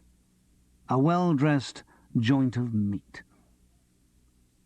Recalling a conversation that Miles and he had had 2 years previously on the subject of breeding intentions, he couldn't resist a dig. "When's the baby due?" he asked ingenuously. "Mid-April," Juliet supplied the information. "You've changed your plans, Miles. I thought you were going to wait a couple more years until you were more established financially." "Well, yes," Miles launched into his prepared arguments. "When we discussed it, I was thinking that we would need Juliet's income to keep going comfortably, but of course I've had 1 or 2 rises since then, and a recent promotion, so the mortgage isn't taking such a big bite as it was, and I think the general recession picture may be clearing a little with the government's anti-inflation package really beginning to work, and so we decided that we could advance our plans a little." He paused for breath, and Juliet said, "Actually, it was a mistake." Charles could have hugged her. He spoke quickly to stop himself laughing. "I'm sorry I can't offer you anything to drink. I don't keep anything here. With a last-act entrance and an adjacent pub, there didn't seem any need." "Don't worry, I'm not drinking much because of the baby." "And I had up to my limit at the dinner. Don't want to get nabbed on the M4. The image came of Miles sitting at the dinner of his professional body, measuring out his drinks, drop by drop, and no doubt working out their alcoholic content with his pocket calculator. "You say you heard from your mother yesterday," said Charles, with what attempted and failed to be the insouciance of a practitioner of modern marriage, unmoved by considerations of fidelity and jealousy. "Yes." "How was she?" "Fine." "How's the new boyfriend?" He brought in the question with the subtlety of a sledgehammer. "Oh, what do you—" Juliet was flustered. "Oh, Alec. Well, I don't know that you call him a boyfriend. I mean, he just teaches at the same school as Mummy, and, you know, they see each other, but Alec's very busy, doesn't have much time. He's a scoutmaster, and tends to be off camping or climbing or doing arduous training most weekends." Good God! A scoutmaster. Frances must have changed if she found a scoutmaster to console her. Perhaps she'd deliberately looked for someone as different as possible from her husband. Juliet tactfully redirected the conversation, a skill no doubt refined by many Pangbourne coffee mornings. "It must be marvellous working in a show with Christopher Milton." "In what way, marvellous?" "Well, he must be such fun. I mean, he comes across as, well, so nice. Is he just the same off stage?" "Not exactly." Charles could also be tactful. But apparently Christopher Milton united the Taylorsons in admiration. Miles thought the television show was damn funny, and he was also so glad that you're getting into this sort of theatre, Pop. I mean, it must be quite a fillip, career-wise." "What do you mean?" "Well, being in proper commercial theatre, you know. West End, chance of a good long run, that sort of thing. I mean, it's almost like having a regular job." "Miles, I've done quite a few shows in the West End before, and if I've spent a lot of my life going round the reps, it's at least partly because I found more variety of work there, more interest. But the West End must be the top." "Not necessarily. If you want to be a star, I suppose it might be, but if you want to be an actor, it certainly isn't." "Oh, come on. Surely everyone in acting wants to be a star." "No. Actors are different. Some want to open supermarkets. Some just want to act. But they must want to be stars. I mean, it's the only way up, just as everyone in a company wants to be a managing director." "That principle is certainly not true in acting, and I doubt if it's true in the average company." "Of course it is. Oh, people cover up and pretend they haven't got ambitions just because they see them dashed or realise they haven't got a chance, but that's what everyone wants. And it must be the same in the theatre, except that the West End stars are the managing directors." "If that's the case, where do I come on the promotion scale?"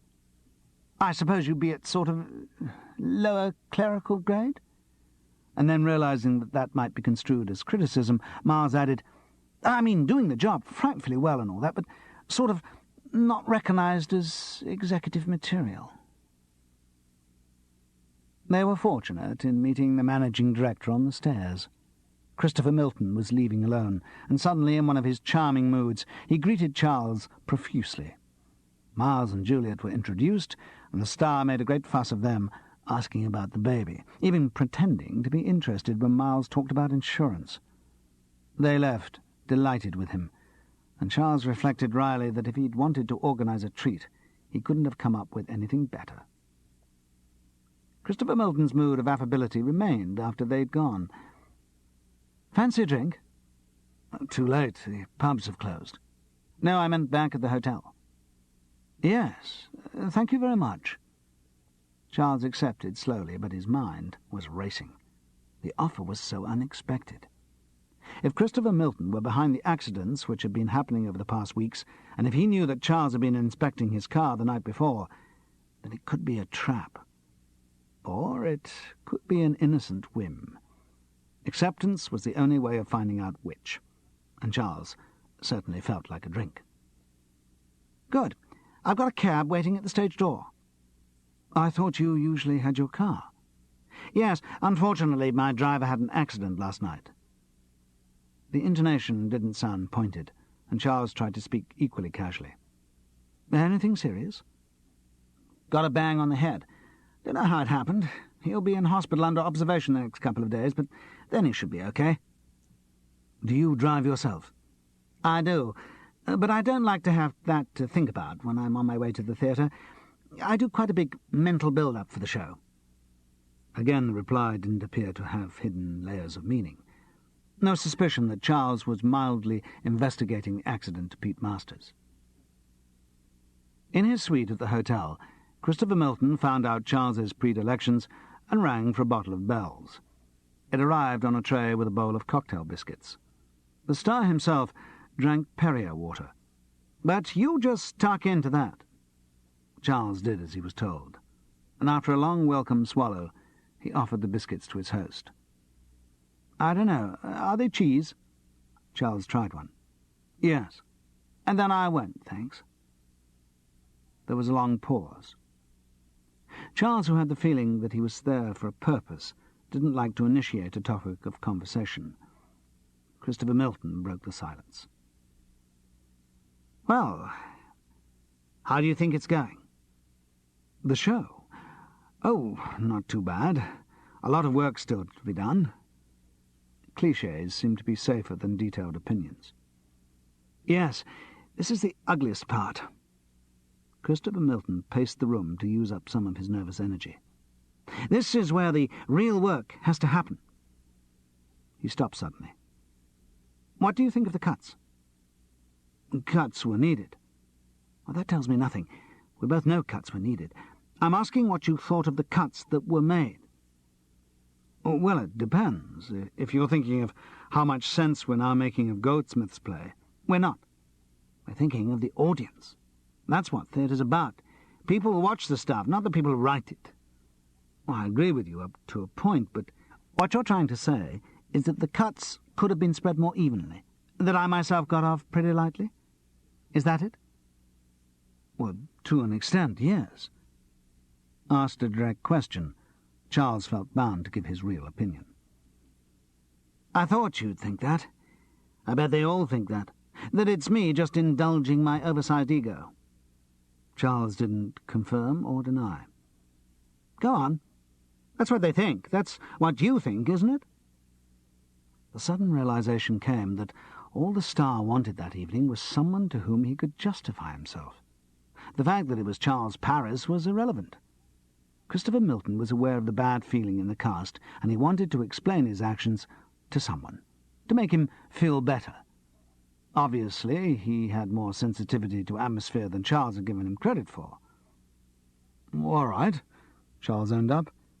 I did think other cuts would have been fairer. Christopher Milton seemed relieved that he'd now got a point of view against which to deliver his prepared arguments. Yes, and I bet every member of the cast is sitting in his digs tonight saying, what a bastard I am.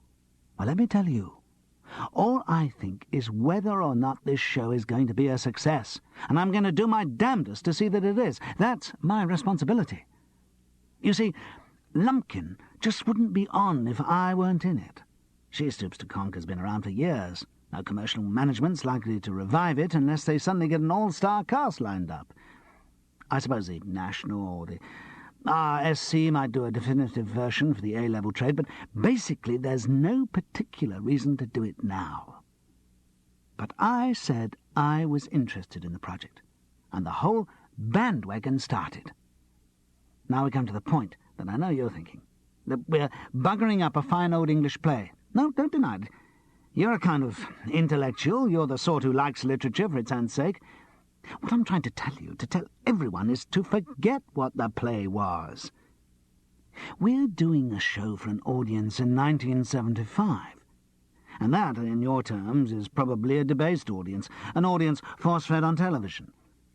Their ideal night out at the theatre would probably be to see live some soap opera which they see twice a week in the privacy of their sitting rooms. OK, well, that's the situation.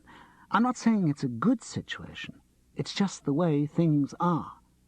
And that's the audience I'm aiming for. Because of television, I'm one of the people they want to see, and they want to see a lot of me. They don't give a bugger about the twists and turns of Goldsmith's quaint old plot. They want to see Lionel Wilkins of Straight Up Gov, simply because he's something familiar. I've only realized this since we started playing the show in front of audiences. That's why I stopped playing Lumpkin rustic. Oh, yes, I saw the expression of disapproval on your face when I did that, but I am right. Give the audience what they want. All right, I agree they want to see you, but surely they'd be even more impressed if they saw your range of abilities, if they saw that you could play a very funny rustic, as well as Lionel Wilkins. No. There you're wrong. They want what they recognize. Popular entertainment has got to be familiar. This is a mistake that a lot of young comedians make. They think the audience wants to hear new jokes. Not true. The average audience wants to hear jokes it recognizes. Now, in this show, they see sufficient variety in me. They see me sing and dance. Now, most of them probably didn't even know I could do that. But they never lose sight of Lionel Wilkins, and it's him they came for. And it's my business to give them Lionel Wilkins.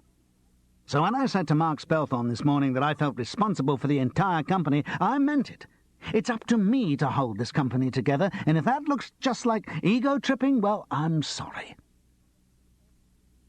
Charles couldn't think of anything to say.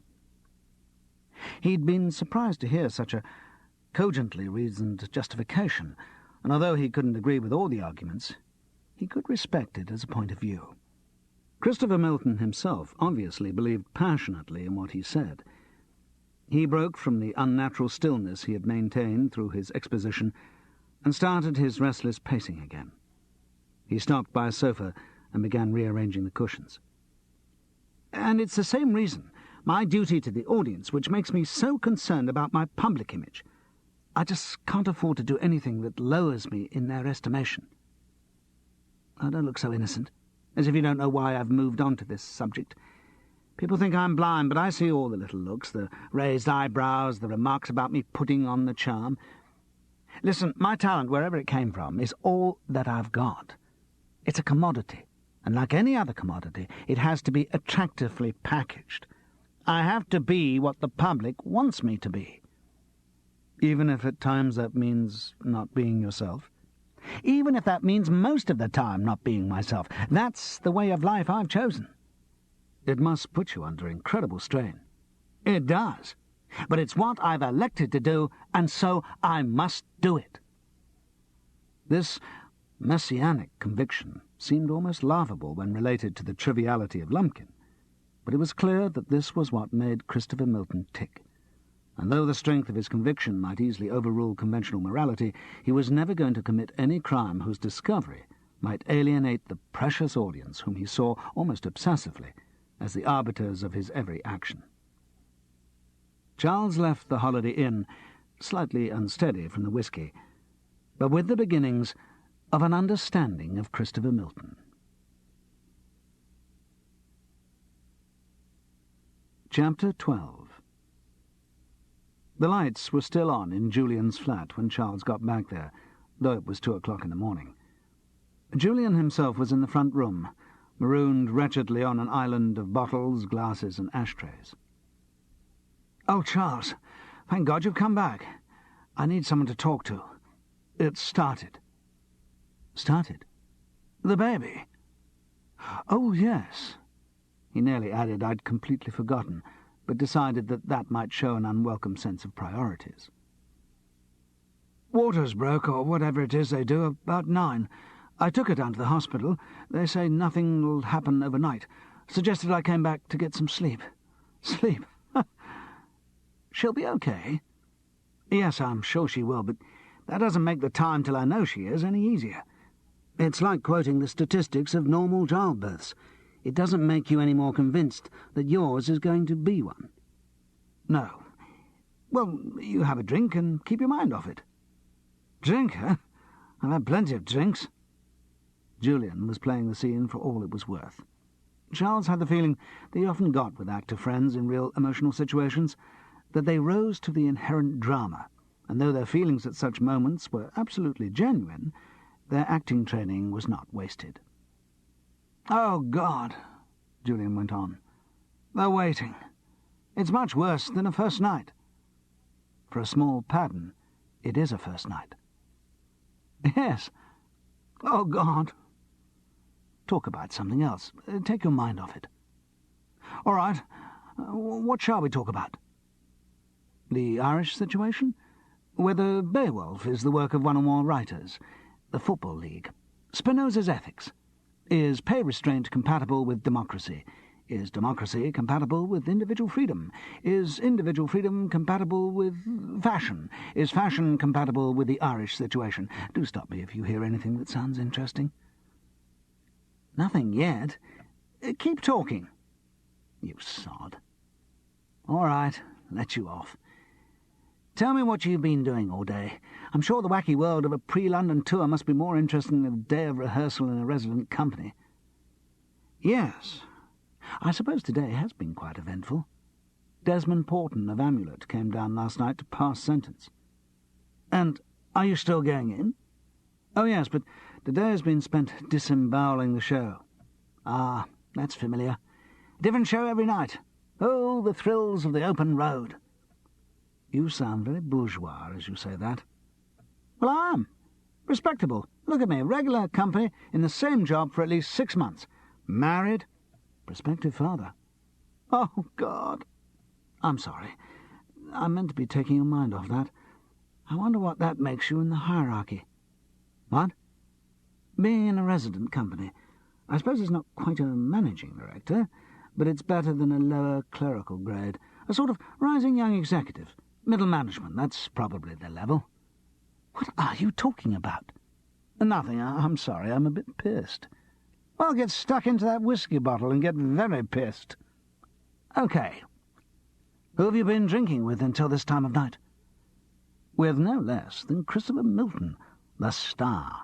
Tonight I was given the honour of being the repository of his guilty secrets. Not all of them, I bet. Why, what do you... Of course, you knew him.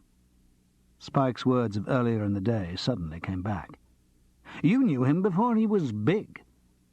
Yes, I had the dubious pleasure of being with him in the first company he went to as an adult actor. He'd done quite a lot as a child, but this was his first job as a member of a company. At Cheltenham, it was. How long ago was this? I don't know. 15 years? No, 20. I remember I celebrated my 21st birthday there. Christopher Milton must have been pretty young. 18, I suppose. No, 14. He's only 34 now. My dear Charles, you must never allow yourself to be a victim of the publicity men. What do you mean? Christopher Milton is 38 at least. But it says in the programme, Charles, you've been in the business too long to be so naive.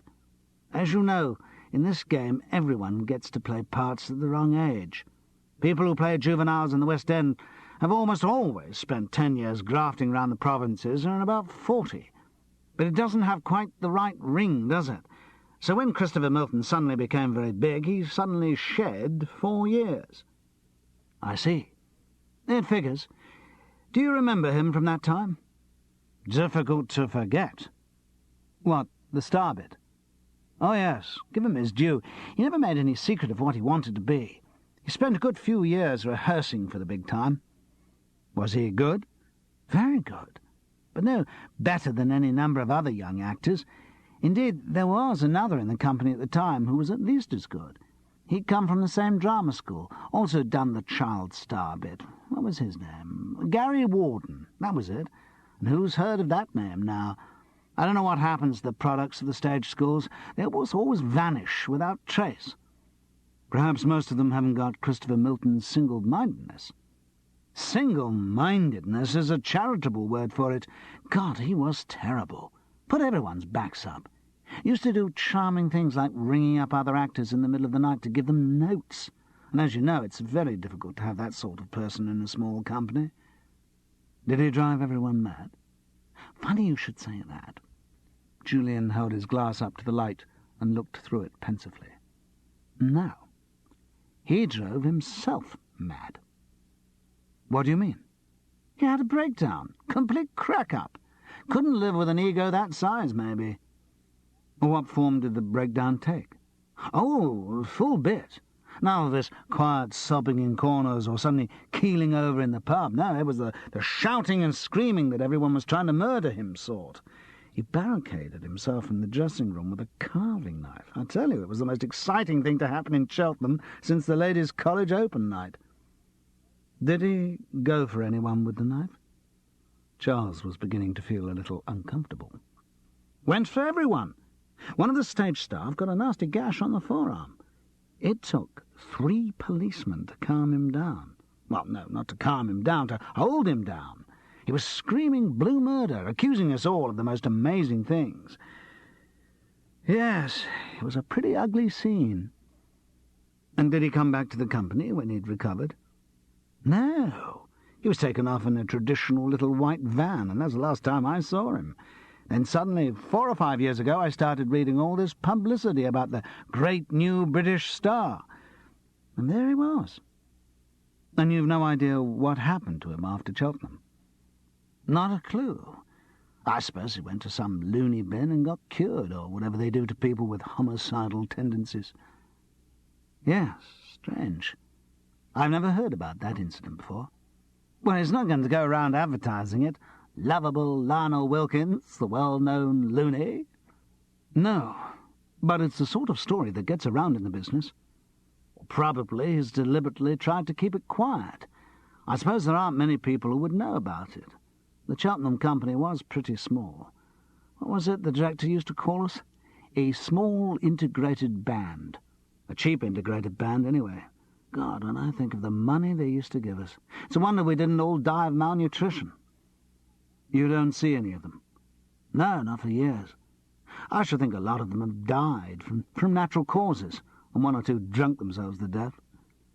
Can you remember who was in that company? Yes. Let me think. At that moment, the telephone rang. Julian leapt on it, as if it were trying to escape. Hello? Yes, I am. What? When? But you said nothing would happen till the morning. Well, I know, but what is it? Good Lord. Well, I mean, good Lord.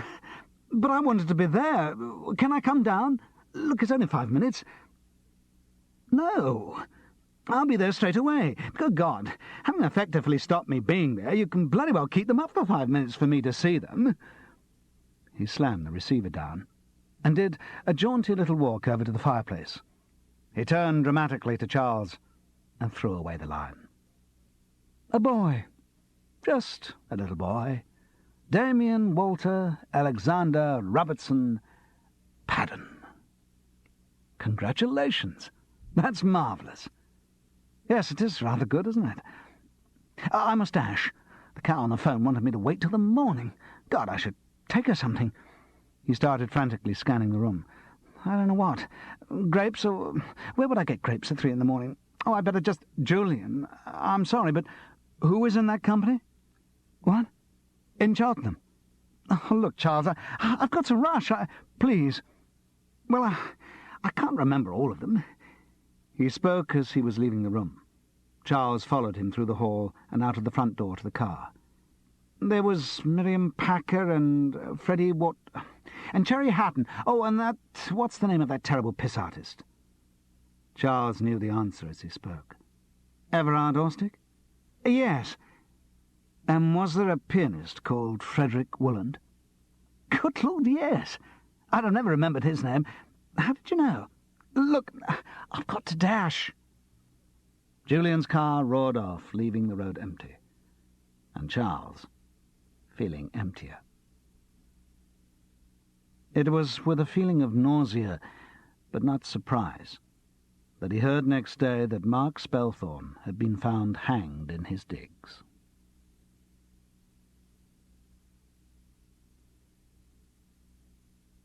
Part 4. Brighton. Chapter 13. It seemed strange to continue working with Christopher Milton after that. Or perhaps the strangeness lay in how easy it was, how much of the time it was possible to forget the grotesque suspicions which had now hardened in Charles's mind. And they were busy. Lumpkin was scheduled to open at the King's Theatre on November the 27th, and the problems of re-rehearsing great chunks of the show were now exacerbated by extra rehearsals for Mark Spelthorne's understudy. The management were dithering in London as to whether they should leave the part in the understudy's hands or bring someone else with a bit more name value. The boy who'd taken over wasn't bad, and he was cheaper than his predecessor. But was his name big enough? Or, with Christopher Milton above the title, did one perhaps not need any name value in the supports? And, after the cuts, young Marlowe wasn't much of a part anyway. The usual impersonal management decisions continued to be made, a long way from the people they concerned. There was not much fuss over the death. Police were round asking about Mark's state of mind before the incident, and there were rumours that some representatives of the company might have to attend the inquest. The assumption of suicide was general. The coincidence of the failure of the radio pilot, the demise of the fighter pilots, and troubles over Lumpkin were thought to be sufficient motive. To a character like Mark Spelthorne, whose life was driven by ambitions of stardom, this sequence of blows, with the implication that he was never going to make it in the way he visualized, could be enough to push him over the edge. Even Charles found the explanation fairly convincing, and tried to make himself find it very convincing. But other thoughts gate-crashed his mind. An unwelcome logical sequence was forming there. What he'd heard from Julian provided the thread which pulled all the wayward strands of the case together into a neat little bundle. Christopher Milton's history of mental illness was just the sort of thing he would fight to keep from his adoring public. The mass audiences for popular entertainment are not the most liberal and broad-minded section of the population, and they would not sympathize with anything odd. Everard Orstick and the pianist Frederick Woolland had passed unnoticed through Dickie Peck's approval of Castnet, and Christopher Milton must have recoiled in shock when he saw them at rehearsals. They were links with the one episode in his past he was determined to keep quiet, and so far as he was concerned, they had to be removed. Not killed or even badly injured, but kept out of Lumpkin. Hence the air-gun pellet and the shove which sent poor pissed Everard downstairs. Charles kicked himself for being so blinkered about the evidence he had found in the Corniche. He'd been looking for something to incriminate the driver, and had found what he wanted without considering that its location could be equally damning to the car's owner. Because now he had no doubt of Christopher Milton's personal involvement. Apart from anything else, at the time of Mark's death, Dickie Peck was in London and the driver was in hospital. And everything became quite logical if the star was considered as potentially unbalanced. In his morbid self-obsession, he saw everyone who challenged him as a serious threat to his personality, and as such, someone who should be removed or punished. It wasn't a case of Dickie Peck or the driver being overprotective. It was a paranoid man protecting himself, and it meant that Charles was dealing with a madman. Only a madman would believe that he could continue to behave like that without ultimate discovery and disgrace. Only someone totally locked in his own world, someone who had lost touch with everyday reality. Christopher Milton's unshakable belief in his talent was matched by a belief in his immunity from discovery. And he had been skillful. All of the crimes had the appearance of accidents or unrelated acts of violence. Charles felt certain that no one else in the company saw any pattern in them, and because Lumpkin was on the move, it was unlikely that the different police forces involved would be aware of a sequence of crimes. But now, with the death of Mark Spelthorne, the whole situation became more serious. Beating up people who get in your way is one thing. Killing them puts you in a different league. And Charles was still left with the dilemma of what he should do about it. Gerald's original instructions to him to protect the show and its star from sabotage now seemed grotesquely irrelevant. The situation had got beyond that. But he still didn't have enough evidence to go to the police with a tale which must strain their credulity. The air-gun pellets and the liquid paraffin were unsubstantiated evidence. He could have planted them. And anyway, his own behaviour in snooping around the Holiday Inn car park could be liable to misinterpretation. He didn't have any proof that Christopher Milton was at the scene of most of the incidents. He considered the possibility of talking directly to his suspect, but he couldn't imagine what he would say. A quiet word in the ear may stop a schoolboy from smoking behind the cycle sheds, but in a case of murder, it's seriously inadequate. And if he was dealing with a potentially homicidal maniac, he was asking for trouble to draw attention to such suspicions.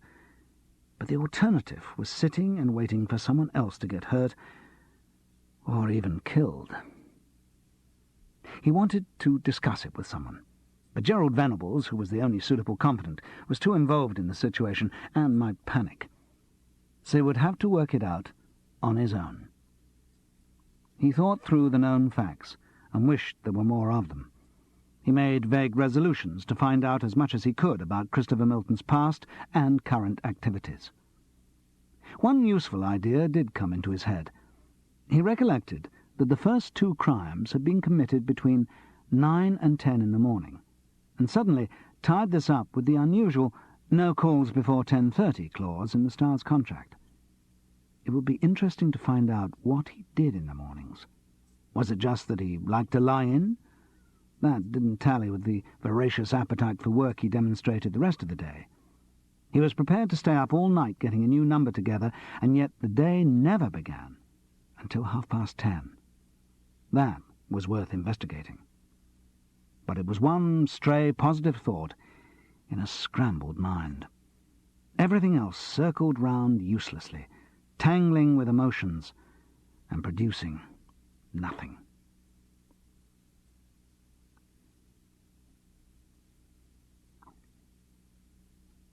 The Queen's Theatre, Brighton, was one of the great old touring theatres of Britain. It had been built for more spacious times in the 1870s, before the cinema had cheapened illusion by comparisons with the real thing. When the Queen's was put up, people went to the theatre for spectacle, and they got it. Entertainments were built round special effects, shipwrecks, fires and falling buildings, magic, ghosts, and live animals, and the theatres were designed to cope. The original stage machinery had been built for the rise and sink method of set changing, whereby the stage was made up of separate narrow sections, which could be raised and lowered with different sets on them by an elaborate system of pulleys and counterweights. There was a cellar below the stage, as deep as the proscenium was high, and above the audience's sightlines there was an equivalent space in the flying gallery. The complex of girders and hawsers in the cellar was a feat of engineering comparable to one of the great Victorian railway bridges. When the stage was designed, it had been equipped with a full complement of trapdoors which were written into many plays of the period. Downstage were the corner traps, small openings used for the appearance or disappearance of one actor. Often these would be used as star traps, so called because the aperture was covered with a circle made up of triangular wooden segments like cake slices, hinged with leather on the outside, which would open like a star to deliver the actor onto the stage and then fall back into place. Then there was the grave trap centre stage, which was always used for the gravedigger scene in Hamlet. And originally the theatre had had the most elaborate trap of all, the Corsican trap or ghost glide.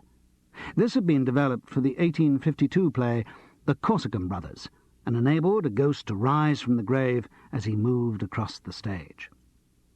Charles found it fascinating. He had always been intrigued by the mechanics of theatre, and just being in the old building gave him that pleasantly painful feeling of hopeless nostalgia, which always comes from the knowledge that however much one exercises the imagination, however much one researches, it's never possible to know what earlier times were really like. He picked the brains of Len the stage doorman about the theatre's history, and tried to spend as much time as he could alone there, sensing the building's past, hearing echoes of old triumphs, tantrums, and love affairs. But it wasn't easy to indulge this sentimentality. For one thing, the theatre had undergone many changes. The divided stage had been replaced in the 40s, and now most of the old equipment was boarded over. Only the star trap on the forestage was still working for the annual pantomime appearances of the Demon King, complete no doubt with miscued puff of smoke. Then again, the frantic re-rehearsal schedule for Lumpkin was not conducive to luxuriating in nostalgia. But most of all, the looming problem of what should be done about his knowledge of Christopher Milton's criminal activities kept Charles's mind naggingly full. As in the other towns of the tour, the local press greeted the arrival of Lumpkin in Brighton with a big spread about the show's star. There was a photograph of Christopher Milton in one of his lovable poses, and the column was headed, "Back to School Days for Lionel Wilkins." Intrigued, Charles read on. Lovers of television's straight-up guff are in for a surprise this week at the Queen's Theatre when they see the show's lovable star, Christopher Milton, in a different role as an 18th century rogue by the name of Tony Lumpkin. Actually, he's not that different from Lionel, confides boyish 34-year-old Christopher. They're both con men. I think, if anything, Tony Lumpkin is slightly more successful than Lionel. Well, let's face it, that wouldn't be difficult. Offstage, Christopher Milton is nothing like his bungling television counterpart. He's a hard-working performer with a great belief in the live theatre. Television is strange, he muses. It's in one way the most intimate of the media because everything you do on it is very small, just for the camera, and because the viewers are just sitting in their living rooms to watch. And yet, in a strange way, for the performer, it's a distant feeling playing to a camera, even when there's a studio audience. It doesn't bear comparison with the contact you can get with a live theatre audience. That's electrifying, intoxicating, magic. For Christopher, being in Brighton is almost like coming home. I spent 7 years of my life here at Ellen de Costa's stage school. I came when I was a very young 10-year-old and left when I went into full-time professional theatre. In many ways, Ellen taught me all I know. I think she's retired now, but I certainly hope to see her while I'm in Brighton. I hope she'll come and see the show, and no doubt rap me over the knuckles for sloppy enunciation. She used to be very hot on enunciation. I can't think that she'd approve of Lionel Wilkins' style of speech. The article went on to complete the plug for Lumpkin, with information about Carl Anthony and Mickey Gordon. It made no mention of Mark Spelthorne's death. But then the whole thing read like an identikit PR interview, which had been prepared long in advance. Still, the information about the stage school was interesting. If the key to Christopher Milton's behaviour lay deep in his past, then it might be worth paying a visit to Miss Ellen de Costa. The rehearsals were hard. They started with a 10:30 call on the Monday morning, and it was like working on a new show. Wally Wilson's typewriter had been busy, and few scenes had escaped improvement. The charming cadences of Goldsmith's lines had now completely vanished, and were replaced by the staccato banality of television comedy. There was more work for everyone. At enormous cost, the band had special rehearsals with Leon Schultz. The choreographer kept snaffling dancers away to learn new routines in the theatre bar. Actors were rarely seen without scripts in their hands as they tried to flush the old lines out with the new. Wherever there was a piano, it was surrounded by a knot of actors struggling to pick up altered songs. The atmosphere was one of intense pressure. But, surprisingly, it was cheerful. The company seemed more united than ever, and this was almost solely due to Christopher Milton. His enthusiasm was infectious, and he inspired everyone to greater and greater efforts. He made them think that they were working on the greatest show that had ever happened, and that every change was only going to make it that much greater. Charles couldn't help admiring the Pied Piper strength of the man's personality. The company was carried along on the wave of his vitality. Even the previous doubters, like Winifred Tuke, made no more comments on the evisceration of Oliver Goldsmith. The triumph of Christopher Milton was total. He was everywhere. David Meldrum no longer even made a pretense of directing. He acted as a glorified messenger boy for the star, organising rehearsal schedules as instructed and fixing the details of the increasingly elaborate technical side of the show.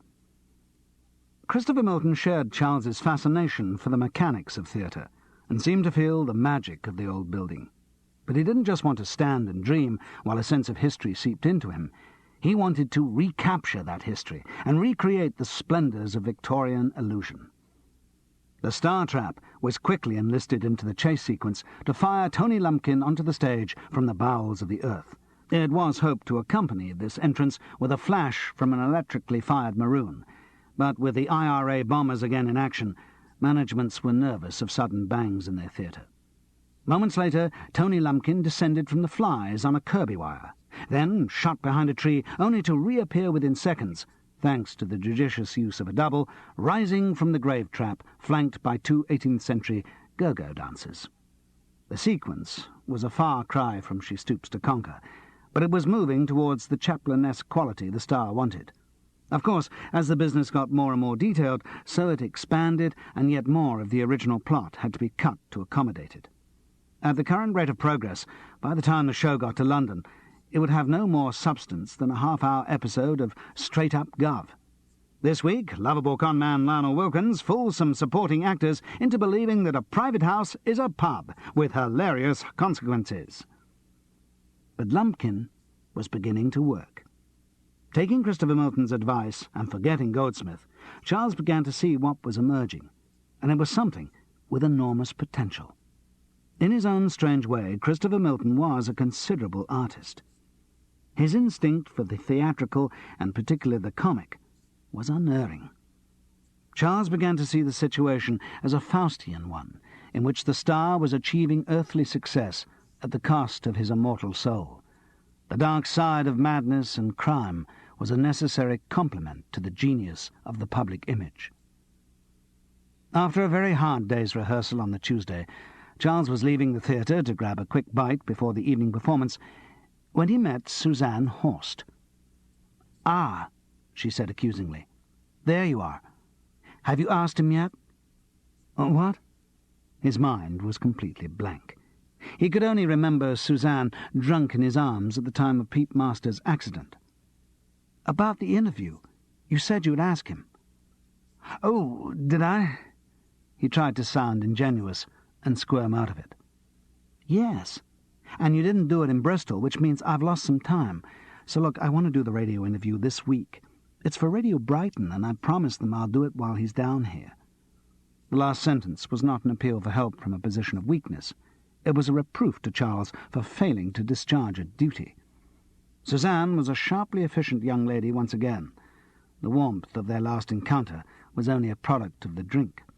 Either she had forgotten it or was determined that it should be forgotten. "So look, when am I going to be able to do it?" "Well, I don't know," he prevaricated. "We're rehearsing very hard at the moment, and have you asked him yet?" Faced with the point-blank question, Charles could only admit he hadn't. Suzanne Horst gave a contemptuous grunt. "Do you realize you've wasted a lot of my time? I thought you were asking him." "I'm sorry," he mumbled inadequately, trying to remember how he got into the position of agreeing to help her. "Does that write off the magazine article as well?" "No, it only slows that down too." Her mind did not accommodate the idea of failure. "But I've been doing quite a lot of background research on it." "Oh. Yes, I went to see the old lady who ran his stage school, that sort of thing." A firm reminder to Charles that that was his next priority. He started to make leaving noises, but didn't escape without the final rap over the knuckles. "I'm very disappointed in you, Charles. I was relying on you. Now I'll have to try my own more direct methods." Maybe it was the meeting with Suzanne that decided Charles to present himself at the Ellen de Costa Stage School in the guise of a journalist. Or maybe it was just the obvious role to take when seeking information. Some inner warning mechanism told him not to go as Charles Paris. There were some good old clothes shops near the station in Brighton, and he kitted himself out well. The suit was cheaply cut but looked newish, and the tie was a touch of psychedelic bravado, too young for its wearer and too old to be fashionable. His hair was greyed and brill-creamed back like raked grass. A pair of pebble glasses changed the shape of his face and made seeing almost impossible. He stained 2 fingers of his right hand yellow and bought a packet of cigarettes. He didn't shave and rubbed a little Leitner No. 16 on to darken his jowl, then an unfamiliar aftershave to cover the grease paint smell.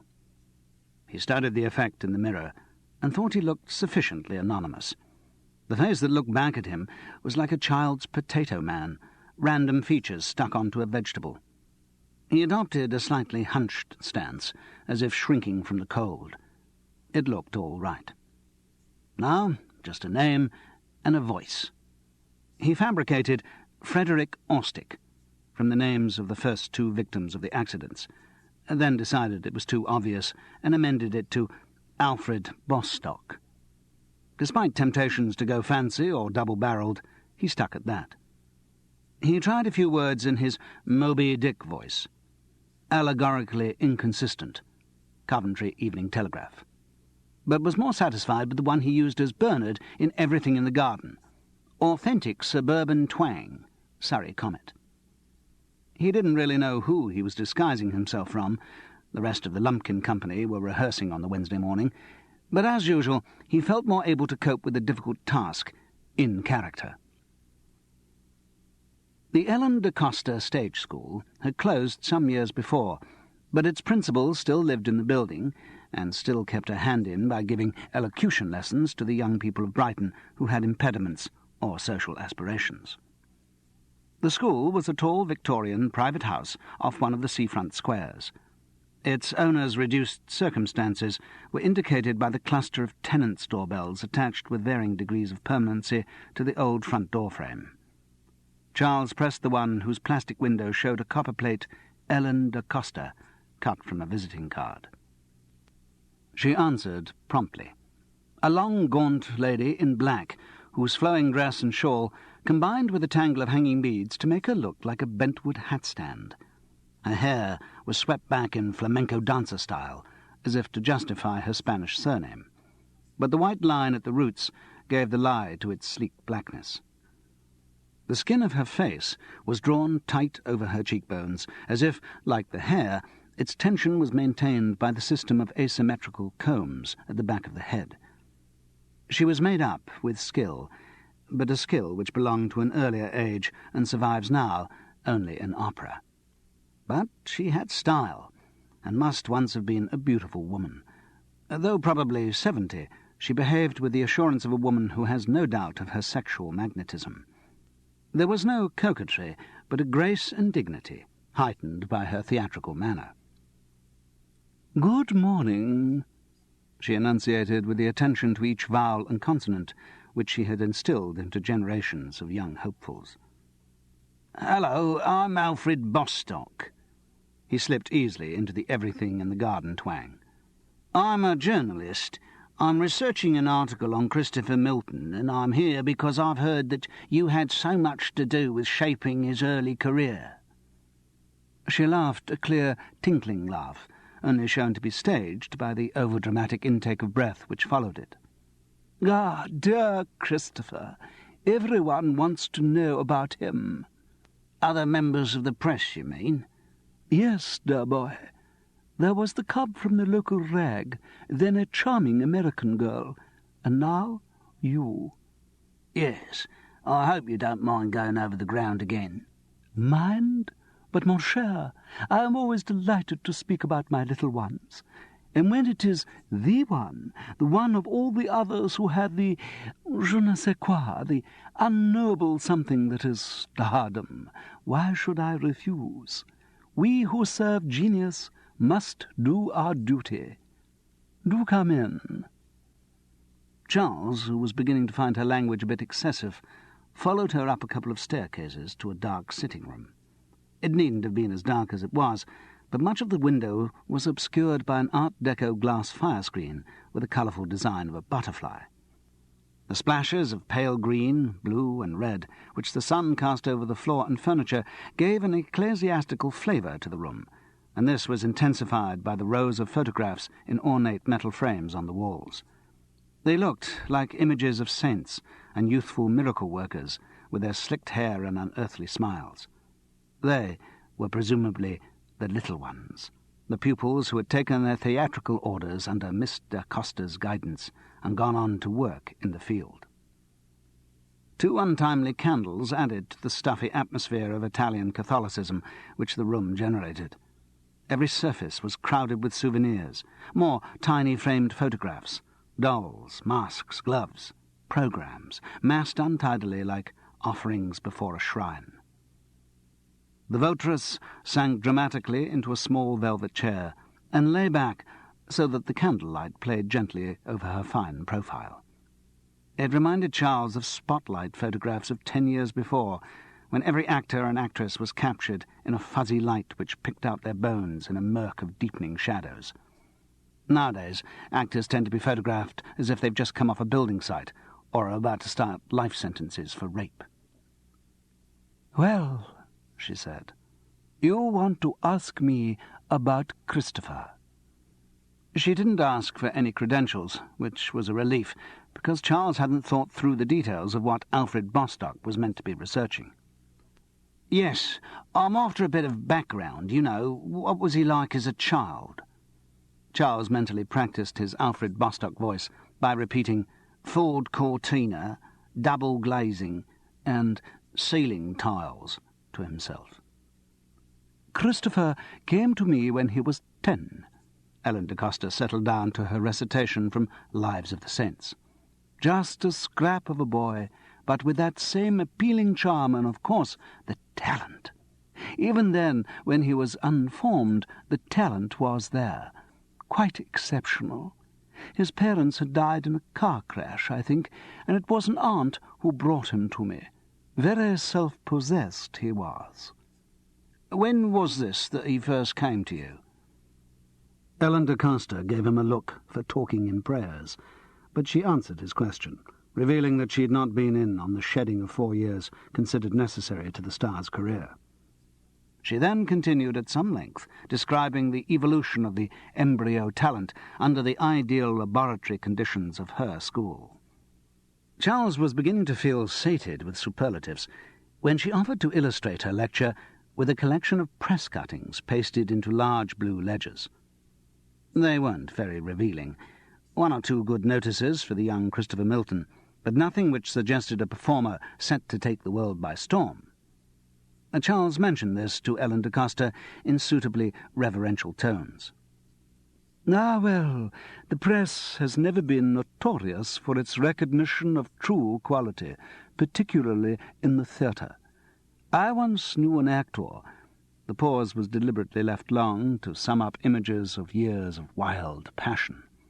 A very great actor, who was nearly crucified by the critics. It was a martyrdom, a true martyrdom. Very triste. Pardon my speaking so of your chosen occupation. For a moment Charles couldn't think what she was talking about. But in my experience, the press has never, in this country anyway, had the delicatesse to understand the workings of genius. Charles did not attempt to defend his assumed calling, but murmured something suitable. Also, she continued, her finely modulated voice drawing out the final O almost to breaking point, perhaps Christopher was not fully realized at first. The potential was there, massive potential. Of course, with my experience I could see that. I was sympathetic to it, but it was slow to blossom. At first there were others who appeared more talented than he, certainly who attracted more public notice, more press reaction, more work. They worked while they were here? She at once became guarded, as if this were a patch of coals over which she had been hauled before. Most stage schools also act as agencies for child performers, and a lot of our pupils do a great deal of work, subject, of course, to the legal restrictions of only working 40 days in the year and with adequate breaks. All the children are chaperoned, and... But Charles was not writing a muck-raking article on the exploitation of child actors, so he tactfully cut her short and asked if she would show him some of the early photographs of Christopher Milton. She obliged readily. Here are some from 1952. They looked very dated. Styles of period stage costume changed quite as much as current fashion, and the starched ruffs and heavy Elizabethan garments the children wore had the same distant, unreal quality as Victorian pornography. This is from a production of Much Ado my students did. Christopher was playing Claudio. Charles took the photograph she proffered. Christopher Milton's face was instantly recognizable, even under a jewelled and feathered hat. All 23 years had done was to cut the creases deeper into his skin. But it was the other 2 children who intrigued Charles. They were beautiful. Their grace in the heavy costumes made them look like figures from an Elizabethan painting, and showed up Christopher Milton as very 20th century, almost gauche in doublet and hose. The girl had a perfect heart-shaped face and long-lashed eyes, whose grave stare, even from the old photograph, was strongly sensual. She appeared to be looking at the boy, who returned her gaze with the same kind of intensity. He had the epicene grace which some adolescent boys capture before they coarsen into adults. The face was almost baby-like in its frame of long blonde curls. The eyes were deep-set and powerful. Claudio, Charles repeated after a long pause. That's not the best part in the play. Presumably this young man played Benedict? Yes. Was he good? Yes, he was very good. He did a lot of film work in his teens. Gareth Warden. Do you remember the name? It rings a bell. Yes. Julian Padden had mentioned it. And now he saw the photograph, Charles realised that Gareth Warden had been in the film he'd caught the tail end of on Jim Waldeman's television. That seemed so long ago, it was like a memory from a previous incarnation. And the girl? Prudence Carr. She was a clever little actress. So clever. And she played Beatrice? Yes. Any idea what happened to her or to Gareth Warden, come to that? I don't know, Mr. Bostock. The theatre brings its share of heartbreaks to everyone who is involved in it. She gave a long sigh, which was a good demonstration of the breath control so vital for elocution, and which was also meant to imply a lifetime of theatrical heartbreaks. Neither of them did much so far as I know. Dear Gary had the misfortune of early success. It's so difficult for them to make the transition from playing child parts to adult ones. As you'll see, he was a beautiful boy. Perhaps he decided the theatre was not the career he wanted. Je ne sais pas. He hasn't kept in touch at all. And the girl? The same story. I haven't seen her since she left my care. Maybe she didn't go into the theatre. Well, she should have done, with looks like that. And if she could act as well as you say. Ah, she was magic. But things change. Fate takes a hand. Maybe she settled down and got married. How many promising careers have been cut short by matrimony, and how many only started by the failure of matrimony, she added mysteriously with a suffering gaze out of the window to some distant memory. But c'est la vie. Some rise, and some fall. Of those three, all the same age, all so talented, one was chosen, one who was more talented, one who had the real magic of stardom, and that was dear Christopher. He triumphed and left his rivals standing. With recent knowledge of Christopher Milton's methods of leaving his rivals standing, Charles wondered if there was some story from the past which might show a parallel. Presumably, Mr. Coster, with 3 students who were so talented in the same area, there must have been moments of jealousy between them? He probed. Ah, the young are always jealous. They're so afraid. They feel that if they are not the absolute best in the world, then they are the absolute worst. Only with time can they understand that most are destined to be fairly good or fairly bad, and that the world is made up of mediocrity, and that only a chosen few, like dear Christopher, will be the best. Charles tried to move her from generalizations to the specific. You mean they were jealous of each other? But of course. They would not be normal if they weren't. And was that jealousy ever expressed in violence? Violence? Her eyes widened, and again she stiffened, as if he were trying to find scandal. Of course not. I kept a respectable school, Mr. Bostock. Nowadays, if one can believe the newspapers, violence in the classroom is commonplace. I did not allow it in my school. No, of course not. That's not what I meant. Charles covered his retreat clumsily, realizing that he wasn't going to get any answers to that question. But then it struck him that a bit of well-placed journalistic boorishness might be productive. Of course, Mr. Coster, another thing we keep reading about in the newspapers is sex in the classroom. Sex? She gave the word Lady Bracknell delivery. Yes, I mean a group of young adolescents together. It's inevitable that they're going to form relationships. I was wondering, say these 3 youngsters, was there also some kind of emotional attachment between them? He was glad he had come in disguise. Charles Paris could never have managed this crudeness of approach. The question touched a nerve which had apparently been exposed before. Mr. Bostock, I don't think there is any need to go over this ground again. The investigation by the local education authority in 1963 revealed that I was quite blameless in that matter. Intriguing though it was, Mr. Coster's dark secret had no relevance to his current inquiries, So Charles tried to retrieve some of the ground he had lost. "I'm sorry, I think you misunderstand me. I'm not talking about 1963. As you know, I'm interested only in Christopher Milton. What I meant by my question was there maybe some early schoolboy romance we could mention? You know, the women readers go for all that stuff. My first romance. It was a perfectly innocent inquiry." It worked. "Oh, I see." She sat back. "I'm sorry, but I have had cause in my life to be somewhat wary of the press.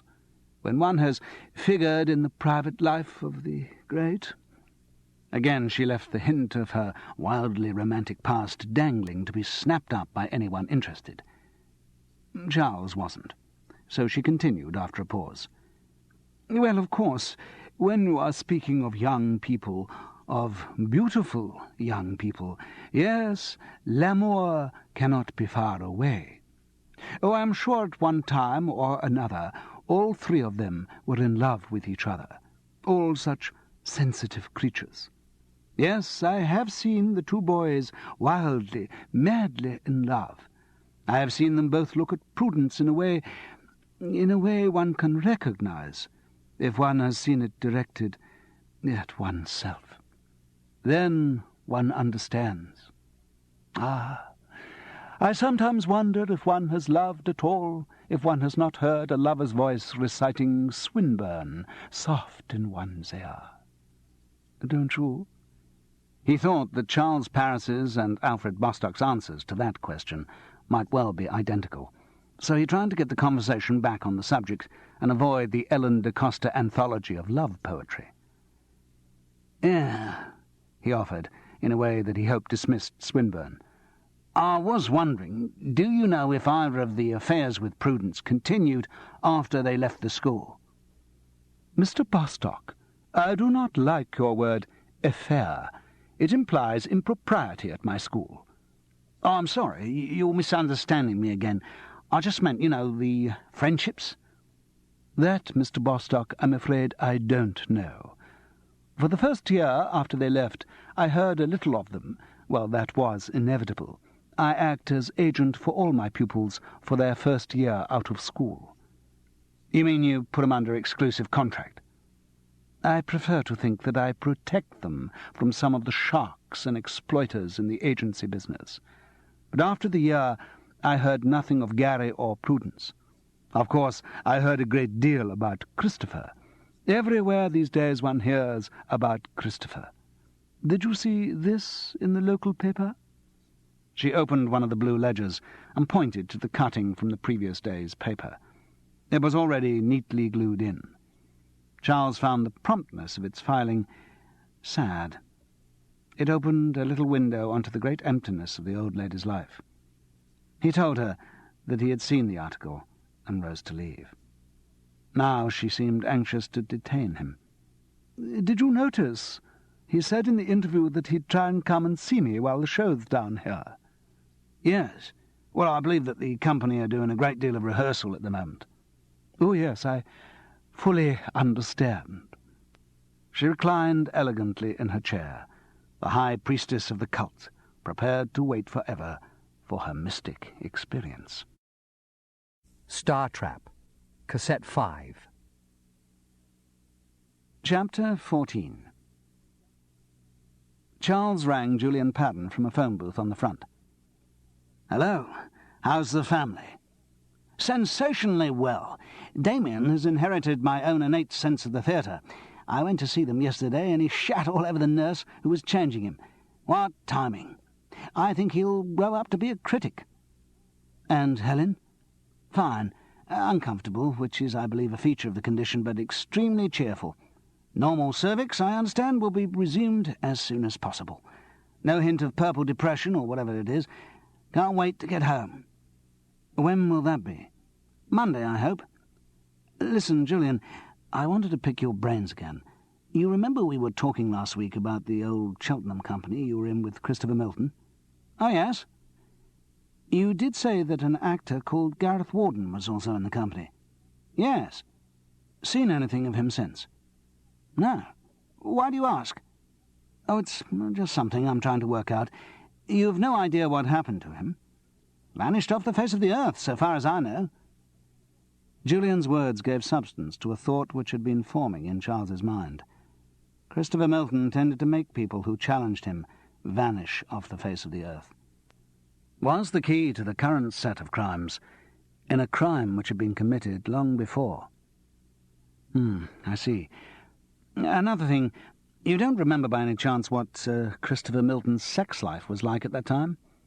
Good God, what do you want? Times? Dates? With whom? Number of orgasms achieved? Look, it was 20 years ago, Charles. It's hard enough to remember what my own sex life was like. I mean, just in general terms. Blimey. Well, let me think. I don't remember him being gay, though I could be wrong. I don't remember him taking up with anyone in the company. Mind you, there wasn't much spare there. They tended to get snapped up pretty quickly. I don't even recall a sort of regular popsy coming down for the weekends. It's a long time ago. I honestly don't know, Charles. I mean, keeping a track of actors' love lives is like doing a national census of rabbits. Sorry, I just can't remember. Oh, well, never mind. And you can't ever recall hearing him speak of a girl called Prudence Carr? Nope. Does the name mean anything to you? Nope. Oh, well. Oh, one last thing. When he had his breakdown, was it caused by anything personal? You know, a girl who chucked him, or... I don't think so, Charles. I think it was solely due to the fact that the world didn't at that time share his inflated opinion of himself. As I remember him, sex was a long way down his list of priorities. In fact, everything was a long way down his list of priorities, except for his career and becoming a star. The strain of the extra rehearsals and the difficulties of remembering a continuously changing text began to show on the Wednesday evening performance. Perhaps the matinee was the last straw which made the cast suddenly realize how tired they were. Whatever the reason, the mood of united endeavour was replaced in a moment by an atmosphere of bad temper and imminent disintegration. It was small things that went wrong. Lines were missed, and lighting cues were slow. As the show progressed, the contagion spread, and by the end, everyone felt they were doing everything wrong. There weren't any major errors of the sort that an audience is likely to notice, but they worried the cast and undermined the communal confidence. The chase scene was all over the place. Entrances were missed, and the special effects failed to function. The star trap didn't work. Because of other stage management crises, the crew forgot about it completely, and Christopher Milton rushed down to the cellar to find the locking bar, which held the wooden platform, firmly in position, and no sign of the 4 members of the crew who were meant to man the ropes and eject him onto the stage. As a result, he had to rush back up onto the stage, mouthing obscenities at everyone, and make a very tame entrance from the wings. The comic timing of the scene's slapstick was ruined. Even Charles didn't escape the epidemic of cack-handedness. He actually fell over in his first scene. To give him his due, it wasn't his fault. Because of the general panic of the stage management, including some local help who'd only been brought in that day, the rostrum onto which he had to move at a given point had not been anchored to the ground and was free-moving on its wheels. So, as soon as he put his foot on it, it sped away, forcing an ungainly splits movement which deposited him flat on his face. It got a good laugh from the audience, but since it took place in the course of Tony Lumpkin's romantic song to Bet Bouncer, it was perhaps not the sort of laugh the show wanted. The only person who came through the performance unscathed was Lizzie Dark. In fact, she was at her very best. She had an advantage. She was only 18 months out of Sussex University and still had a lot of friends there who had come en masse to see her. They were wildly partisan and applauded her every action. The general mediocrity of the performance made her seem even better, and the reaction grew increasingly fulsome. It was only a small group in the audience, but they were noisy. At the curtain call, they screamed and shouted bravos and encores at her. It was an elaborate private joke, recapturing no doubt the heady atmosphere of a campus first night, and it was out of place in a professional theatre. But Lizzie seemed to be carried along by it, to be instantly transported back to amateur night. She played to her gallery shamelessly. Christopher Milton exploded as soon as the curtain was down. Surprisingly, he didn't turn on Lizzie or any other of the cast who had miscued him or let him down. He let the stage management have it. Of all the errors of the show, it was his ignominious return to the stage from the Star Trap which really rankled. He bawled them all out. 4-letter words flew around as he lambasted their incompetence, called them amateurs, provided a few choice images of things he wouldn't trust them with, and some equally vivid ones of fates that would be too good for them. This display of temper was the most violent Charles had witnessed from the Star, and it made him uncomfortable. The great hiss of anger came out like steam from a pressure cooker, and before long the pressure cooker was going to explode and scald everyone in sight. Charles couldn't keep his knowledge to himself and do nothing much longer. The inefficiency which had characterized the performance continued. While the Star was unleashing his diatribe on stage, a group of school kids had somehow eluded Len, the stage doorman's vigilance, and invaded the dressing rooms. They had only been driven by enthusiasm, and were in fact fans of Christopher Milton, but he was in no mood for one of his sudden switches to charm. He added a few lacerating sentences against Len, and said he'd remain on stage until the fans had been cleared. The rest of the cast shuffled sheepishly off to get changed. Charles started to follow them. He was in a bad mood. The limping performance and the ensuing row had ruled out any possibility of getting to the pub before closing time. But just as he was at the pass door, he noticed Christopher Milton going off into the wings and down the stairs to the cellar, presumably just to have another look at the offending Star Trap. What made it interesting was that Lizzie Dark followed him. There was another way down to the cellar backstage. Charles moved silently, though there was no one about. The cellar was lit by a couple of isolated working lights, but the vertical and horizontal girders of the old stage machinery made forests of shadow through which he could creep to a good spying position.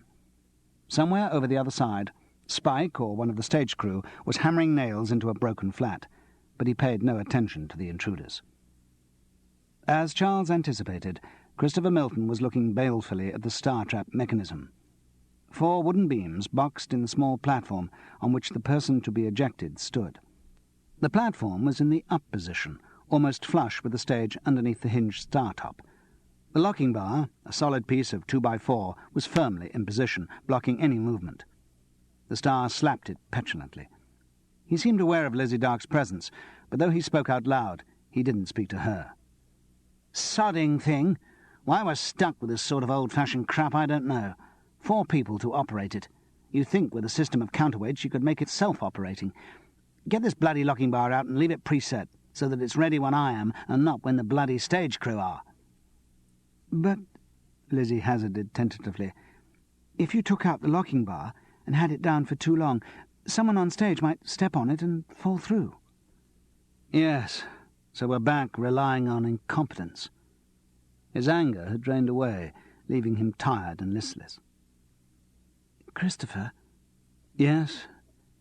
"I wanted to apologize for tonight." "Huh?" "Well, that load of lunatics in the audience, my so-called friends. I'm afraid they did rather misbehave. It can't have made it any easier for you to concentrate." "Oh, never mind. There are good nights and bad nights." His voice was philosophical and very tired. The violent outburst Charles had expected didn't come. That was what made being with Christopher Milton so exhausting. There was never any indication of which way he was going to jump. "Well, I'm sorry. I shouldn't have played up to them. It was a bit unprofessional." "Never mind." He put his arm round the girl's waist affectionately. "We all have to learn." This avuncular, kindly Christopher Milton was a new one on Charles, and he found it unaccountably sinister. The arm stayed around her waist as Lizzie asked, "How do you think it's going, Christopher?" "It's going all right. It'll be very good, if we all survive to see the first night." "Am I doing all right?" "Yes, you're good. Could be better in bits."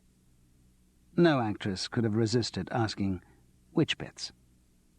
"That song in the second half, the romantic one. There's a lot more to be got out of that." "Yes, I'm sure there is, but the trouble is David never actually gives any direction, and I'm not experienced enough to know what to do myself. It's difficult." "I'll take you through it when I've got a moment." "Would you?" "Sure. When? What's the rehearsal schedule tomorrow?" The afternoon's free. We're all meant to be in need of a rest. And how? The deep weariness in the two words reminded Charles of the intense physical pressure that the Star had been under for the past months. But okay, let's go through it tomorrow afternoon. No, I don't want to take up your time. Here, at 3 o'clock. Well, if you really... I really. Thank you. I'm sorry, I just feel so amateur in this company. I mean, it's jolly nice getting good jobs, but I've only done a year around the reps, and I've got so much ground to make up. Don't worry. You'll make it. You've got talent. Do you really mean it? I do. You'll be a big star. Probably bigger than me. Come off it. I'm serious. It's a long time since I've seen an actress who had your kind of potential. There was a girl I was with at drama school, but no one since then. What was her name? Prudence. What happened to her? There was a long pause, during which Charles felt that water, defying the laws of gravity, was being poured up his back. What does happen to talented girls who work with me? Christopher Milton moved suddenly. The hand on Lizzie Dark's waist was brought up sharply to her neck, where his other hand joined it. Charles started forward from his hide to save her. They didn't see him, which was just as well, because, far from being strangled, as he feared, Lizzie Dark was being passionately kissed. Charles melted back into the shadows. The hammering in the distance continued, but otherwise the cellar was silent as he crept out, feeling like a schoolboy surprised with a dirty book. The next morning, Alfred Bostock took over the case again. For the next part of the investigation, it would not do to be recognized, and after the previous night's unsatisfactory spying, Charles wanted the comfort of disguise. He'd hung around the stage door until Christopher Milton and Lizzie Dark left the building. They'd come out separately and set off in opposite directions.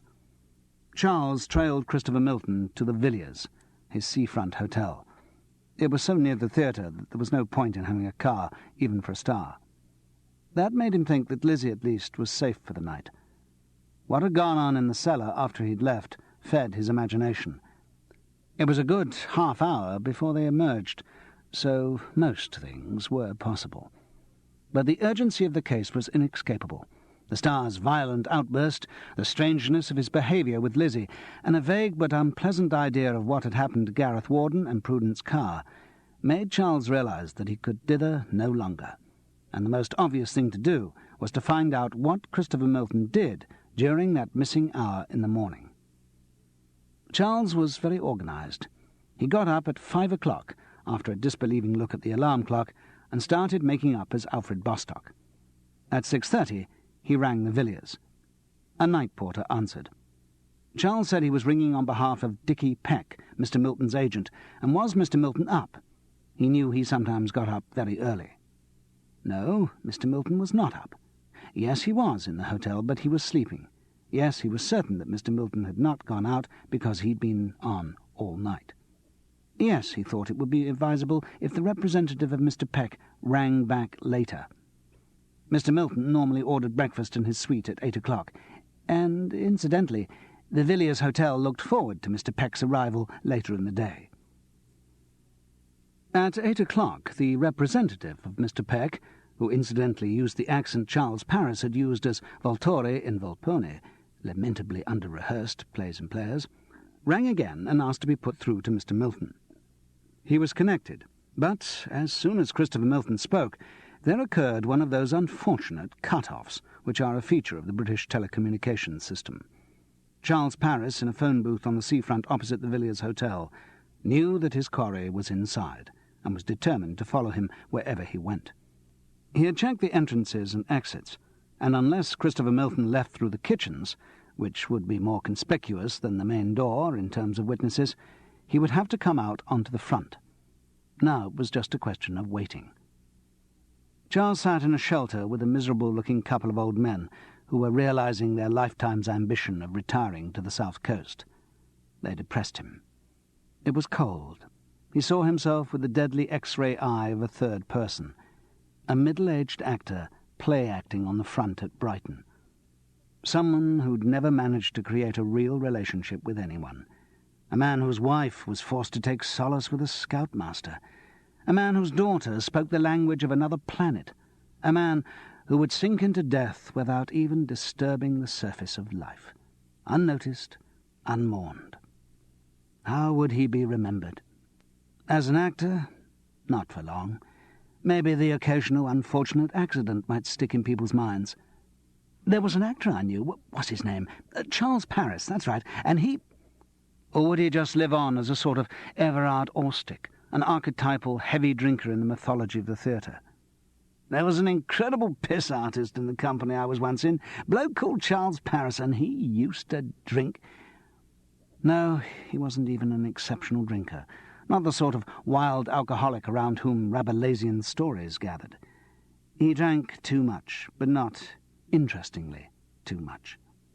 Perhaps it was the seafront in winter that made him so introspective, but he found big questions looming in his mind, big, unanswerable cliché questions. All the whys and why bothers and what does it matters. Life was very empty. There was a man walking along the street towards Villiers Hotel. Charles stiffened. Here at last was something real and tangible.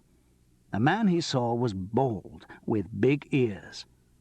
When he had seen them in Leeds, Charles had thought the ears looked like handles of a loving cup. The man had hardly registered in Bristol. Charles had just thought he looked like the one in Leeds. But now, seeing him for the third time, there was no question. It was the same man. And each time the man had appeared near Christopher Milton's hotel early in the morning. Charles felt he was near to solving the mystery of who did the star's dirty work. He crossed the road and followed the bald man into the Villiers Hotel. He hadn't really planned his next move, but it was made easy for him. There was temporarily no one in reception. The bald man rang for a lift. Charles stood by his side, assessing him. A bit old for a heavy, but he was well built and had the bear-like shape of a wrestler. His mouth was a tight line, and the eyes looked mean. The lift came. The bald man got in and asked for the 4th floor. Charles, who hadn't acted in 50s detective films for nothing, also got in and asked for the 5th. There wasn't one. "Oh, so sorry," he said, feeling that this wasn't a very auspicious start. "I mean the 4th, the 3rd. The bald man didn't seem to notice his companion's gaucheness, and Charles was decanted on the 3rd floor. It was a matter of moments to find the stairs and scurry up to the 4th. He hid behind the fire door and watched the bald man walk along the corridor to room 41, knock, and enter. Charles followed, treading noiselessly in the soft pile of the expensive carpet. He stopped by room 41 and put his ear to the door. He could hear 2 voices, one of them recognizably Christopher Milton's, but they were too far away from him to distinguish the words. Anyway, he was in a rather exposed position for listening. A hoover stood unattended in the corridor, and muffled singing also indicated the presence of cleaners. He'd have to move quickly. The cleaners had left a key with its heavy metal label in the door of room 42. He opened the door and sidled in. He had expected an immediate confrontation with a suspicious cleaner, but miraculously the suite was empty. He moved to the wall, which was shared with room 41, and put his ear to it. They were still talking, but though the speech was clearer, it was again impossible to hear individual words. The effect was of a badly tuned radio. Remembering another movie, Charles fetched a toothglass from the bathroom. Pressed against the wall, it improved the sound quality, but still not enough to make it intelligible. People who paid for their privacy at the Villiers Hotel did not waste their money. He was almost despairing when he thought of the balcony. A sea view was another of the perks of those who were prepared to pay the astronomical rates charged for a 4th-floor suite at the Villiers. He slid the galvanized steel door back. The cold slap of air made him realize how grotesquely overheated the hotel was. The balcony of room 42 adjoined that of 41. Only a bar separated them. By sliding along the wall of the building, Charles could get very close to Christopher Milton's window and still remain out of sight from the room. The window was slightly open in reaction to the central heating. Charles could hear what was being said inside quite clearly. He stood high above the seashore on a cold November morning in Brighton and listened. Christopher Milton's voice came first, strangled with passion. "And I can't stand the way they're always looking at me, always assessing me. I hate them all." "What do you mean, you hate them?" The other voice was toneless, without any emotion. "I mean I want something to happen to them." "What?" "I want them out of my way. The others went out of my way." "Yes." The dry voice gave nothing. "What do you want to happen to them?" "I want them to die. I want them all to die." He could hardly get the words out. "Who are we talking about?" "All of them." "Not all. We can't just kill them all, can we? Who do you really want dead?" "Charles Paris." The name was hissed out. "I want Charles Paris dead."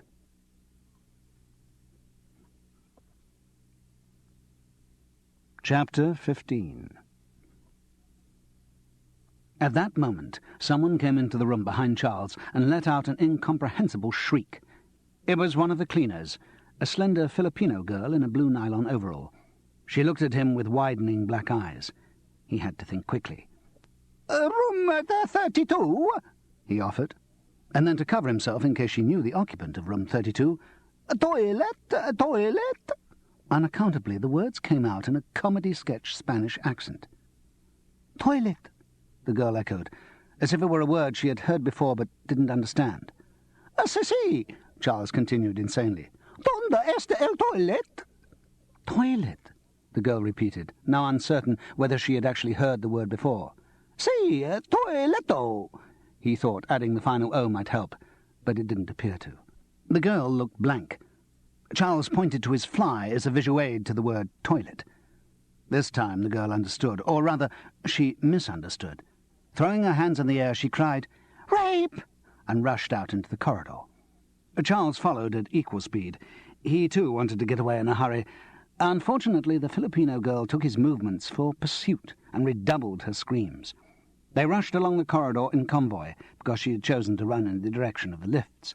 Doors opened behind them, and bewildered faces stared. Charles decided he couldn't wait for the lift, and took to the stairs. He managed to get out of the building without being stopped. He sat in the shelter opposite the Villiers Hotel and tried to control the breath which was rasping in his throat. It wasn't only the physical effects of the chase that made him feel so shaky. It was also the unpleasant feeling which comes to people who have just heard a contract being taken out on their lives. He gasped and trembled, and although a diluted sun was now washing the seafront, the morning seemed colder. The two old men were still sitting in the shelter, overtly ignoring him, but with sly side-glances. They didn't depress him now. They were part of a humanity he didn't want to leave. Dr. Johnson's adage about the proximity of death concentrating the mind wonderfully was proving true. The depression he had felt so recently seemed a wicked affront to life, to all the things he still wanted to do, and yet, within 50 yards of him, a lunatic was giving a paid killer instructions to murder him. It was ridiculous. He had that feeling he could recall from prep school of getting into a fight and suddenly realizing that it was becoming more vicious than he'd expected, and suddenly wanting to be out of it. Like a recurrent nightmare in which, after a long chase, he always capitulated and apologized and pretended it had been all a joke. But this was not a joke. The question of what to do about the whole case had now taken on more than a dilettante interest. It had become an issue of red-hot urgency. But the answer didn't come any more readily. Though the sequence of Christopher Milton's or his hitman's crimes and their motives were now clear as daylight, Charles still had no real evidence. Just the gin bottle, the airgun pellets, and the liquid paraffin, but none of those could be pinned on the criminals, and none related to the most serious crimes. He still needed positive proof of wrongdoing, or, since he was apparently the next person to be done wrong to, positive proof of the intention to do wrong might be preferable. He decided to follow the bald man in the hope of catching him red-handed. The details of how he would himself catch red-handed someone whose criminal mission was to eliminate him he left for the time being. They would supply themselves when the occasion arose. He counted his advantages, and there weren't many. First, he knew they were after him, so he was on his guard. Secondly, he was in disguise, and so could spy on them without automatic discovery. Not much, but better than nothing. At about 10:05, the bald man came out of the hotel. He walked without suspicion, no furtive glances left and right. Charles had the advantage of hunting the hunter. The bald man was an ideal candidate for tailing. He walked straight ahead at a brisk pace, not stopping to look in shop windows or dawdling aimlessly. All Charles had to do was to adjust his own pace to match, and follow along about 50 yards behind. Brighton was full of shoppers, and the pursuit was not conspicuous. It soon became clear that the man was going to the railway station. He walked briskly and easily up the hill, fitter than his appearance suggested. Charles thought uncomfortably of the strength he had seen in middle-aged wrestlers on the television. If it came to direct physical confrontation, he didn't reckon much for his chances. The man didn't stop to buy a ticket. He must have a return, because he showed something at the barrier. He went on to platform 4 for trains to London. At first Charles was going to buy a single, but that showed a depressing lack of faith in the outcome of his mission, so he got a return. He also bought a Times for burying his face in. Tabloid newspapers, he decided, must be unpopular with the criminal fraternity. They hide less. The train came soon, which implied that the bald man knew the Times and was hurrying for this specific one. Charles began an irrelevant conjecture about the idea of the commuting assassin, always catching the same train. "Had a good day at work, dear?" "Oh, not too bad. Had a bit of trouble with one chap. Had to use 2 bullets. Still, always the same on a Friday, isn't it?" But the situation was too tense for that sort of fantasy. The assassin got into an open-plan carriage, which was ideal. Charles went into the same one by another door and positioned himself in a seat from which he could see the man's leg, and so wouldn't miss any movement. He opened the Times, but his eyes slipped over the words without engaging or taking them in. He turned to the crossword on the principle that mental games might take his mind off the icy trickling in his stomach. "I know that death has 10 blank several doors for men to take their exits." Webster, 8. The fact that he recognized the quotation from the Duchess of Malfi and could fill in the word 1,000 gave him small comfort. He felt ill, on the verge of violent diarrhea. He could still see the man's leg round the edges of the seats. It didn't move, but it mesmerized him. He tried to imagine the mind that owned the leg and the thoughts that were going through it. Was the man coolly comparing methods of killing, trying to come up with another crime that could look like an accident? Had his paymaster given him a deadline by which to get Charles Paris? The word deadline was not a happy choice. Come to that, if his quarry was supposed to be in Brighton, why was he going to London anyway? Charles's fevered mind provided all kinds of unpleasant reasons. There was some particularly vicious piece of killing equipment that had to be bought in London. Or the job was going to be subcontracted, and the bald man was on his way to brief another hitman with the details. Even less attractive solutions also presented themselves. The pressure on his bowels was becoming unbearable. He'd have to go along to the toilet at the end of the carriage. That meant going past the bald man. Still, it might be useful to get a closer look. Charles walked past. The man didn't look up. His reading matter was unlikely for a hired killer. The Listener was open on his lap, and a new scientist lay on the seat beside him. Obviously a new class of person was turning to crime, presumably in times of rising unemployment, with a glut of graduates and a large number of middle-aged redundancies. The criminal social pattern was changing. Charles felt a bit better after he'd used the lavatory, but the face that stared at him from the stained mirror as he washed his hands was not a happy one. The Alfred Bostock disguise made him look seedier than ever. The pebble glasses perched incongruously on the end of his nose, the only position in which they enabled him to see anything. The makeup on his jowl looked streaked and dirty. The bright tie mocked him. What was he doing? He was 48, too old for this sort of masquerade. What was he going to do when he got to London? He couldn't spend the rest of his life following the bald-headed man. The confidence that he would know what to do when the occasion arose was beginning to dissipate. The journey to Victoria took just over an hour, and during that time the assassin sat quietly reading the Listener. Charles supposed that one would have to relax and behave normally in that line of work, or go mad. His own Times lay unread on his knee, and no subsequent crossword clues were filled in. At Victoria, the man got out and gave in his ticket at the barrier. Charles tried a little detective logic. If the man had a return ticket, and yet was carrying no luggage except his newspapers, it was possible that he had started from London that morning, gone down to Brighton just to get his instructions, and was now returning to base. This deduction was immediately followed by the question, so what? The bald man walked purposefully to the Underground with Charles in tow. He bought a 15-pence ticket from the machine, and Charles did likewise. The man went on to the platform for the Victoria line northbound. Charles followed. They travelled in the same compartment to Oxford Circus. The bald man was now deep in his New Scientist, apparently unsuspicious. He climbed out of the Underground station and walked along Upper Regent Street into Portland Place. He walked on the left, the British Council side rather than the Broadcasting House one. His pace was still even. Nothing in his behaviour betrayed any suspicion, and equally nothing in his behaviour would make any passer-by think of him as anything but a professional businessman on his way to work.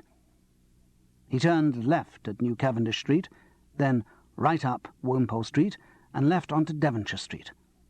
After 2 hours of tailing, Charles was becoming mesmerised, and he almost overshot the man when he stopped. Though they were only feet apart, the bald man still didn't notice his pursuer. He walked in through the yellow-painted front door of a white Georgian house. Charles, in a panic over nearly bumping into his quarry, walked on a little so as not to make his behaviour too obvious, then turned back and walked slowly past the house. It was expensive. Net curtains prevented snooping inside. A worn brass plate on the door, D.M. Martin. No initials after the name, no indication of professional qualifications. Charles paused, undecided. It was an expensive area of London. Contract killing must be a lucrative business if the man lived there. All around were expensive private doctors and architects. He looked up and down the road. A policeman, about 50 yards away, was watching him curiously. That decided him.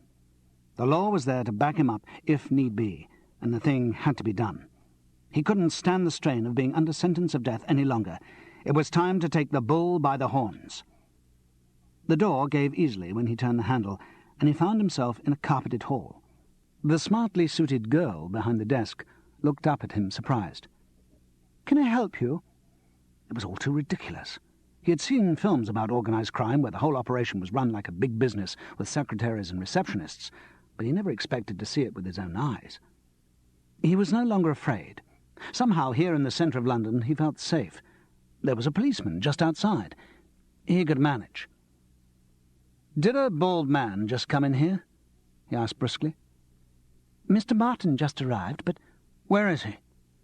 "He's in his room, but do you have an appointment?" "No. I just want to see him." The girl treated him warily, as if he might be important. "Look, if you'd like to take a seat in the waiting room, I'll speak to Mr. Martin and see what we can do. He's got someone coming to see him at 12, but I'll—" "Waiting room?" It was farcical. Charles started to laugh in a tight, hysterical way. "No, I'm not going to sit in any waiting room. I haven't come along with a list of names of people I want killed. The noise he was making must have been audible from the next room, because the door opened, and Charles found himself face to face with the assassin. "What's going on, Miss Pelham?" "I'm not sure. This gentleman—" "I've come to tell you. I know all about what you've been doing, Mr. Martin. There's a policeman outside, and I have proof of what's been going on, so I think you'd better come clean." Somehow the denunciation lacked the punch it should have had. The bald-headed man looked at him gravely. "I'm sorry. I've no idea what you're talking about." "Oh, really? Well, I'm talking about Christopher Milton and the instructions he gave you." The name had an instantaneous effect. Mr. Martin's face clouded, and he said coldly, "You'd better come in. Ask the 12 o'clock appointment to wait if necessary, Miss Pelham." When they were inside, he closed the door, but Charles had now gone too far to feel fear. He was going to expose the whole shabby business, whatever it cost him. "Now, what is all this?" "I know all about what you and Christopher Milton have been doing." "I see." The bald man looked very displeased. And I suppose you intend to make it all public? I certainly do. And I suppose you've come here to name a price for keeping your mouth shut. Huh? Oh, that was typical. The feeling that money can solve anything. No, I intend to let everyone know what's been going on. You won't buy me off. I see. You realize what this could do to Christopher Milton? Nothing he doesn't fully deserve. He may think he's a god, but he's not above the law. He's a public danger and should be put away. It's that sort of small-minded thinking that delays progress. If you... Small-minded thinking? I don't regard disapproving of murder as small-minded. What, do you subscribe to the theory that the artist is above the law, the artist must be cosseted, the artist... What the hell are you talking about? Who are you? Charles Paris. This was no time for pretense. The name certainly registered with Mr. Martin. Yes, I'm Charles Paris. I'm in the company with Christopher Milton. You know all about me. Oh, yes. I know about you. So it was you all the time. And now blackmail. It was Charles's turn to be flabbergasted. What are you talking about? Christopher Milton mentioned that a lot of sabotage had been going on the show, that someone was trying to get him. It was you, and now you want to expose what he does with me. The voice was sad, almost pitying. It checked the impetus of Charles's attack. What do you mean? It's Christopher Milton who's been responsible for the sabotage, and you're the one who's done the dirty work for him. And this morning he gave you orders to kill me. Don't try to pretend otherwise, Mr. Martin. The bald man gazed at him in blank amazement. What? I know. I saw you in Leeds and in Bristol and in Brighton. I know you did it, all those early morning meetings when he gave you instructions. You're Christopher Milton's hitman. Mr. Paris. The words came out tonelessly, as if through heavy sedation. I am not Christopher Milton's hitman. I am his psychotherapist. Charles felt the ground slowly crumbling away beneath his feet. What? As you may or may not know, Christopher Milton has been prone in the past to a form of mental illness. He has had 3 or 4 major breakdowns and has been undergoing treatment by me for about 7 years. His is a particularly stressful career, and at the moment the only way he can support the pressures it places on him is by having an hour of psychotherapy every day of his life. And that's why he always has his call at 10:30? Exactly. The hour between 9 and 10 is our session. I see. And so you travel round wherever he goes? He doesn't leave London much. Under normal circumstances, he comes to me. This tour is exceptional. And what happens to your other patients, or subjects, or whatever they're called? It was only the week in Leeds when I had to be away. I commuted to Bristol and Brighton. Mr. Milton is a wealthy man.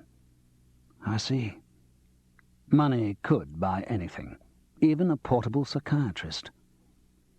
Needless to say, the fact that Mr. Milton is undergoing treatment is a closely guarded secret. He believes that if it got out, it would ruin his career.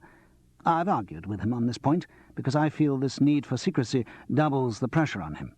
But at the moment he doesn't see it that way, and is desperately afraid of anyone knowing. I only tell you because of the outrageousness of your accusations, which suggest that you have completely, and I may say dangerously, misinterpreted the situation. I see. Charles let the information sink in. It made sense. It explained many things, not only the late morning calls, but also the obsessive privacy which surrounded the star. Even little things like Christopher Milton's non-drinking and unwillingness to eat cheese would be explained if he were on some form of tranquilizers as part of his treatment. I take it, Mr. Paris, from what you said, that you overheard part of our session this morning and leapt to a grotesquely wrong conclusion. Yes. Well, I may as well put my cards on the table. I was brought into the show by the management to investigate this sabotage business. If that's the case, then I apologize for suggesting that you were responsible for the trouble. It seems that both of us have been victims of delusions. But, Mr. Paris, why did your investigations lead you to eavesdrop on our session this morning? Well, the fact is, Mr. Martin, that my investigations so far have led me to the unfortunate conclusion that Christopher Milton is himself responsible, either directly or indirectly, for all of these incidents. The psychotherapist didn't reject the suggestion out of hand. I can understand what you mean, that all of the accidents have in fact benefited him, that they disposed of people he wanted out of the way. Exactly. Yes. The same thought had crossed my mind. He spoke the word sadly. You know his mental condition better than anyone. What do you think? I don't know, he sighed. I don't think so. Having heard the violence of what he said about me this morning. Yes, but that is a feature of the analysis situation. You mustn't take it literally. The idea of analysis is, in part, that he should purge his emotions.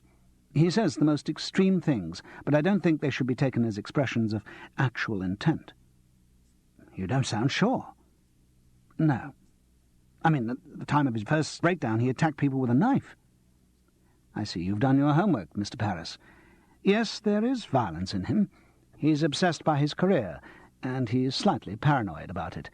He does turn against anyone who seems to threaten him in even the tiniest way.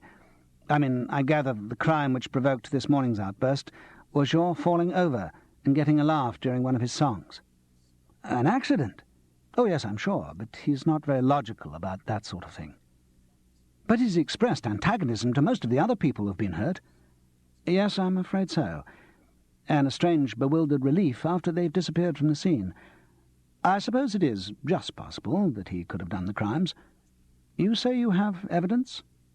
Some, nothing absolutely conclusive, but it seems to point towards him. Well, I hope you're wrong.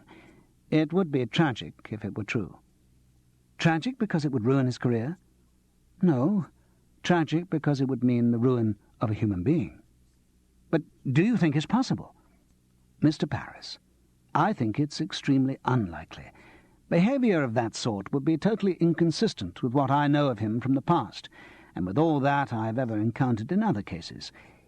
But I suppose if you force me to say yea or nay, it is just possible. Charles Paris looked at his watch. It was 1:15. In 2¼ hours, Christopher Milton had a meeting arranged on the stage of Queen's Theatre, Brighton, with the girl who had stolen the show from him the night before.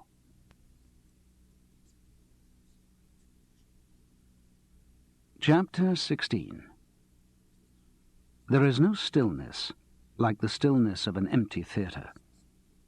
As Charles stepped onto the stage, he could almost touch the silence. And the fact that the building wasn't completely empty seemed to intensify the loneliness. Somewhere behind the circle, people were busy in the general manager's office. In a distant workshop, someone was using an electric drill. Traffic noise was filtered and reduced by the ventilation system. But on stage, there was a deep pool of silence. Len, the stage doorman, had not been in his little room, though he had left his radio on and was presumably somewhere around in the silent building. But he didn't see Charles enter. It was 2:50. The stage had been preset for the evening performance after the morning's rehearsal. One light in the prompt corner alleviated the gloom. Charles stood behind a flat down right, in a position from which he could see the entire stage. He looked up to the fly gallery. If sabotage were planned, the easiest way would be to drop a piece of scenery, or a bar loaded with lights from above. But the shadows closed over, and it was impossible to distinguish anything in the gloom. The old theatre had an almost human identity. The darkness was heavy with history, strange scenes both on stage and off stage that those walls had witnessed. Charles would not have been surprised to see a ghost walk, a flamboyant Victorian actor stride across the stage and boom out lines of mannered blank verse. He had in his bedsitter a souvenir photograph of Sir Herbert Tree as Macbeth from a 1911 Playgoer and Society Illustrated, which showed the great actor posed in dramatic chain mail, long wig and moustache beneath a winged helmet, fierce wide eyes burning. If that apparition had walked on stage at that moment, it would have seemed completely natural and right. There was a footfall from the far corner near the pass door. Charles peered into the shadows, trying to prise them apart and see who was approaching. Agonizingly slowly, the gloom revealed Lizzie Dark. She came to the centre of the stage, looked around, and then sat on a rostrum, one leg over the other, swinging nervously. She looked flushed and expectant, but a little frightened. She hummed one of the tunes from the show, in fact the song with which Christopher Milton had promised to help her. It was 3:05, but there was no sign of her mentor. As Charles watched, she stiffened and looked off into the shadows of the opposite wings. She must have heard something. He strained his ears and heard a slight creak. Wood or rope taking strain, maybe.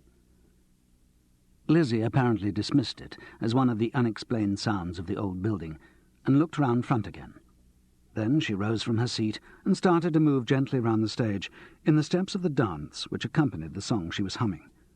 It was not a flamboyant performance, just a slow reminder of the steps, the physical counterpart to repeating lines in one's head. Charles heard another creak and slight knocking of 2 pieces of wood from the far wings, but Lizzie was too absorbed in her memorizing to notice. The creaks continued, almost in rhythm, as if something were being unwound. Lizzie Dark danced on. Charles looked anxiously across into the wings, but he could see nothing. His eye was caught by a slight movement of a curtain up above, but it was not repeated. Just a breeze. The noise, if noise there was, had come from the wings. He peered across at the large flat opposite him and wished for X-ray eyes to see behind it. There was another, more definite movement from above. He took in what was happening very slowly. He saw the massive scaffolding bar with its load of lights clear the curtains and come into view.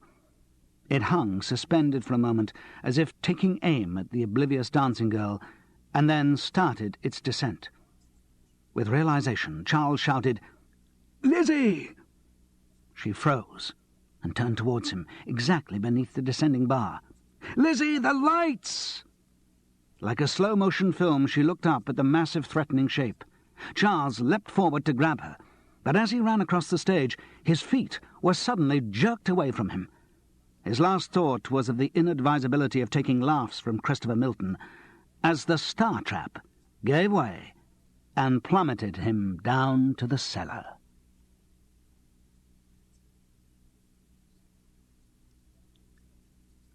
Chapter 17. The first thing he was conscious of was pain. Pain as if his body had been put in a bag of stones and shaken up with them, and rising above all the others, a high screaming pain of red-hot needles in his right ankle. He lay like an abandoned sack at the bottom of the star-trap shaft. It was even darker in the cellar. He didn't know whether or not he'd passed out, but time, like everything else, seemed disjointed.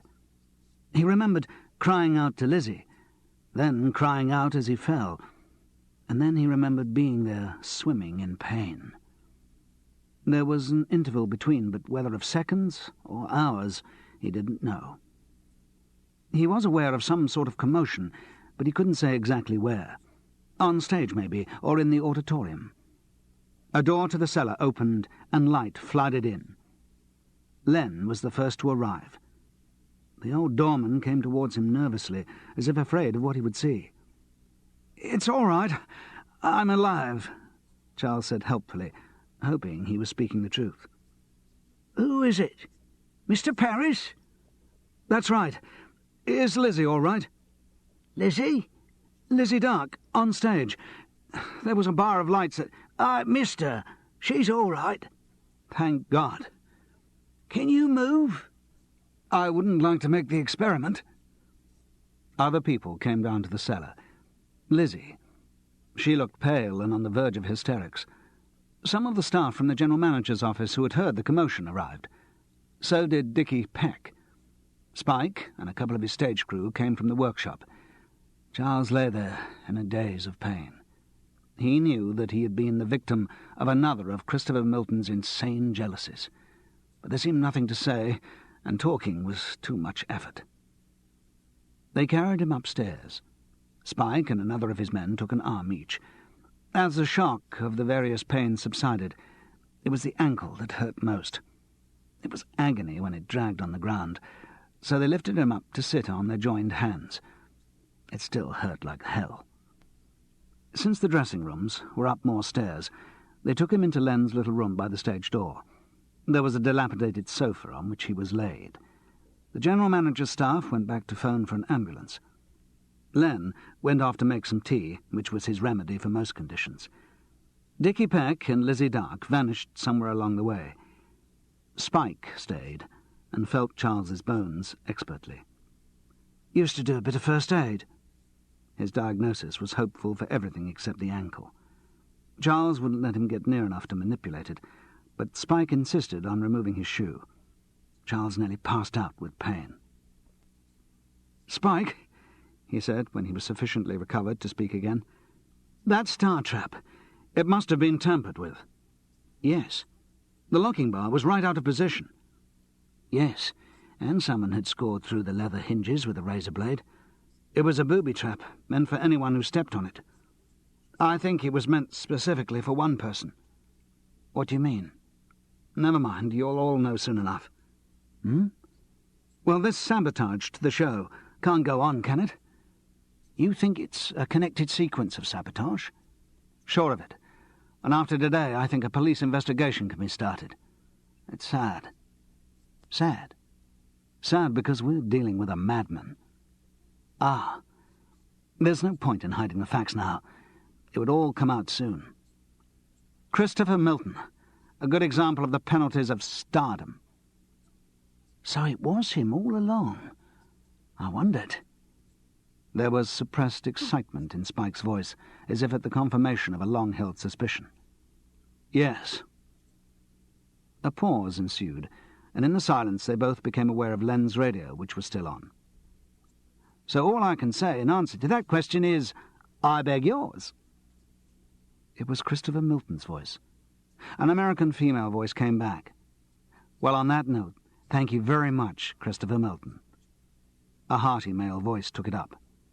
"Well, there it was, an exclusive for us here in the studio on Radio Brighton. For the past half hour you've been listening to Christopher Milton live. And just a reminder that Lumpkin is at the Queen's Theatre until tomorrow, and it opens in the West End at the King's Theatre on November 27th. And incidentally, the interviewer with Christopher Milton was Suzanne Horst." "Horst," said Suzanne's voice insistently. Spike went to turn off the radio. Too quickly. He turned back defensively to Charles.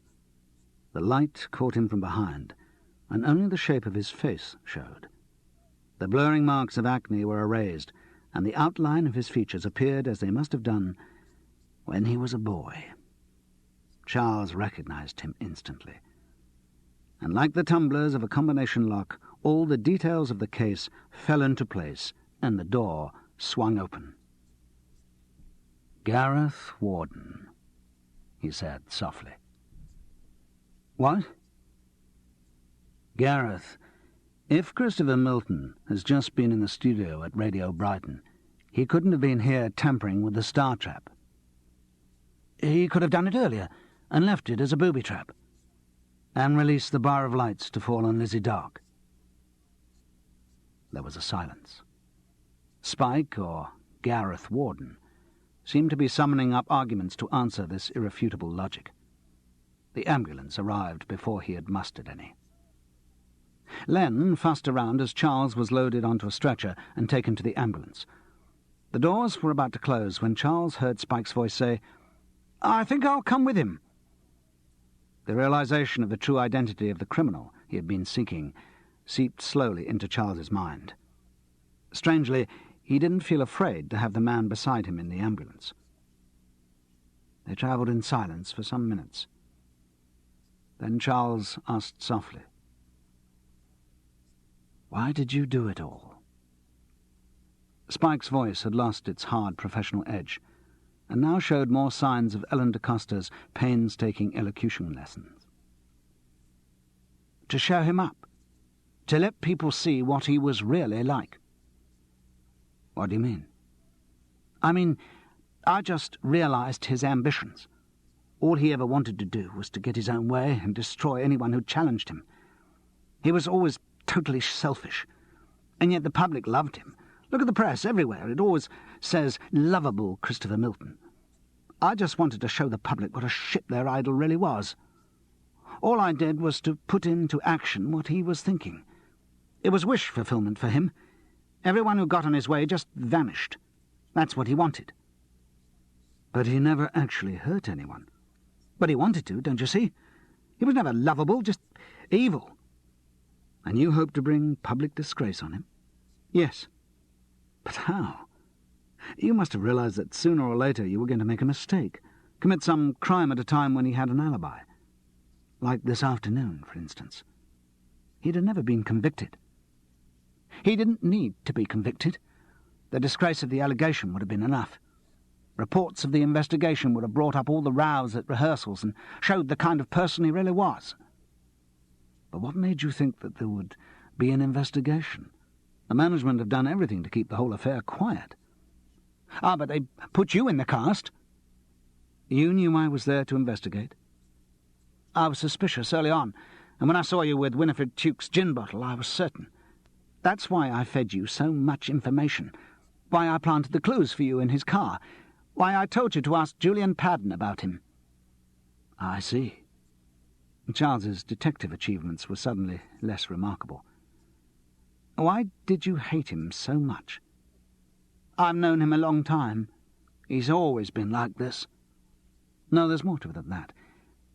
Has it anything to do with Prudence Carr? Spike, stroke Gareth, flinched at the name. What do you know about her? Just that you were all three at stage school together, that she was very beautiful and talented, that nothing has been heard of her for some time, that you and he were both maybe in love with her.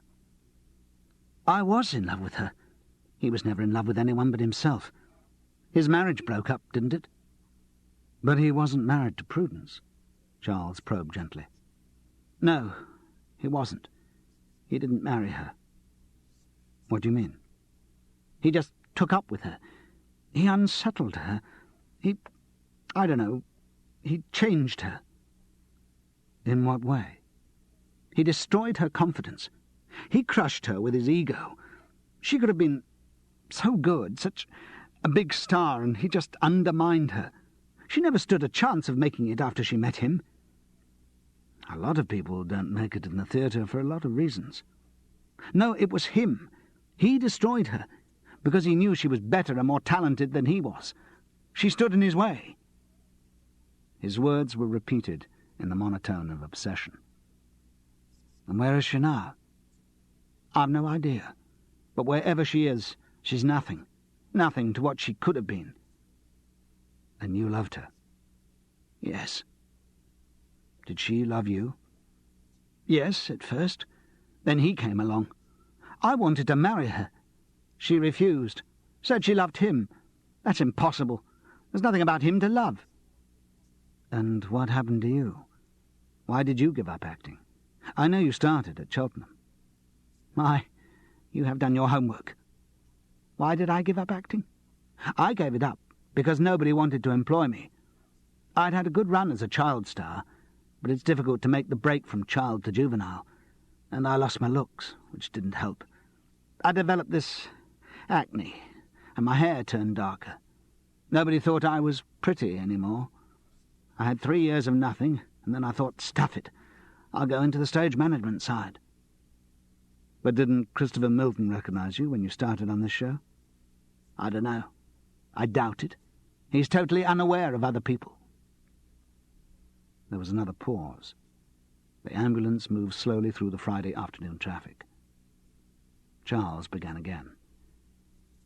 But Spike, why? I can see that you hated him. I can see that you wanted revenge, but why do it this way? I had to show him up in public for what he was, Spike repeated doggedly. But the things you had to do to achieve that, I mean, beating up Kevin McMahon, running Pete Masters over, it's all so cruel, so mean. Exactly, said Spike, as if this proved his point. Christopher Milton is cruel and mean, That's what I had to show the public. I've seen inside his mind. That's what he would have wanted to happen to people. But he didn't do it, Spike. You did it. He wanted to. The line came back insistently. But, Spike, people got hurt. Mark Spelthorne got killed. That's murder, Spike. It was suicide. I had nothing to do with that. Do you mean it? Christopher Milton drove him to suicide. And you didn't help him on his way? No. The answer came back so casually that Charles believed it. But, Spike, I still can't understand why you did it. Perhaps you can't. But then you didn't grow up with him. You didn't see him use people, destroy people, always. You didn't see the smile of satisfaction on his face when someone was removed from his path. You didn't feel him all the time undermining your confidence. You didn't see him grinning with triumph every time he came out on top. He's a monster, and the public should know it. Someone like that shouldn't be allowed to win all the time. What do you think made him like that? Ambition for stardom. He wants to be the best. Oh, I know what it's like. I was big in my teens. I was hailed as the great white hope of English theatre. I was going to get to the top. I understand the kind of pressure that puts you under, and I know that you've got to get out of it and love people, not treat them like dirt. Yes. Charles was about to comment on how Spike had treated people, but he went on another tack. Do you think he's happy? Happy? So long as he's on top, yes. So Charles told him what he'd discovered that morning. How Christopher Milton couldn't face life without an hour of psychoanalysis a day. How he lived in fear of discovery of his weakness. How his life was split between public acclamation and private misery. How can he be happy when he doesn't even know who he is? His changes of mood are so violent because he has no real identity. That's why he clings to his fictional self. Lionel Wilkins is more real to him than Christopher Milton, and it's only when he's in character, hearing the adulation of an audience, that he feels alive. You hate him. You can despise his behaviour, but don't ever think he's happy. His desperate concern for his career is only because he lives through it. Take it away, and you kill him. There was another long silence. Then Spike grunted. He's a bastard. His mind couldn't cope with an idea that challenged his long-held obsession. The ambulance swung round into the gates of the hospital. Charles felt weak. The pain in his ankle was burning fiercely again. "The question now is," he said with effort, "what are we going to do about it?" "I suppose you report me to the police." Spike's voice was dull. "That's presumably what the management put you into the company to do. Find the wrongdoer and see him brought to justice." "On the contrary, they brought me into the company to find the wrongdoer and to hush up the whole affair." "Ah, and I don't see why I shouldn't do just that. That is, if you've been persuaded of the pointlessness of your vendetta. You can't do worse to him than he does to himself. You can't destroy the real Christopher Milton because it doesn't exist." "So, in fact, you're letting me off?" "Yes. But by God, if anything else happens in this show, you'll have the entire police force descending on you from a great height." "And if I actually strike at the star himself?" "I don't think you will." "Well, thanks." The ambulance came to a stop, and the men got out to open the back door. "So you reckon he's a real wreck?" "Yes, if that gives you any cause for satisfaction." "Oh, it does. It does." "What will you do? Leave the show?" "I'll have to, won't I?" Charles was pulled out and placed on a trolley. Spike still didn't seem able to leave. "So it's driven him mad. That happens. There's a danger of that with anyone who's ever been vaguely in contact with stardom. They lose all touch with reality." "Yes," said Charles. But locked in his own world, Gareth Warden seemed unaware of the irony.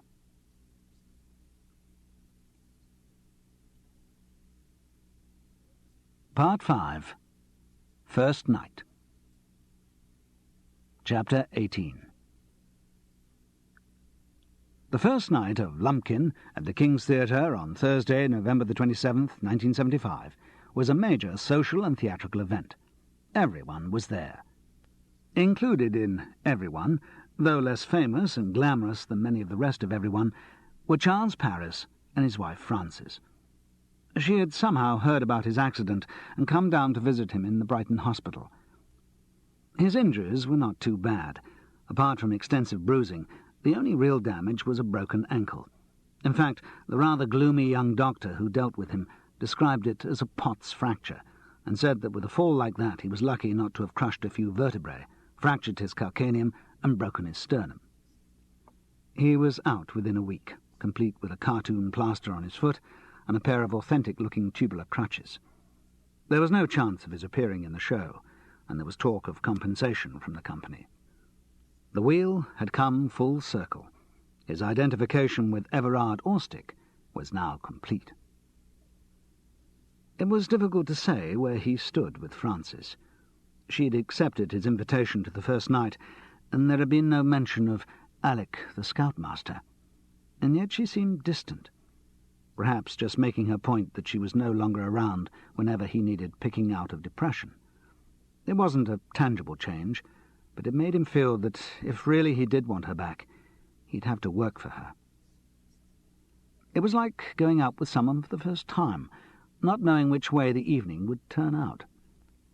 In the crowded foyer, they met William Barthelmess and Kevin O'Rourke, a pair of indefatigable first-nighters resplendent in the Victorian evening dress they always affected for such occasions. "Why, Charles!" exclaimed Barthelmess. "Charles Paris," echoed O'Rourke. "What have you been doing to yourself?" "You've been in the wars." "What was it? Some tart stamp on your foot?" "I don't think you've met my wife, Frances." "Wife? Dear, oh dear, never knew you were married." "Lovely to meet you, though, Frances." "Lovely. Frances, darling, such a pretty name." "But, Charles, I thought you were in this show."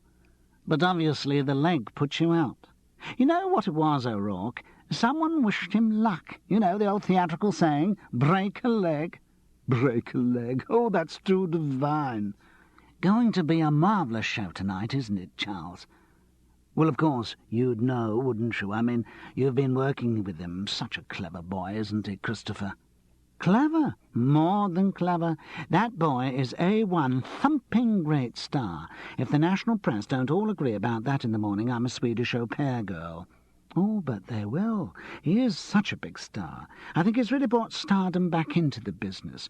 We've had all those dreary little actors with northern accents who spend all their time saying how they're just like ordinary people. But stars shouldn't be like ordinary people. Stars should be larger than life. And Christopher Milton is. So big.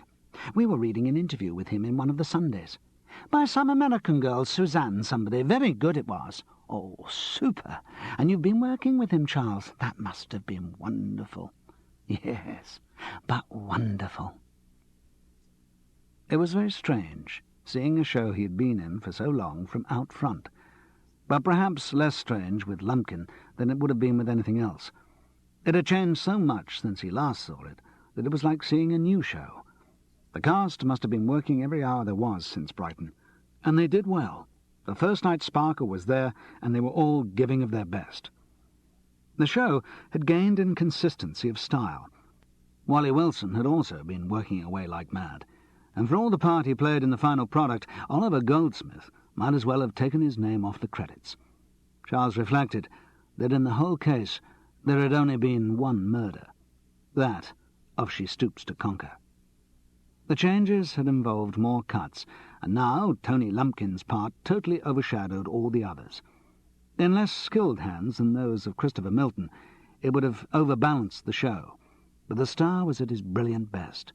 He leapt about the stage, singing and dancing whole new numbers with amazing precision and that perfect timing which had so struck Charles at the early rehearsals in the Welsh Dragon Club. The show would be a personal triumph. It was bound to be, if it succeeded at all, because no other member of the cast got a look in. At the interval there was a buzz of satisfaction in the audience. Charles, who was feeling tired and achy after his bruises, couldn't face the rush for the bar, and sat quietly with Frances. Greatly daring, like a schoolboy on his first date, he put his hand on hers and squeezed it. She returned the pressure, which made him feel ridiculously cheerful. Their hands interlocked, and he felt the familiar kitchen knife scar on her thumb.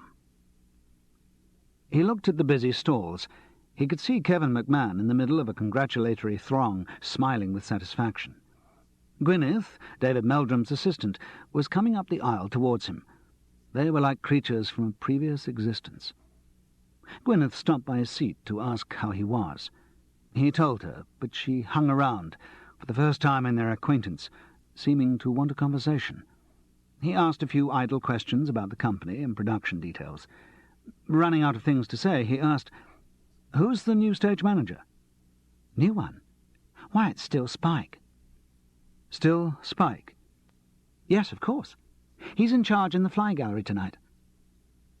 A familiar cold trickle of anticipation crept into Charles as the lights dimmed for the second act. It continued to go well. The audience, enlivened by their gins and tonics, seemed more relaxed and receptive. The show was building up to the climax of the chase scene. The profusion of comic business meant that no one was aware of the butchery that the plot had undergone. The audience exploded with laughter time and again.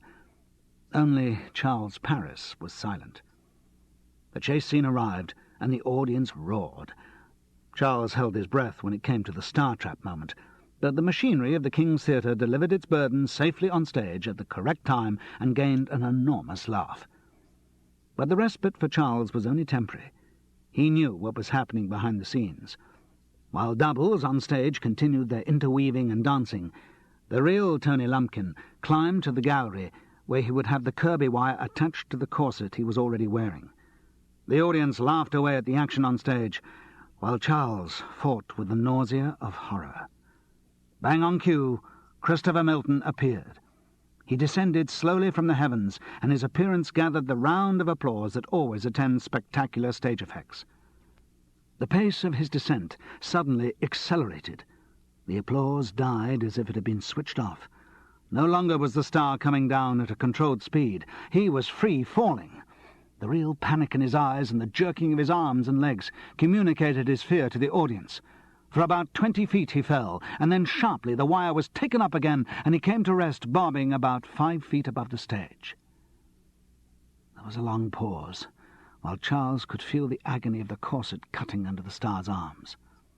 Then Christopher Milton pulled a Lionel Wilkins face and said, "I beg yours." The house erupted into laughter and applause. And that was how the rest of the show went. Everything that should have got laughs did. Every song was applauded to the echo, and Christopher Milton could do no wrong. At the end there were 12 curtain calls, and the audience was still shouting for more when the curtain came down for the last time. Afterwards, Charles, who was the least showbiz-conscious person in his profession, felt he had to go round backstage. There was an enormous melee of people outside the stage door. He met one of the stage management struggling out against the crowd, no doubt sent by thirsty actors to stock up with drinks before the pubs closed. She recognized him. "How are you? Wasn't it marvellous tonight?" "Great, Barbara. Where's Spike?" "That's strange. I don't know. He was in the gallery, and then there was that cock-up in the chase scene. Did you notice it?" "I think the whole audience noticed it." "Oh, no. Apparently most of them thought it was deliberate. Anyway, Spike went off straight after that. It was very strange. He said something about some things you can't beat, and that he was leaving and wouldn't be coming back. And he went. Amazing, isn't it? He always was a funny bloke." "Yes," said Charles. He was. At that moment, the stage door crowd surged forward, and Charles and Frances found themselves swept into the theatre. Standing in the green room, he'd been mobbed before he could even get to his dressing room, was Christopher Milton. He was smiling, radiant, happy, as the world milled around him, and everyone said how marvellous he was.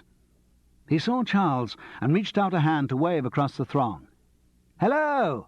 Are you better? What did you think of it? Bloody fantastic, said Charles. And he meant it. The end.